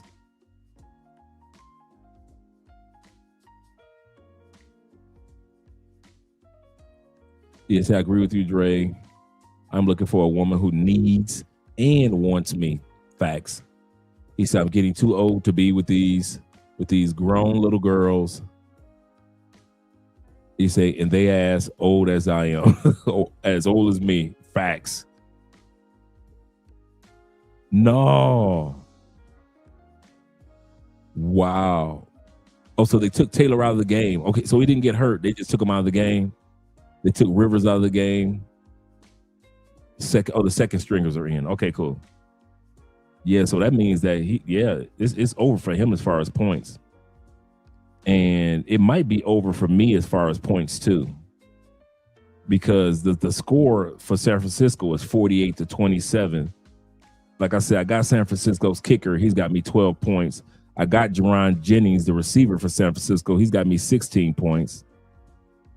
And if they're up 48, they won't need the receiver anymore. They might use the kicker, but in 2-minute warning, everything else is going to be garbage times points. So in all my teams, my first team, I won 158-73. My second team, I won 126-116. And my third team, I won 162-135. In my team, I have Drake May as my quarterback. He got me 25 points. Jamar Chase as my receiver. He got me 16 points. Michael Wilson of Arizona, he got me 13 points. Devon A-Chain got me 17 points. Jonathan Taylor got me 15 points. George Kittle got me 21 points before he left. James Cook from Buffalo, the running back, got me 26 points. The kicker from San Francisco got me 12 points. And then New Orleans, as my defense, got me 19 points. But check it out. Check out my bench. Just on my bench, Chase Brown, San Francisco's running back, 31 points on my bench.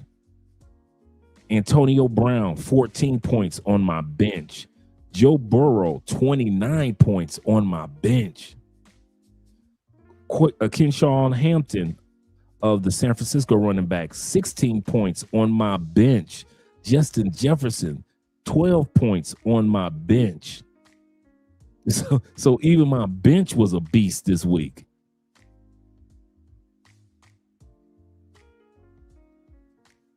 Yeah, that's my fantasy football team. So this week was Drake May, Chase Brown, Michael Wilson, Devon A-Chain as my running back, Jonathan Taylor as my running back, George Kittle as my tight end, James Cook from Buffalo as my running back, and San Francisco's kicker, and then New Orleans defense got me 19. Even though I benched 30 points with Chase Brown as well as others. So my bench was a beast this week. Now that's just one of my teams, one of my 3 teams. So, all right. Your boy is officially official.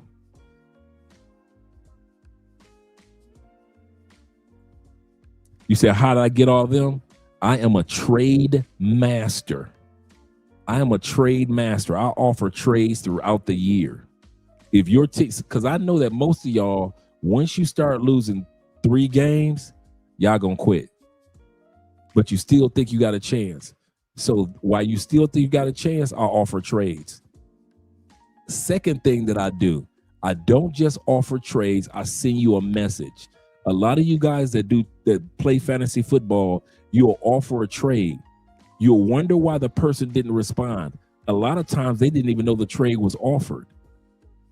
If you guys want to know my secret to getting trade offers, I send a message right after I offer a trade.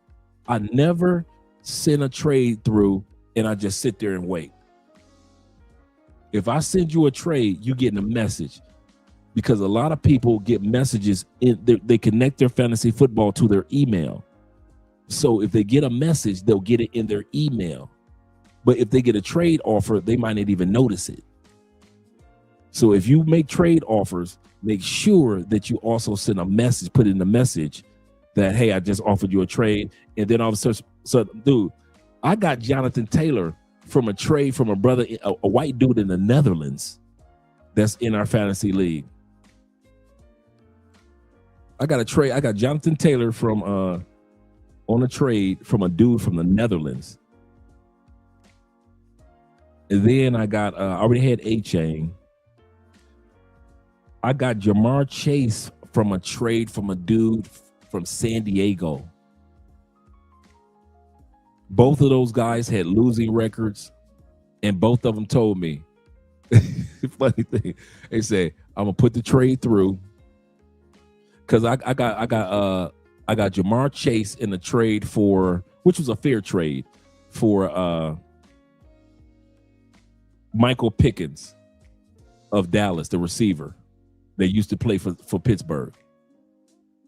And so that's when Michael was just on fire. And I knew Jamar Chase was going to start picking back up eventually. Remember, they were doing bad in Cincinnati for a minute before Joe Burrow came back. And so I said, if I get Jamar Chase, and then I already have Chase Brown, and then I pick up Joe Burrow and I put Joe Burrow in the IR and just waited, just kept him there. And so when Joe Burrow came back, I had all 3, Jamar Chase, Joe Burrow, and Chase Brown. Forget about it. Forget about it. Yep. So my team is stacked with running backs. Like I said, on my bench, Chase Brown got me 30 points. And then my receiver, I did a double trade. I forgot what one player I traded. No, it was Aston Genty. I traded him Aston Genty. He gave me Drake May and Antonio Brown. And Antonio Brown got me 14 points, and Drake May got me 25 points. He's been averaging 22 to 27 points because, Drake May got a running game. Drake May is like Drake May is the up and coming poor man's version of Josh Allen. Josh Allen, I had the first 3 years because I saw Josh Allen was the poor man's version of Cam Newton. When Cam was running like crazy, and I sat back and I saw this young kid in Buffalo, I was like, wait a minute, that's the poor man's Cam Newton. Let me go ahead and get this kid. And so I had Josh Allen the first 3 years with nobody, really thought about Josh Allen, man. I was killing him. Because, Josh Allen running game was crazy. And then when everybody caught on, same thing with Christian McCaffrey. I had Christian McCaffrey for the first 3 years when he was in Carolina because dudes didn't know who he was. But I did. And so, man, I was killing them for 3 years. So right now, if you play fantasy football next year, if it were me, I would easily draft Drake May as my first quarterback. He'd be my first quarterback off the board. I'll be picking receivers and running backs first, and then I reach for Drake May, because Drake May, all I see is Josh Allen when Josh Allen was young. That's what I see in Drake May. And he got a better arm than Josh Allen had when Josh Allen first came out. Remember, Josh Allen's arm was kind of iffy those first 3 years. But his running game kept everything going for him. Then his throwing game got better. But this week it was horrible. But Josh Allen got better. Became Mr. MVP. That's the same thing I see in Drake May. So yeah, Drake May will be, if I play next year, fantasy next year, Drake May will be my first quarterback. The reason why I don't choose Joe Burrow as my number one quarterback, he always gets the fantasy points, but he doesn't run. He's a pocket passer. He'll stand right there and don't run for nothing. So you're not going to get any extra fantasy points from him. Shout out to your Steelers, man. Them Steelers, man, been showing it. Hey, I know y'all didn't do it because of the quarterbacking. Let's put it like that. I know that Aaron Rodgers didn't put y'all on the shoulders and bring y'all to the promised land. But I think how the Steelers have done it is a team effort.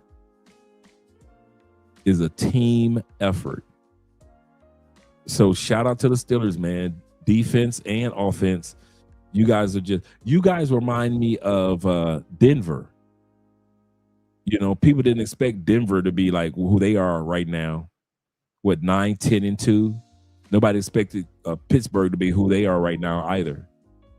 So shout out to Pittsburgh, man. Congratulations. He said, I made a killing off my fantasy football team and then won after the Dodgers. Wow. Won the series. He said, I need to do my fantasy football team again. Yes, sir. He said, I have Jalen Hurts for the last. I've got Jalen Hurts in my other two teams. He's my quarterback in my other two teams. Last year, his numbers dropped. Yeah, this year his numbers kind of dropped. He was just kind of like an average quarterback, like quarterback 12 type of thing, right?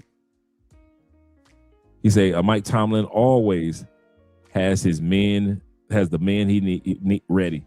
That I can say. Every time you think Mike Tomlin is going to fall off as a coach,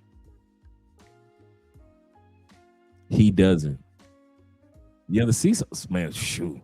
Do not underestimate the Seahawks, especially that defense. Yes, sir. He said, leave Aaron alone. He old.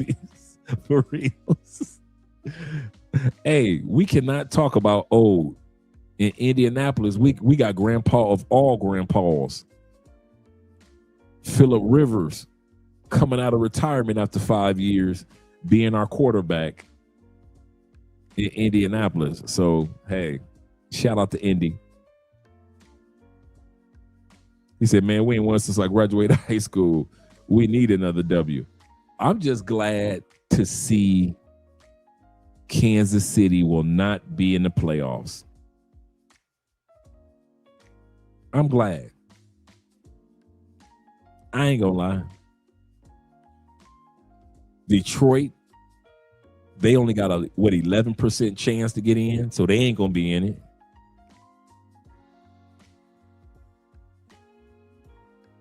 You know who might fool us? You know what team got the defense, has the quarterback, has the running back, and has the receivers to take it to the Super Bowl. Let's be real with it. Jacksonville.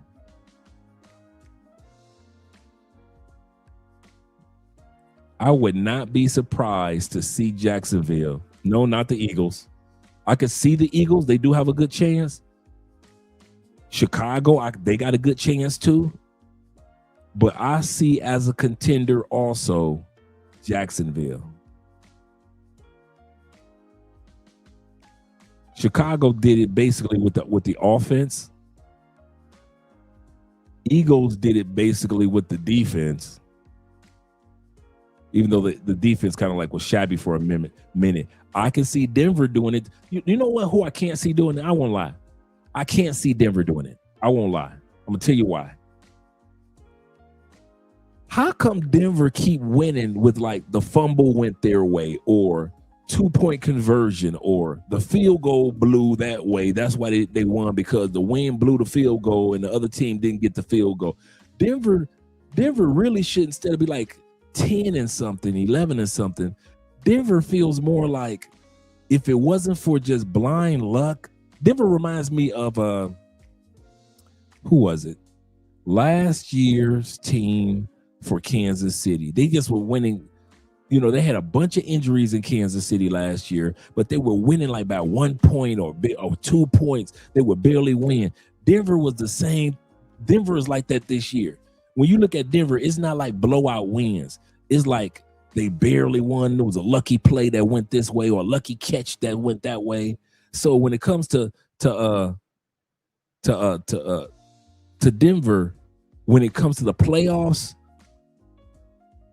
if they can keep that luck up, I can see it. But if they can't, and they're exposed for who they are, just a fortunate team, they won't make it. See, our OC is bad. Yeah, man. Y'all had that historic year last year, and this year's like, yeah. Rivers is 44. He got another another one left in the tank. KC has been the new Patriots for a hot minute. Yes, sir. Yes, sir. Jacksonville always done well in the playoffs. He said, but they are notorious for choking toward the end. This is so true. So true. They just paid last week, they just paid Jacoby Myers $60 million. Shout out to Jacoby. Jacoby was with the Raiders for a minute, but Jacksonville just paid Jacoby Myers $60 million to be with them. He's doing pretty good. Denver got 3 top. Now that's the one thing that'll get Denver is, and we know that Super Bowl, that defenses win Super Bowls. That is true. That is true. Oh, are they? I can see it. The money is there now. The fans are coming out. I can see them build a new stadium. Without a doubt. I didn't know that. They deserve a new one, without a doubt. Travis Kelce retiring. He's done. So he's got like one more game in him? 2 more games. But Travis Kelce is kind of, he's through. He's not even coming back.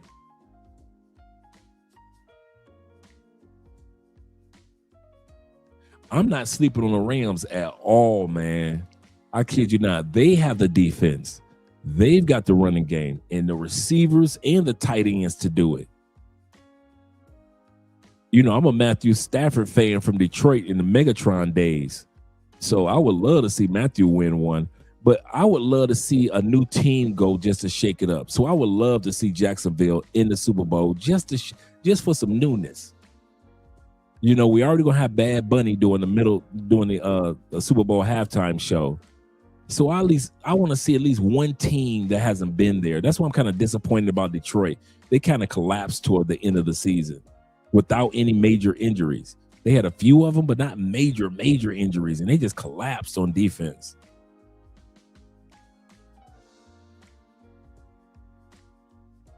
Shout out to Derek. Derek said, wow, live saying hi while back after Beautiful Lies comeback show tonight. Oh, did he? Oh man, shout out to my dude, man. I have to check that out tonight. I'm gonna have to check that out tonight. He said I would have said Packers. Yeah, but your boy got hurt. Love got hurt, so I ain't gonna have no quarterback. And then you got the injury bug going on with Josh Jacobs off and on. And then y'all receivers, y'all don't know who y'all top receiver is in Green Bay. I don't know who the top is. Is it Christian? Is it who? Reed? You don't know. Matthew Golden was horrible this year as a rookie. You don't know who the running back, who the receivers is in I don't know who's worse. Minnesota Vikings and their quarterback situation was such a good team as far as running backs, receivers, in a decent defense, bad quarterback, or Green Bay in their injured quarterback situation and their rotating receivers. I think the rotating receiver situation hurts Green Bay so much. Y'all do not have an alpha receiver at all, man. At all.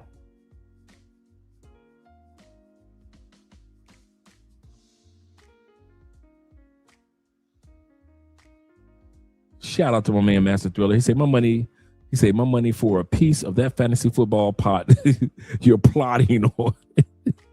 He said, I'm PJ. He said, anticipate. He said, appreciate the stream, Mr. Dre. Yes, sir. Appreciate you, gentlemen. We might have to get us a league together for next year. Or meaning later on, for next year. Golf always crumbles during the big games. Yeah, he ain't done nothing since he was with the Eagles, man. I mean, with the Rams. That's right. Shout out to YouTube and as I have it. He said the Bears thinking about building a stadium across the state line in Indiana because Chicago's holding up funds for a new stadium. I mean, it is close enough. It's right there. I used to live in Gary and East Chicago, and I used to live in the Shire. I used to go to Soldier Field all the time and watch the Bears games. So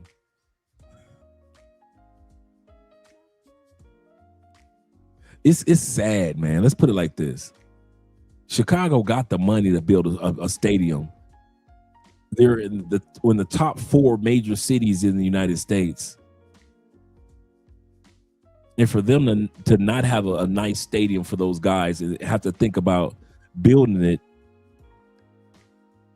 in Gary, because you got Gary, Maryville, and East Chicago right there on the edge of I 8090, the freeway.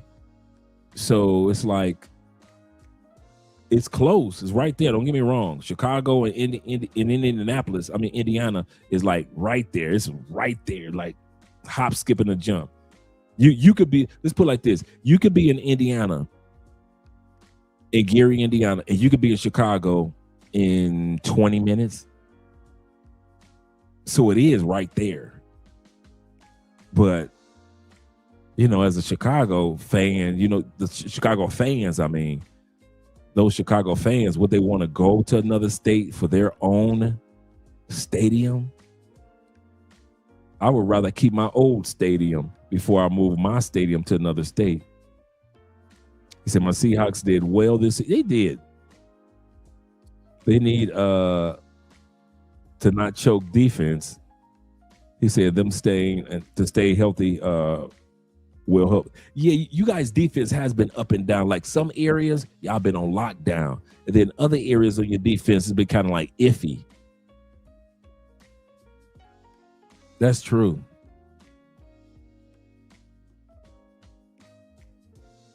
They've been, Chicago, the Seahawks have been a sleeper team all season. And I think they've been a sleeper team because many people have been watching San Francisco so closely in that division and watching the Rams so closely in that division and not realizing that the Seahawks in that division has been doing pretty good too.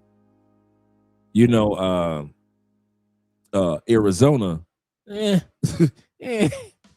Arizona crashed out this season.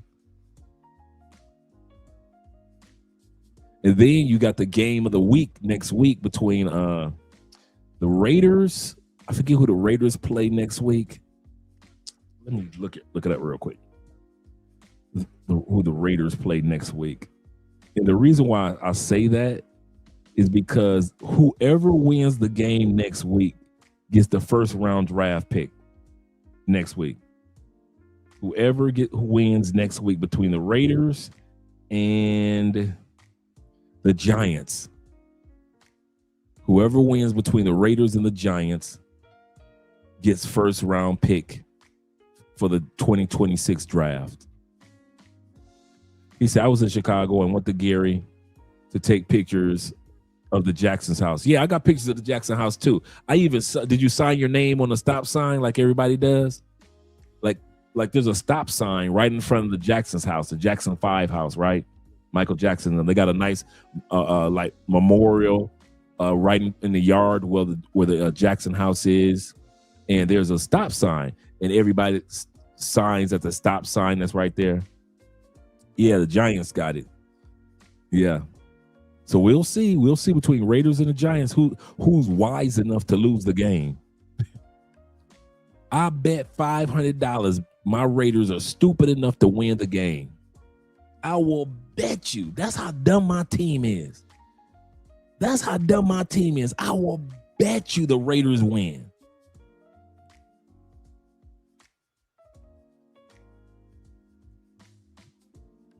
Man, I'll be putting my second string team out there during the first quarter. That's how dumb my Raiders is. My Raiders will win that game next week 45-0. Yes, sir. Go Hawks. Go Hawks.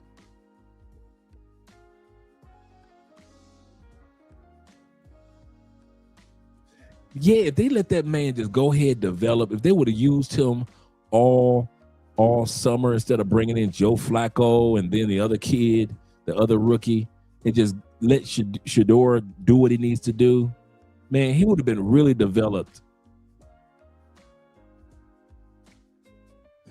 Oh, we're so used to being laughed at over the last 25 years, 30 years. I mean, we won 3 Super Bowls, and since then, yeah, it hasn't looked good for us. We haven't looked good since the 80s. No, I can't say that because some of the Derek Carr years were some good years during Derek Carr time period.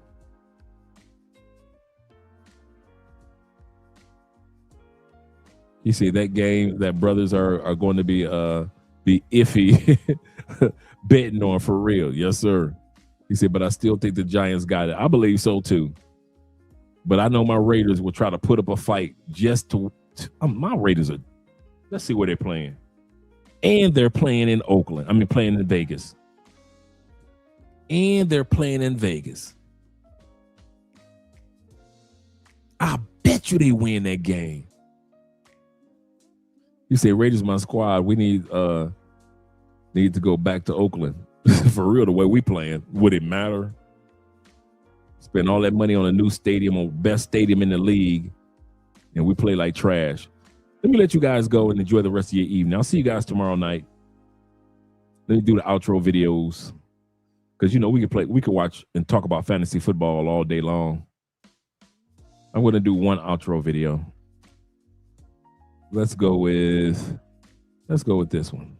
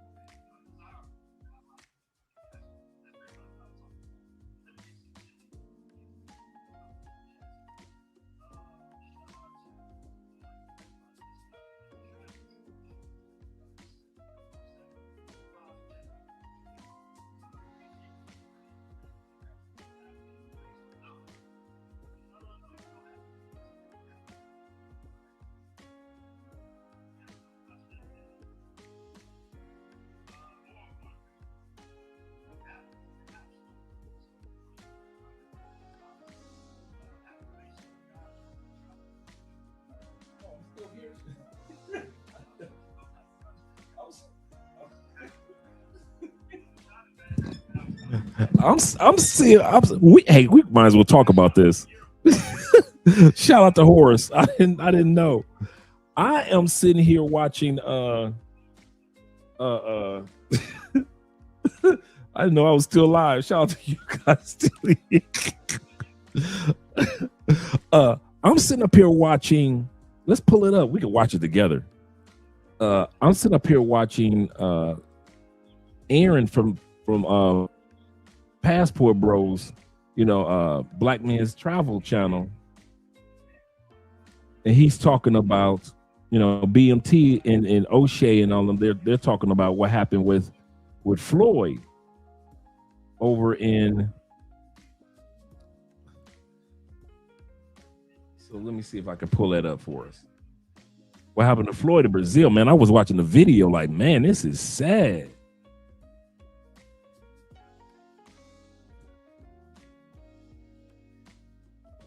So let me see if I can pull it up if you guys want to hang around and watch it with me.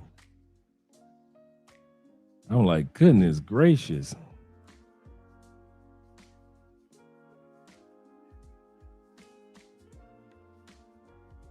Let's see.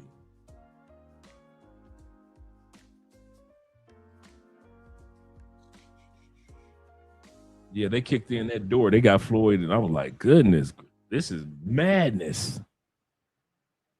So let's go here. And let me pull it up on the screen. Yeah, I didn't know you guys were still here. I'm watching their live stream. So let's pull it up on the screen.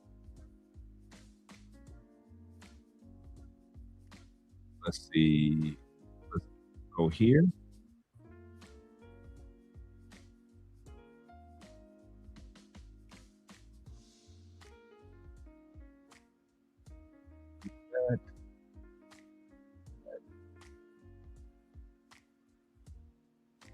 And they said he was messing with them young girls, man. Crazy. I'm gonna say, what's his name? Going to say, what's his name? Minister Jack probably gonna get it. No, he gonna get a hang of this. Yeah, for the next 6 months. Malcolm, you there? Expecting to hear dudes give all type of reactions to the Passport Bro. I don't know if this is the homie Malcolm or what. I know. I didn't know. What the hell? Let me know if y'all can hear it. You touch your bald head, man. I don't know what Buddy got going on. Yeah, we moved him from the stage. Yeah, you never know. He might do some wild stuff. All right. I know he had dropped the article. But yeah, man, I just want to say too, like I reiterated before, I'm glad you're calling this out because it is a stain, especially on what you're trying to build too, like I'm glad everybody's on code and was calling this out and making sure we learning from our lessons from previous situations. Or if it's something that's blatantly obvious, we denounce that as ASAP. Yeah. I mean, this is. Oh, let me sign in. Go to the chat.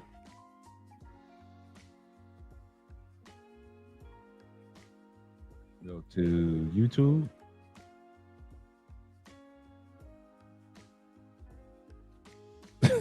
Seeing myself still alive. Bring different guests on and everything like that. Here we go.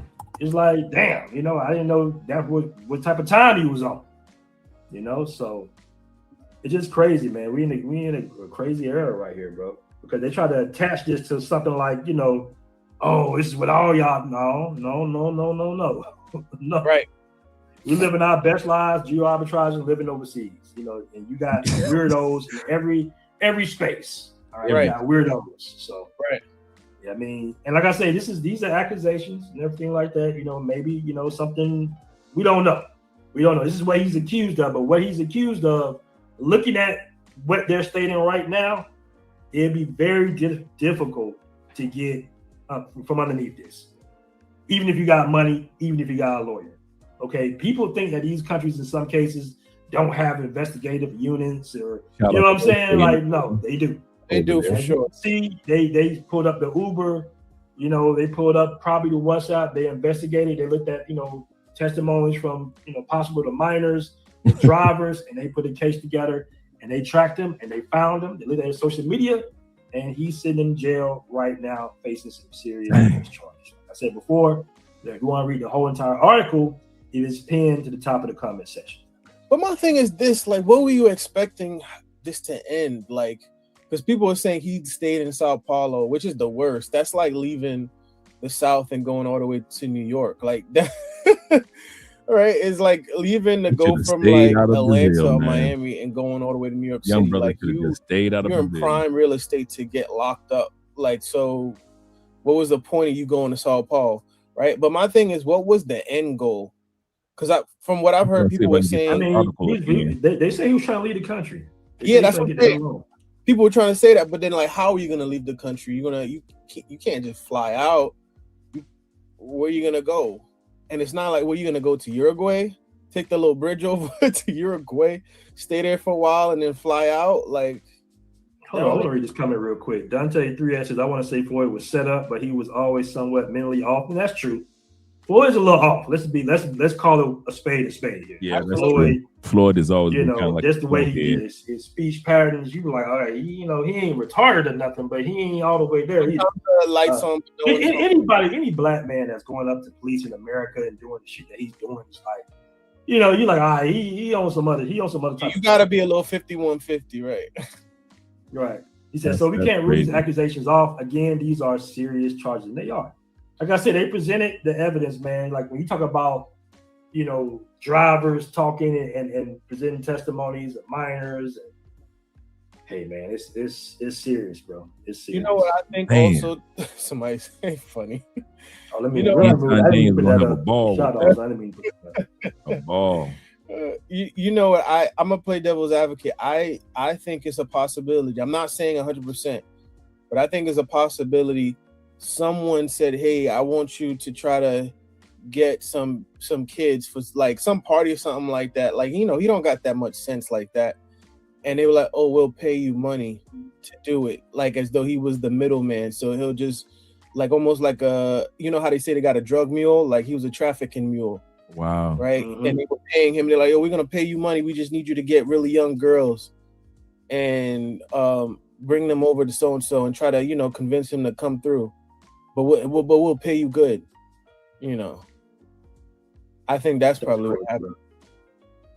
That's crazy, bro. Like it's not looking for. I would say this, man. Like the comment says, Brazilian prison is no joke. Oh yeah.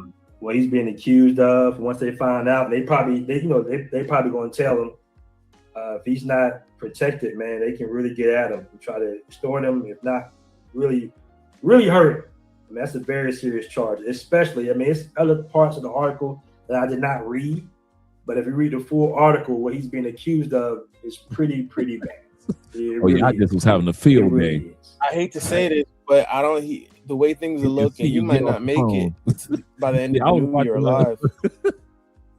It's I don't want to wish I was watching the live stream. that part on anybody, but damn.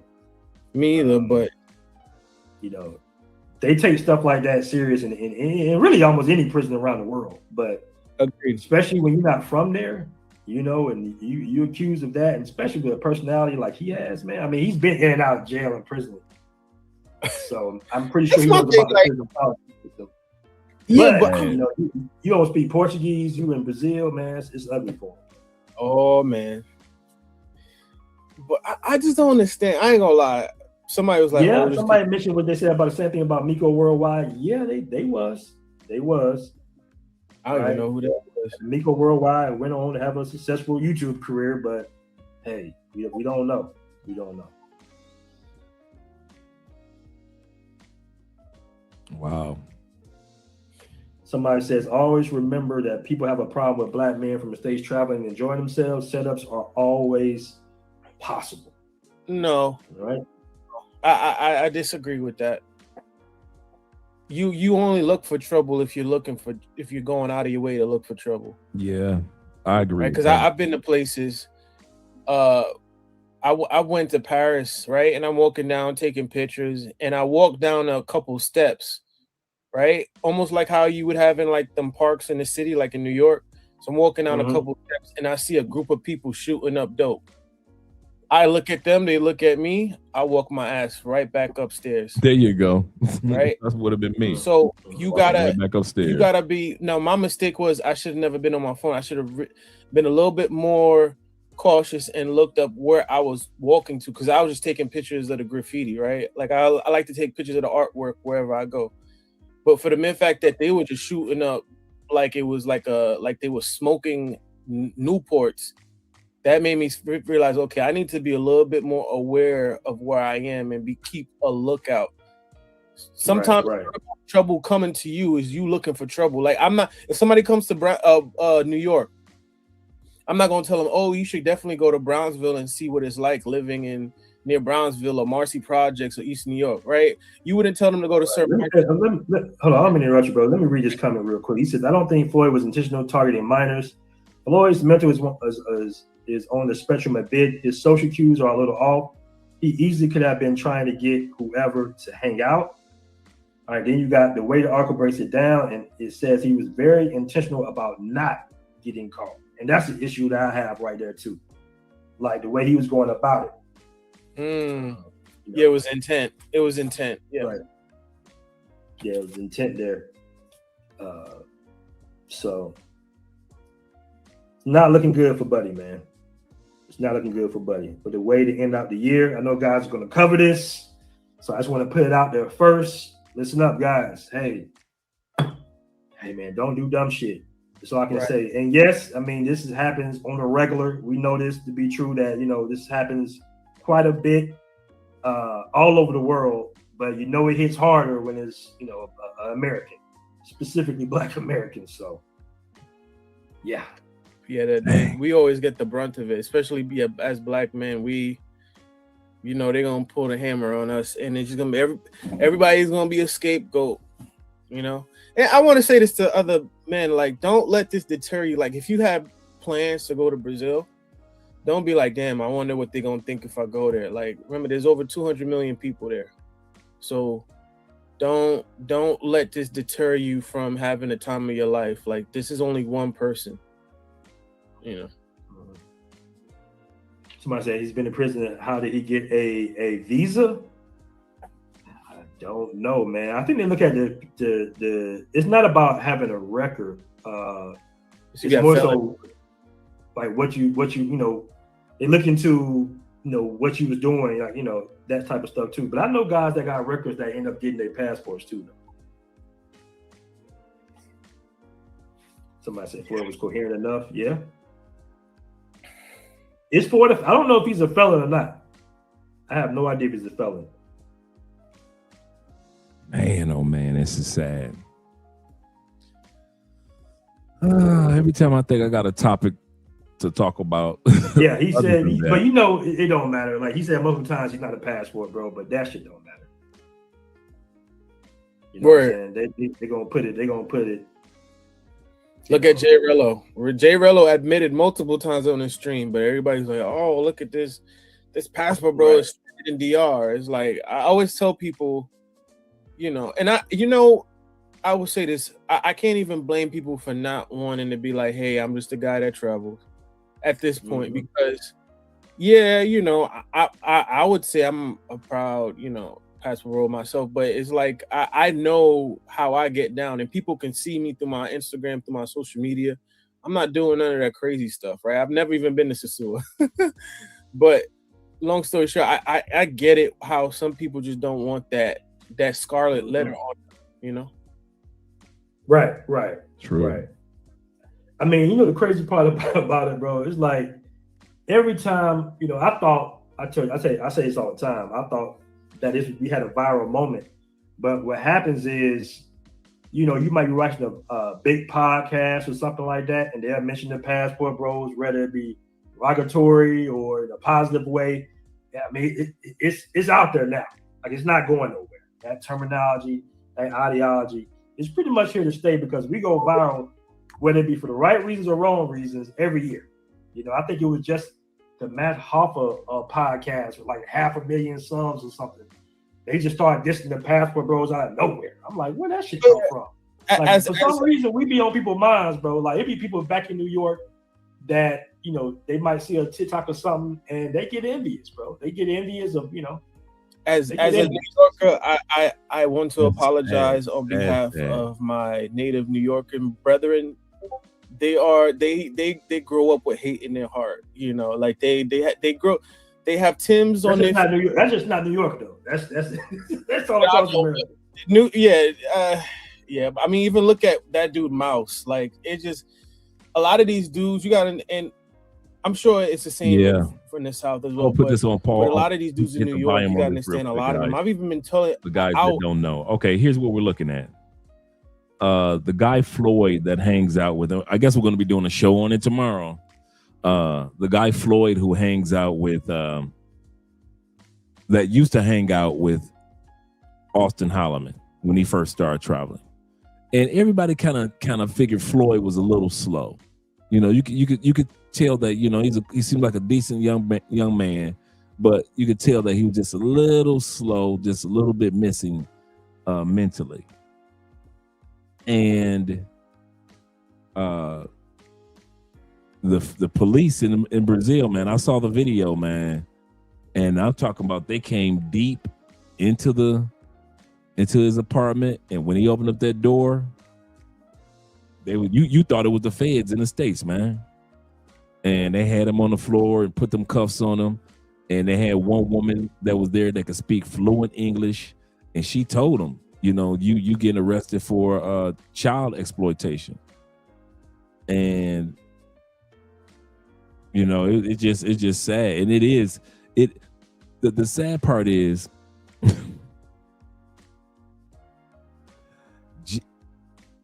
it hasn't even been a week since Anton Daniels said what he said about the Passport Bros, right? What can we say? What can we say?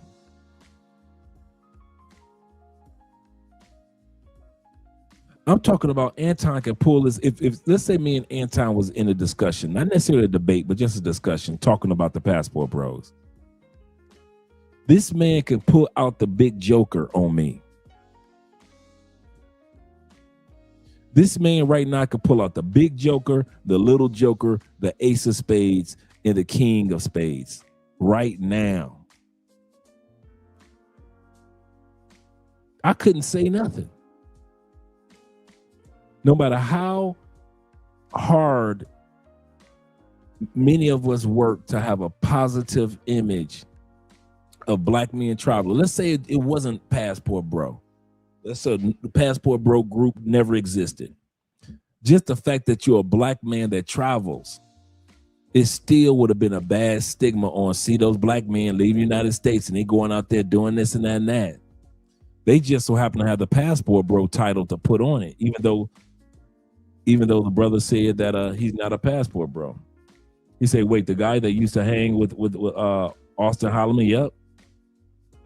That's not a good look, nope. Because for one thing, he hung out with Austin. Shout out to my boy Austin, right? And they already had a bad image of them in Brazil. Why would you go back to Brazil? They already had a bad taste in their mouth in Brazil about you and Austin. And you hop your ass back over to Brazil, messing with 16, 17, whatever year, you know, allegedly, messing with those.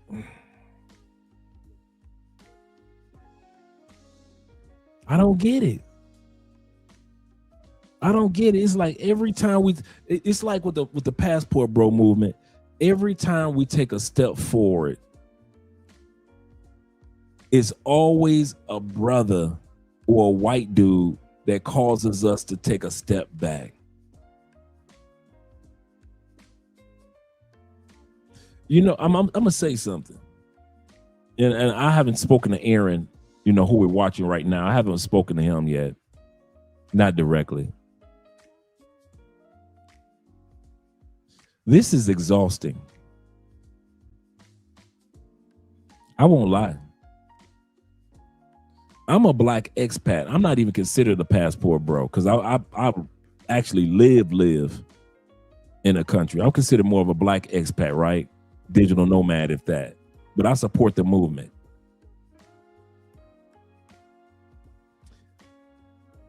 It's exhausting, man.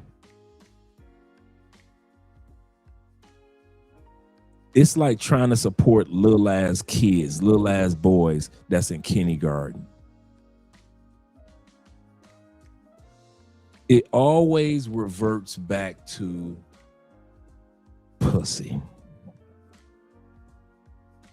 That's probably the part that's most exhausting to me. Whether it be a white dude getting hustled by a Philippine chick, whether it be a brother getting deleted in Medellin, whether it be an Asian dude where his wife leaving him once she gets to the States.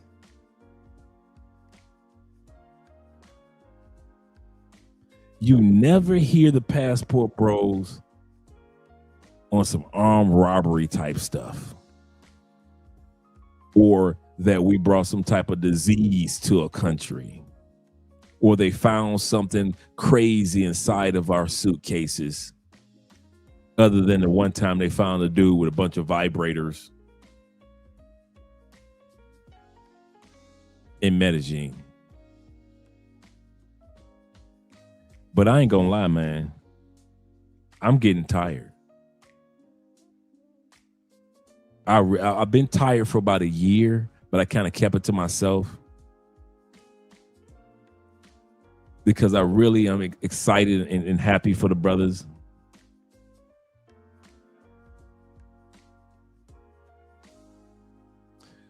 I'm so close, and I kid you not. Like I said, I never talked. Let's put it like this. If it were not for Aaron and the hard work that he puts in for Black Men's Travel on YouTube, Facebook,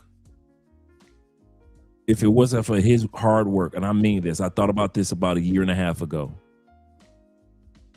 I would have been stopped my support.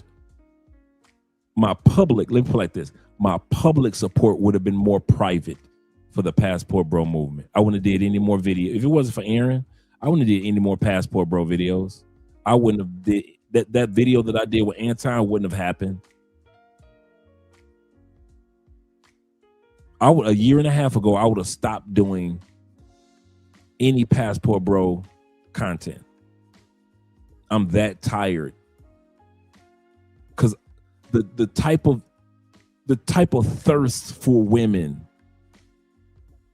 I don't hang out in the States. I don't off camera. I never hung out with. I'm not used to thirsty ass men. Let me be honest. And I know I'm kind of ranting late at night. And I know some of you guys can relate to this too. I'm not used to being around thirsty dudes, bruh. I ain't gonna even lie to you. I'm like what my man D. Smith said, low dick discipline. I'm not used to off camera being around just dudes that's like goblins and shit or gargoyles for some pussy. I'm not used to this, man. If y'all think that this is where I come from, I don't. I tell y'all my stories, and then some of you guys can relate to my stories, and I can relate to your stories because we got a brotherhood going. But we can have our brotherhood and not necessarily talk about the Passport Bros. And I'm so close. I'm really close to kind of like walking away from just discussing it. And I just support it from behind the scenes. I think I might support it from like being informative, like talk about different things that they can do as far as, you know, the information that I share, whether it be taxes or cost of living. I think I'm going to have I got some things I need to analyze for 2026 because I think that I'm starting to feel like that video that I did for Anton, with Anton's reaction, that was my final moment of getting my commentary regarding the passport bros out of my system. And in 2026, I think I might just support from behind the scenes. Because I'm tired. And I don't get any economic blessings from it. I think you want to support guys, so you do a reaction video on it.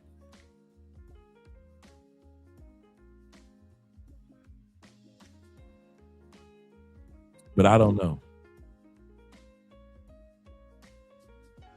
I don't know anymore. I'm tired. I'm tired of trying to support little ass boys. So many fucking little ass boys. So many. And I know I'm just kind of like speaking from the heart right now. Shout out to all 39 of you guys that are here, but I'm fucking tired of this, man. It's almost like, why help people that don't want to help themselves?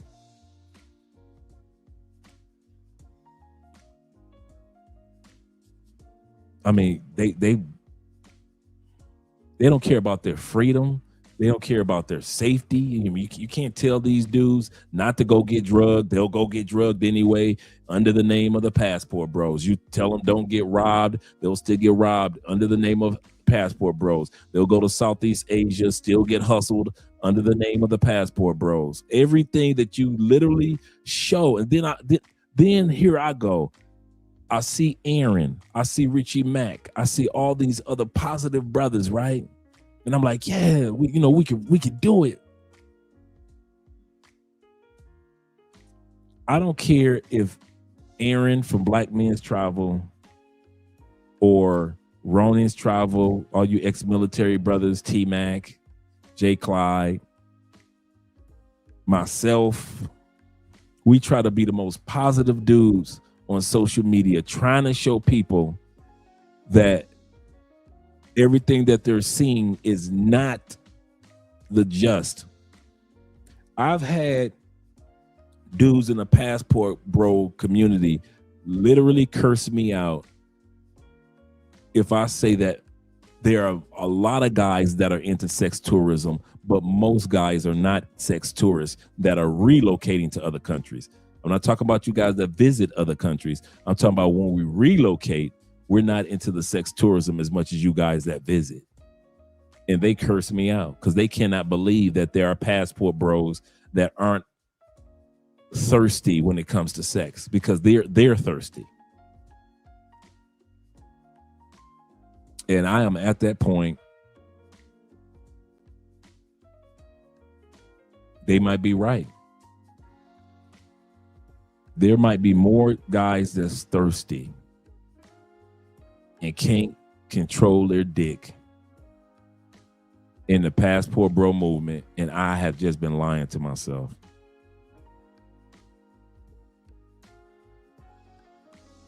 And I feel like a guy with a bucket trying to keep the Titanic from sinking, just so I can save as many lives as I can. So I got a bucket and I'm throwing water back into the ocean, trying to keep the Titanic from sinking. That's how I feel. And I'm tired, man. So it's gonna be a hot minute before y'all see me do some passport bro videos. It's gonna be a hot minute. Like I said, I support my brother Aaron. Like I said, that's the only reason why I've been talking about passport bros and talking about the passport bro app and the brother. If they want to be known for those exploits, I'm just going to sit back and just promote Black expats or expats in general. I'll just go back to talking about what it's like to be an expat relocated to another country and interview expats. Because this is a funny part. A lot of times this is the part that I haven't told you guys. A lot of times people won't even do an interview on our channel because there's just a percentage of our videos that talk about the passport bros, and they don't want to be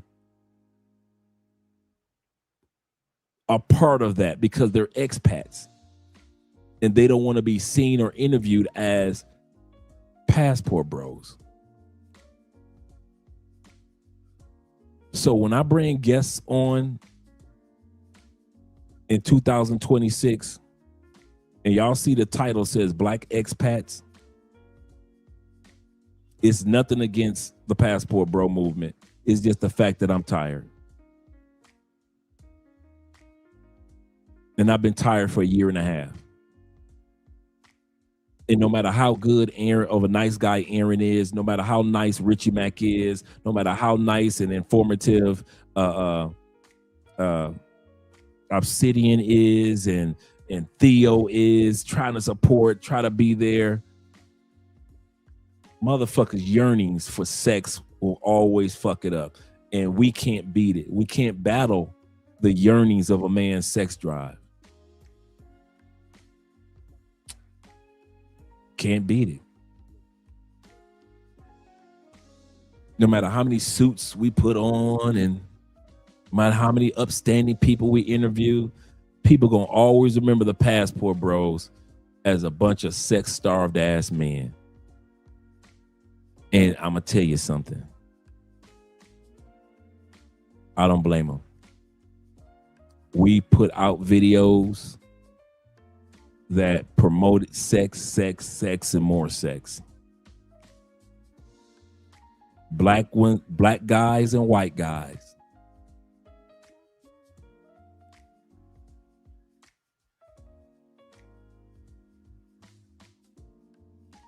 Yeah, you won't be seeing me with any more passport bro t-shirts on. But when it comes to economically supporting my brother Aaron, supporting the Facebook pages, the app, I'll support financially without a doubt, but I'm done. I'm through.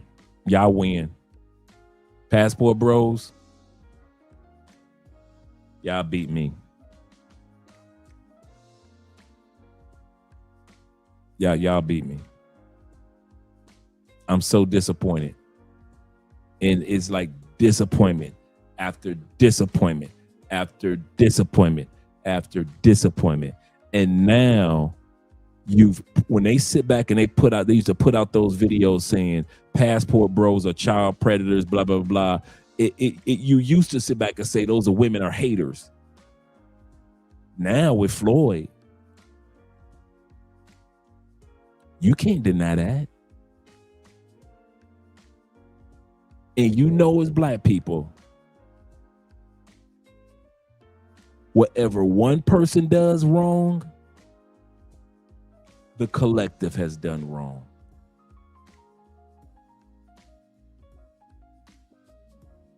You already know that. And yet y'all still get on planes and don't know how to shut the fuck up when it comes to y'all horniness and sex.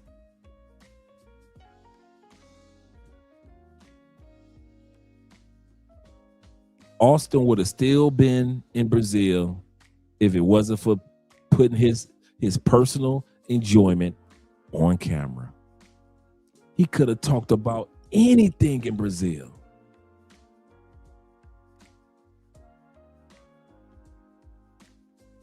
But he put his personal exploits on camera. The other thing about passport bro movement that's kind of got me kind of like moving to the side is this. Like I said, I don't even hang out with those type of guys in real life. If you a thirsty ass dude for sex, I don't hang out with you. In real life, like real life, I never was a thirsty dude and I don't hang out with thirsty dudes. No offense. I don't tell you what to do with your money. You're a grown man. But what I'm saying is, like in real life, cameras off, no YouTube channel, I never hung out with you dudes. I don't know what it's like to be around thirsty ass men that act like they ain't never had no pussy before. That you're willing to put your life on the line for a threesome and get drugged and get robbed and I don't know nothing about that. I don't know nothing about a man getting scammed in Southeast Asia of all the money that's in his bank account. I don't hang out with white dudes that get scammed like that. I got a lot of white friends that not, dude, I kid you not. I don't hang out with dudes that's so thirsty that they will lose everything to one Asian chick. I don't know nothing about that world. So I pretend in my mind, let me go ahead and be honest with you guys. I pretend in my mind as if I can relate or at least respect. You know, my man, you guys on vacation. You got money in your pocket. Go ahead, have fun. So I try to respect the man's boundaries of having fun. But damn, there's only so much I can do if you want to be stupid than a motherfucker. And then I'm sitting over here and a bunch of us other brothers sitting over here starting businesses, building relationships in the community, doing positive things. And y'all don't want to see that shit on camera. Y'all want to see the dramatic bullshit. Y'all want to see holes, asses, and coochies.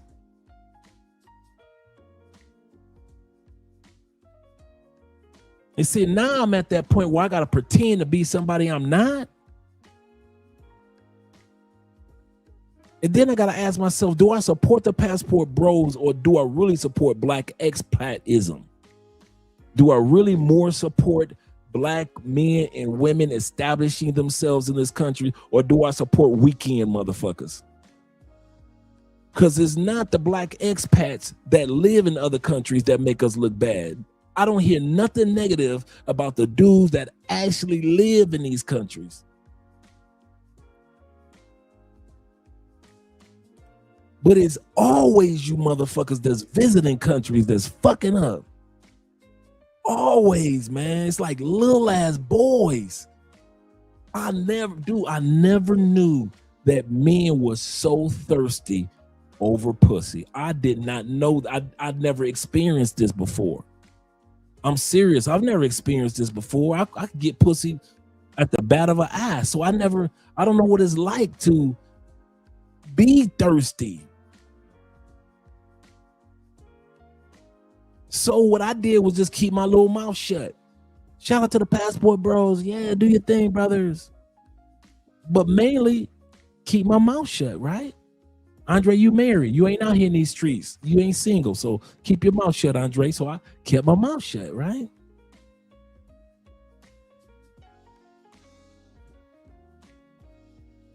That's exactly right, brother.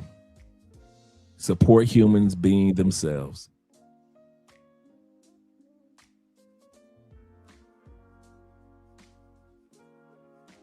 So I just want to put that public service announcement out there, bros. I love y'all, man. Y'all my family. Y'all my brotherhood, and I mean that. But 2026, I'm going to be talking more about the black expats that have traveled.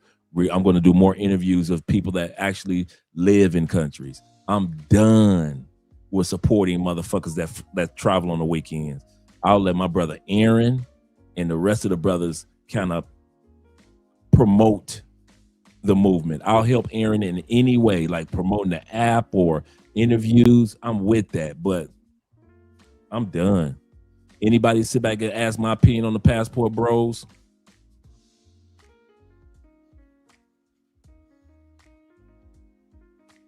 I mean it. That I think, like I said, in my spirit, I think that reaction to Anton Daniels was my hurrah, my last hurrah on the passport bro movement until dudes grow the fuck up and stop acting like little ass kids that ain't never had no pussy before. Y'all act like y'all ain't never had no money, or y'all act like y'all ain't never had no pussy and or money together. This is sad. This is like really sad. Let me shut this off real quick over there. Shout out to my brother Aaron, and I'll keep supporting this channel, keep watching the channel, because I know that's the part that frustrates me, because I know the brother is doing some positive things, man. Some positive things. And now you can't even hold your head up and wear a Passport Bro t-shirt with pride because of this shit and other incidences that have happened over the years, whether dudes getting robbed, drugs, scam. Dude, any commentary that I see on Passport Bros on TikTok, I ain't gonna even respond and say shit no more. I used to sit back, be on TikTok defending motherfuckers. Not in them. I'm done, bro. I'm tired. I mean, I wish I could put it another way. I'm fucking tired of this shit, man.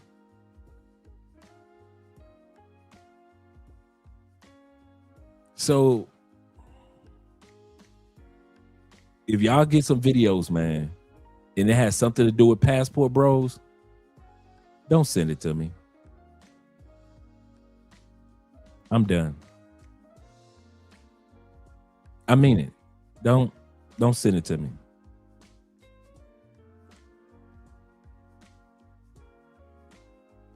I know guys will sit back and say, well, that's Andre. You know, he's a positive brother, positive representative of the Passport Bros. I get that quite often. I'm not going to deny it because I know that, you know, guys are just saying, you know, hey, Andre travels, so therefore he's a positive. I'm not going to sit back and say, I'm not a Passport Bro. I'm not going to go through all that.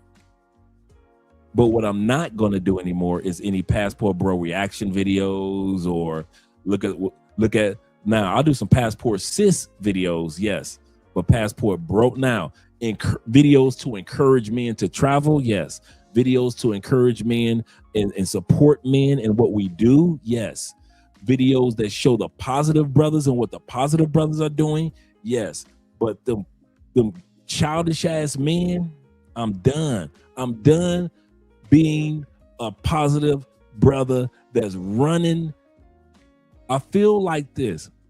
There are 100,000 negative ass dudes running this way. And it's maybe like 1,000 of us decent dudes running that way. And we know we're about to get ran down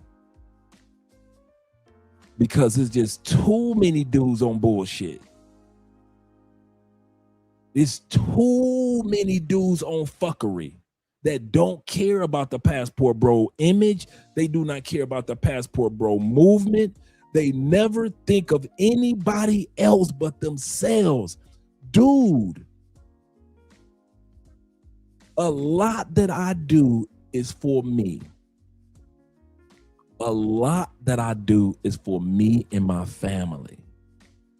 But there is a hell of a lot that I do because I want a positive image of Black males when it comes to us traveling.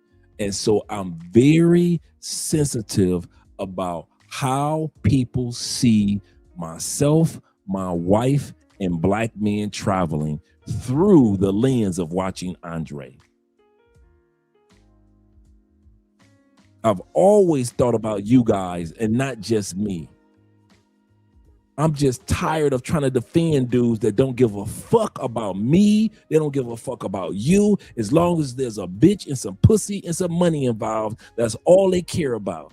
And they will cuss you out if you don't understand or acknowledge their behavior.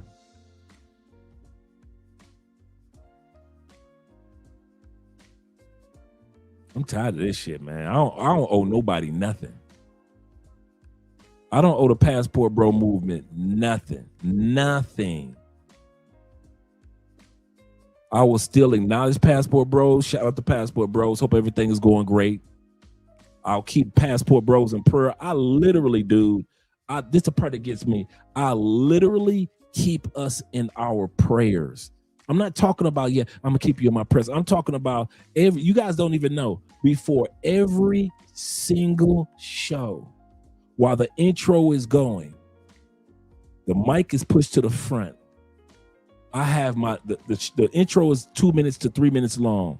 That gives me 2 minutes to meditate and to pray that we have safe flights, to pray for your families back home, to pray for your business adventures and ventures, to pray for your relationships. I literally pray for us before every episode.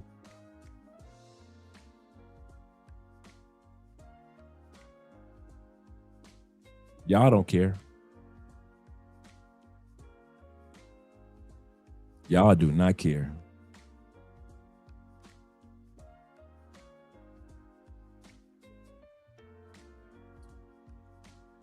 Yeah, Data says this. Shout out to Data. Shout out to all you guys that are here. I'm going to let you guys go. I know it's getting late. He says, so bad now. I see a brother coming. I turn and go the other way.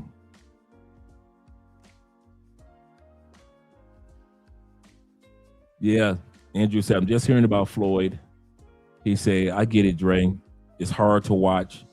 Thanks for praying for the rest of us. Yeah, man. It's not like I'm going to stop praying for us, but goodness gracious. And it's not just Floyd. My frustration, like I said, has been going on like a year and a half. It's not just Floyd.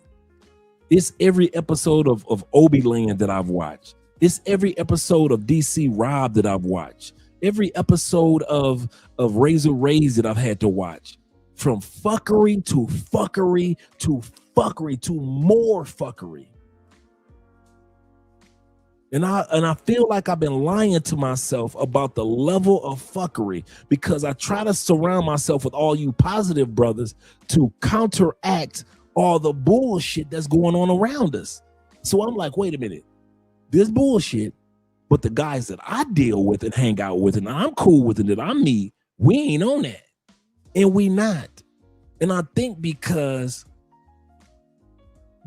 Cali is off of the beaten path, when you guys come down here, it's more mature. No matter what age, you guys are a mature audience. You guys are more sensible audience.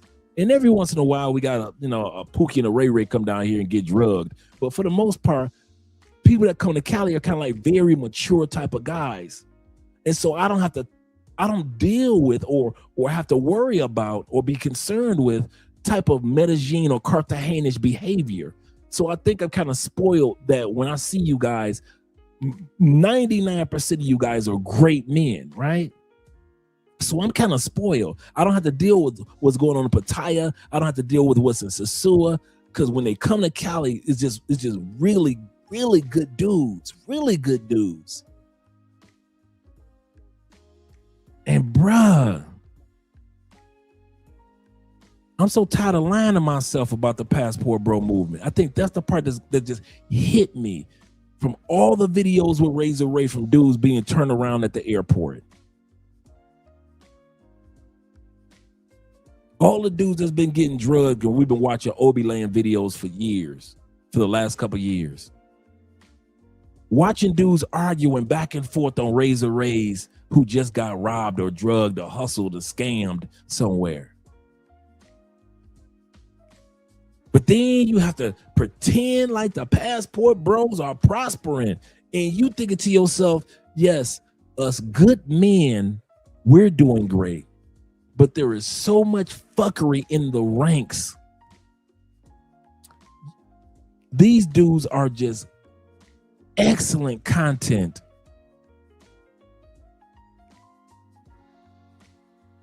Excellent content for anti-Passport Bro movement. TikTok is about to explode with this Floyd scenario. If you think it's not, how long has Austin Holloman been in Kenya? 2 years, 2.5 years? Do you know that there are still people on TikTok talking about Austin Holloman and how he got banished from Brazil? I just came across a new one yesterday. That was 3 years ago Austin did that, 2.5, right? And Austin didn't get found guilty or accused of anything, really. Can you imagine when the sisters, the passport sisters, the everyday sisters, they gonna get a hold of this in social media, they gonna act a fool. And you know when, yep.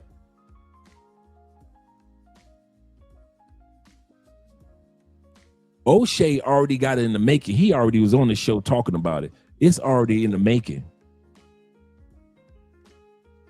So don't be surprised in the next 3 days, O'Shea, if not tomorrow, O'Shea already has his done.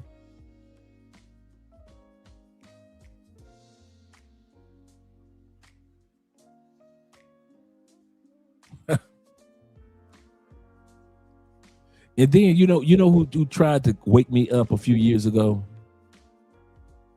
on the phone in a conversation? O'Shea.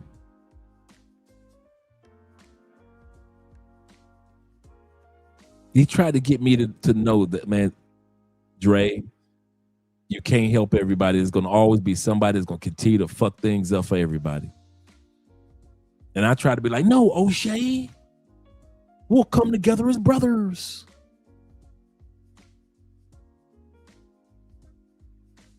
And there are brothers that just don't care.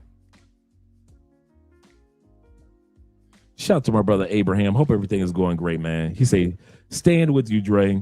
He said, my dad prays for us daily. My mom and I will see you in February. Shout out to you and mom, man. Looking forward to it. Looking forward to it. Yeah, I feel like it's a losing battle, man.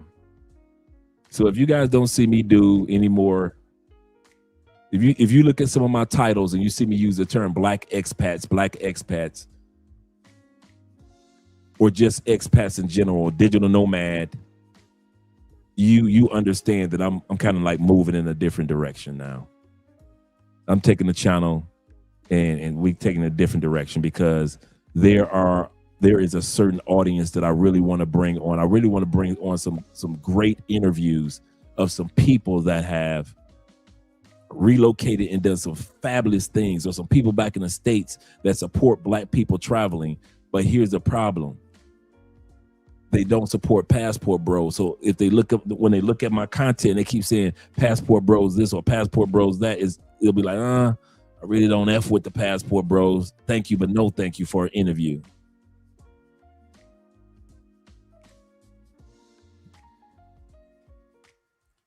Yeah. It's sad. It really is sad. But like I said, this is not just the this pivot will definitely help grow your channel. It will. It will. I think so too. The problems that anyone can claim to be a passport bro, and that's so true. I think it's going to focus on the traveling, as far as the because we're more of a lifestyle channel. Because we talk about everything from the healthy foods to the travel expenses to the passport sisters, or hey, got to get together passport bros. But as far as and I'm not one of those exploiters either. I'm not one of those exploiters that, oh man, that'll be a good video, a passport bro video. The church is talking about passport bros. I'm not going to even do reactions anymore. I'm down with the passport bro reactions for a minute. Maybe during the summer. Let's see how things go. But yeah, I'm done. Like I said, and I hadn't told you guys, this has been on my mind for a year and a half. It's been on my mind for a year and a half, man. Shout out to my man Charles in the building.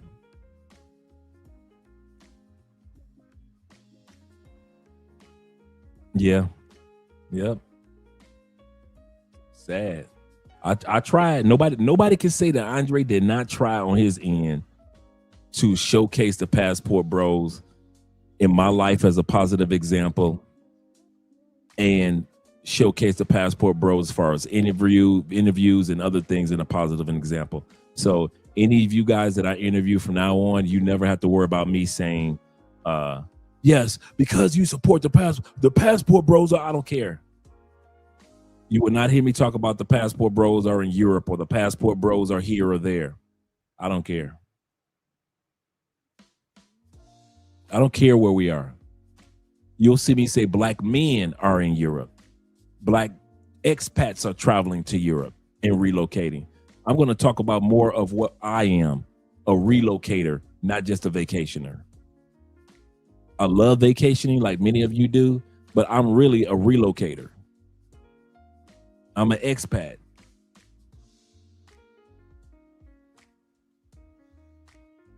Yeah, I've got turned down I kid you not, I've got turned down from many of interviews because people were like, oh, you want those passport bros? Thank you, but no thank you. I might even have to clean our channel from the passport bro videos that we have up, and I just put them on Patreon or something, but I don't know.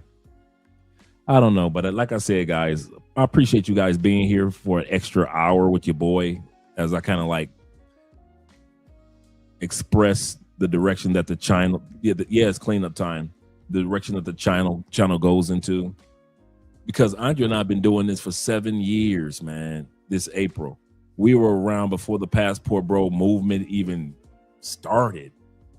I mean, we started in 2019. None of this was going on. So, yeah, any books that I write won't have passport bro this, passport bro that. I had a passport bro novel horror story not horror story, but a murder mystery that I was actually writing. I might finish that off. I got a murder mystery about a murder that took place in Medellin. 4 passport bro brothers that were brothers from college. One of them ended up deleted. And the mystery is to find out, was it a local that did it? And they run around looking for the local. And then you find out that it may not have been a local that committed the murder of one of their friends. And so I might finish that off because I already started. And it's called The Last Night in Medellin. It's a murder mystery, kind of like the David Patterson type of books.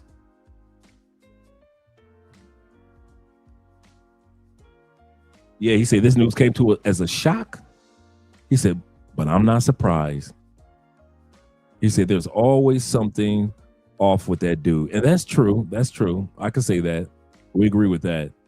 He said, just hate that he clipped in Brazil. Good thing I have other countries and continents on my list. That's true, Charles. And you've been going there forever. Shout out to my man D Smith. He said, salute to you, Dre. We support everything you do. And I know you guys do, and I appreciate that. And I think that's why it's all coming out right now. Like I said, it's not one incident. It's not one incident. It's been building up for a few, like I said, at least a year and a half. At least in a year and a half. And I've been trying to just defend the passport bros and defend the passport bro movement, and then try to separate. No, it's not the passport bros. It's the weekend warriors. That's who's doing it. No, it's not the passport bros. It's the sex pats. Yeah, that's who's doing it. I'm tired of that. I'm tired of trying to give clarity for grown men that's doing stupid stuff. Call a spade a spade. I'm tired of, well, he never officially said he was a passport bro. I don't know why y'all want to say, no, black people, stop it. We know if one black person does something, we all did it. Passport bros, stop it. You know, if they say one of us did something, it might as well be all of us that did it. So let's not pretend. Black people, you already used to being accused, one person doing something, and they put the eye on all of us. Same thing with the passport bro movement. All it takes is just one person doing stupidity. And I kid y'all not, if it wasn't for my man Aaron, I would have been stopped talking about Passport Bro movement. I'd have been stopped talking about it. I kid you not. That's how much I believe in what he's trying to do as far as the brand, the business, the image, the Facebook page, the camaraderie, togetherness. I believe in what the brother's doing. If it wasn't for him, I promise you would not have heard me talk about Passport Bros at all on this channel. But I'm at my wit's end. I'm done. I'm done. So, y'all, I'm passing my baton, my torch, my flaming torch. I'll pass it on to you guys and see what you guys can do with the Passport Bro movement from your end. But as for me on my end, like I said, I support it financially. Anything that they need, I'll support it on stage, speaking about it. But as far as like defending, I'm done with the defense. Shout out to Chaos Reigns. Appreciate you being here, brother. Shout out to Kenny People still here. C said this. He said I still go back to Brazil. Like a kinda. He said Brazil like a kinda. Planned a trip there for a month. He said, but Wu-Tang is performing in Europe. I hate that I missed that when they came to Bogota. I really do. This spring. That's a great trip, bruh. He said, I've narrowed it down to three countries: Italy, Germany, France. If it were me, I can't lie.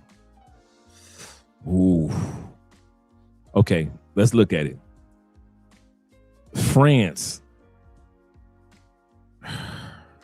I love France, but it's trashy. Once you get to France and you get out of the tourist section, you start to realize how dirty France is. It's not as clean as we think it is, even though it's historically it's beautiful. Don't get me wrong, but you like, oh man, they got rats like this. Italy is the oldest. Italy is a country with the oldest people per capita. Italy is an old country. Young people leave Italy. Old people stay in Italy. So Italy is good to visit. But live is like, yeah, if I was in my 70s, Italy would be great. Right? True story. You can look it up. Italy is the country with the oldest people in the world, per capita, the amount of old people. Italy is a country of old people.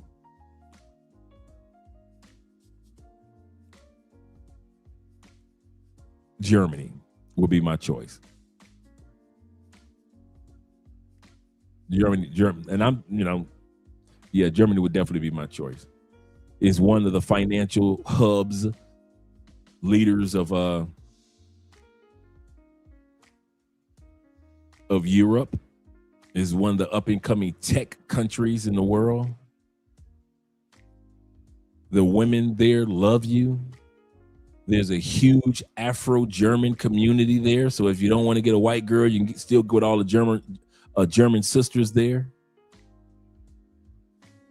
It's connected to so many of the other countries by train.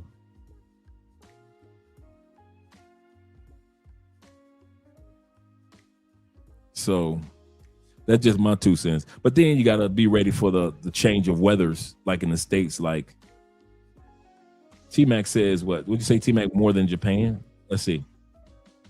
He said, I'm leaning towards Paris, and I like Paris. Don't get me wrong. As a new stamp on my passport. Oh, now as a stamp, yes, yes. Now, if you're just traveling, yes, enjoy all of them. If you're trying to choose, yes, France. Yes, go to France, go to Paris. If you just talking about a stamp, go to Paris. It's really nice as far as the food. He said, but I haven't been to Italy since 2018. So I'm fiending to return. Germany is cool too. Oh, so you're just talking about visiting. Oh, that's a good dilemma to have. We haven't been to Italy yet, and Andre's got family in Italy. So our next trip will be to Italy as far as when we go to Europe. Bobby says this. He says, this is sad. They're probably more peed like me in the States, but all they will see is his face and the title. And this is the crazy part. I didn't even think about that. I'm glad that you brought that up, Bob. I didn't even think about the fact that it's going to be on the news in the States.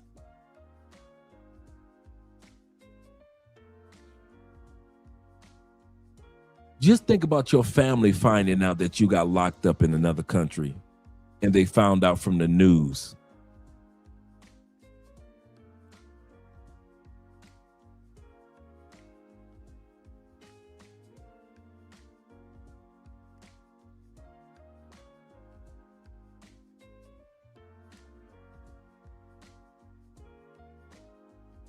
I'm going to keep the brother in prayer, man. It's nothing to laugh at. It's nothing to mock at. We all know that Floyd is a little slow. So it's nothing to sit back and say, aha, look at you. Yeah, that's what I was thinking about with Italy, the food. I was thinking about that Italian food without a doubt. That is so true. That is so true.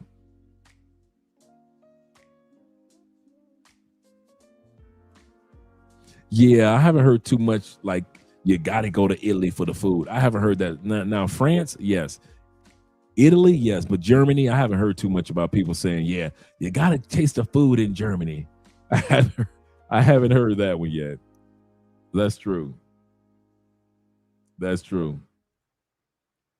He said, I meant to say that I'm going back to Brazil next month. Oh, okay, cool. He said, but I will eventually be in Brazil for an extended period of time. Okay, cool. So you have Becky crying on your chair, though you said that it was, I thought you said it was black girl. Yeah, I know, right? That's true. He said, you know I'm on Team Becky. Oh, yeah, Europe. I ain't mad at you, brother. Do your thing. Do you think that this incident could change the venue planning for the con? I don't think so. See, the conclave centers around tech. The centerpiece of the conclave and everything else veers off of it is what Theo does each year in tech as far as introducing us to cloud engineering and opening up the doors.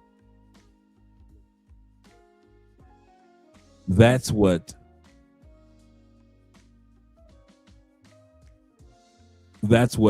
Theo does. That's what the conclave does. And so everything else is like an off branch talking about becoming an expat once you get your certs in your career. Talking about the ladies once you get your certs in career. Talking about getting your health together. Also, cert. So it's like the conclave is the tech, the cloud engineering part, and everything else that you learn and experience that whole weekend is an off branch of the impact of tech in your life, and then the blessings that come after you get hired, how to handle yourself, how to handle your health, how to handle your travel, how to handle dealing with the ladies, how to handle yourself mentally as men with culture cognition. It's things like that. But I don't think that the conclave will ever be impacted by the Passport Bro movement.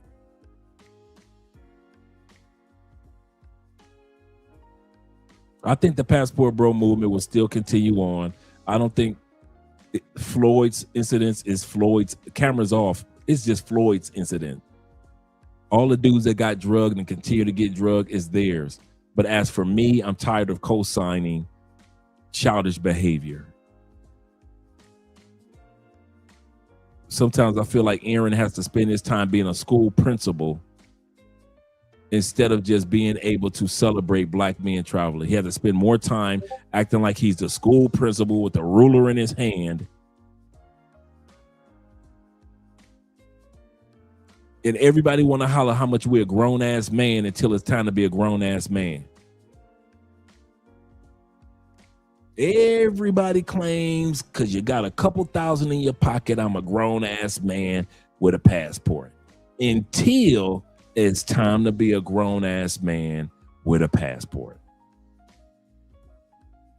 Everybody that got money and a passport, I don't care if you are 53, that does not make you a grown-ass man.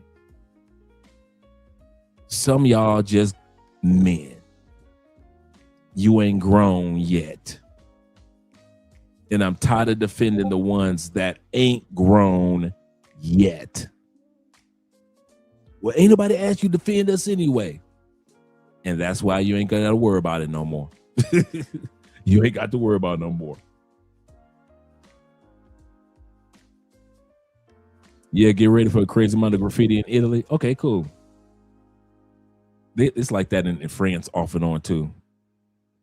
He said, yeah, Italy is my favorite country in the world. Wow, I didn't know that.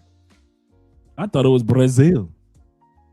He said, I know that you think it. Oh, my bad. I knew you think it is Brazil. He said, but it's really Italy. Brazil is very close second. I did not know that, Charles. He said Japan, Portugal, and Italy in regards of the oldest population. I did know that about Japan. I didn't know about Portugal, even though I did know Portugal was an old population. I did not know they ranked up there like that. I did not know that. The things we learn. Yeah, this is going to be big tomorrow.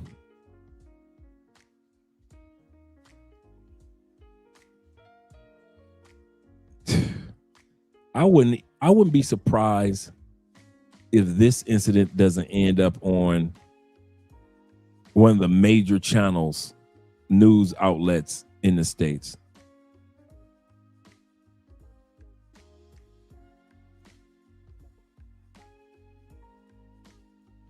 He said, Becky put his speakerphone on blast. Well, let me let you guys enjoy the rest of your night. I appreciate you gentlemen being here.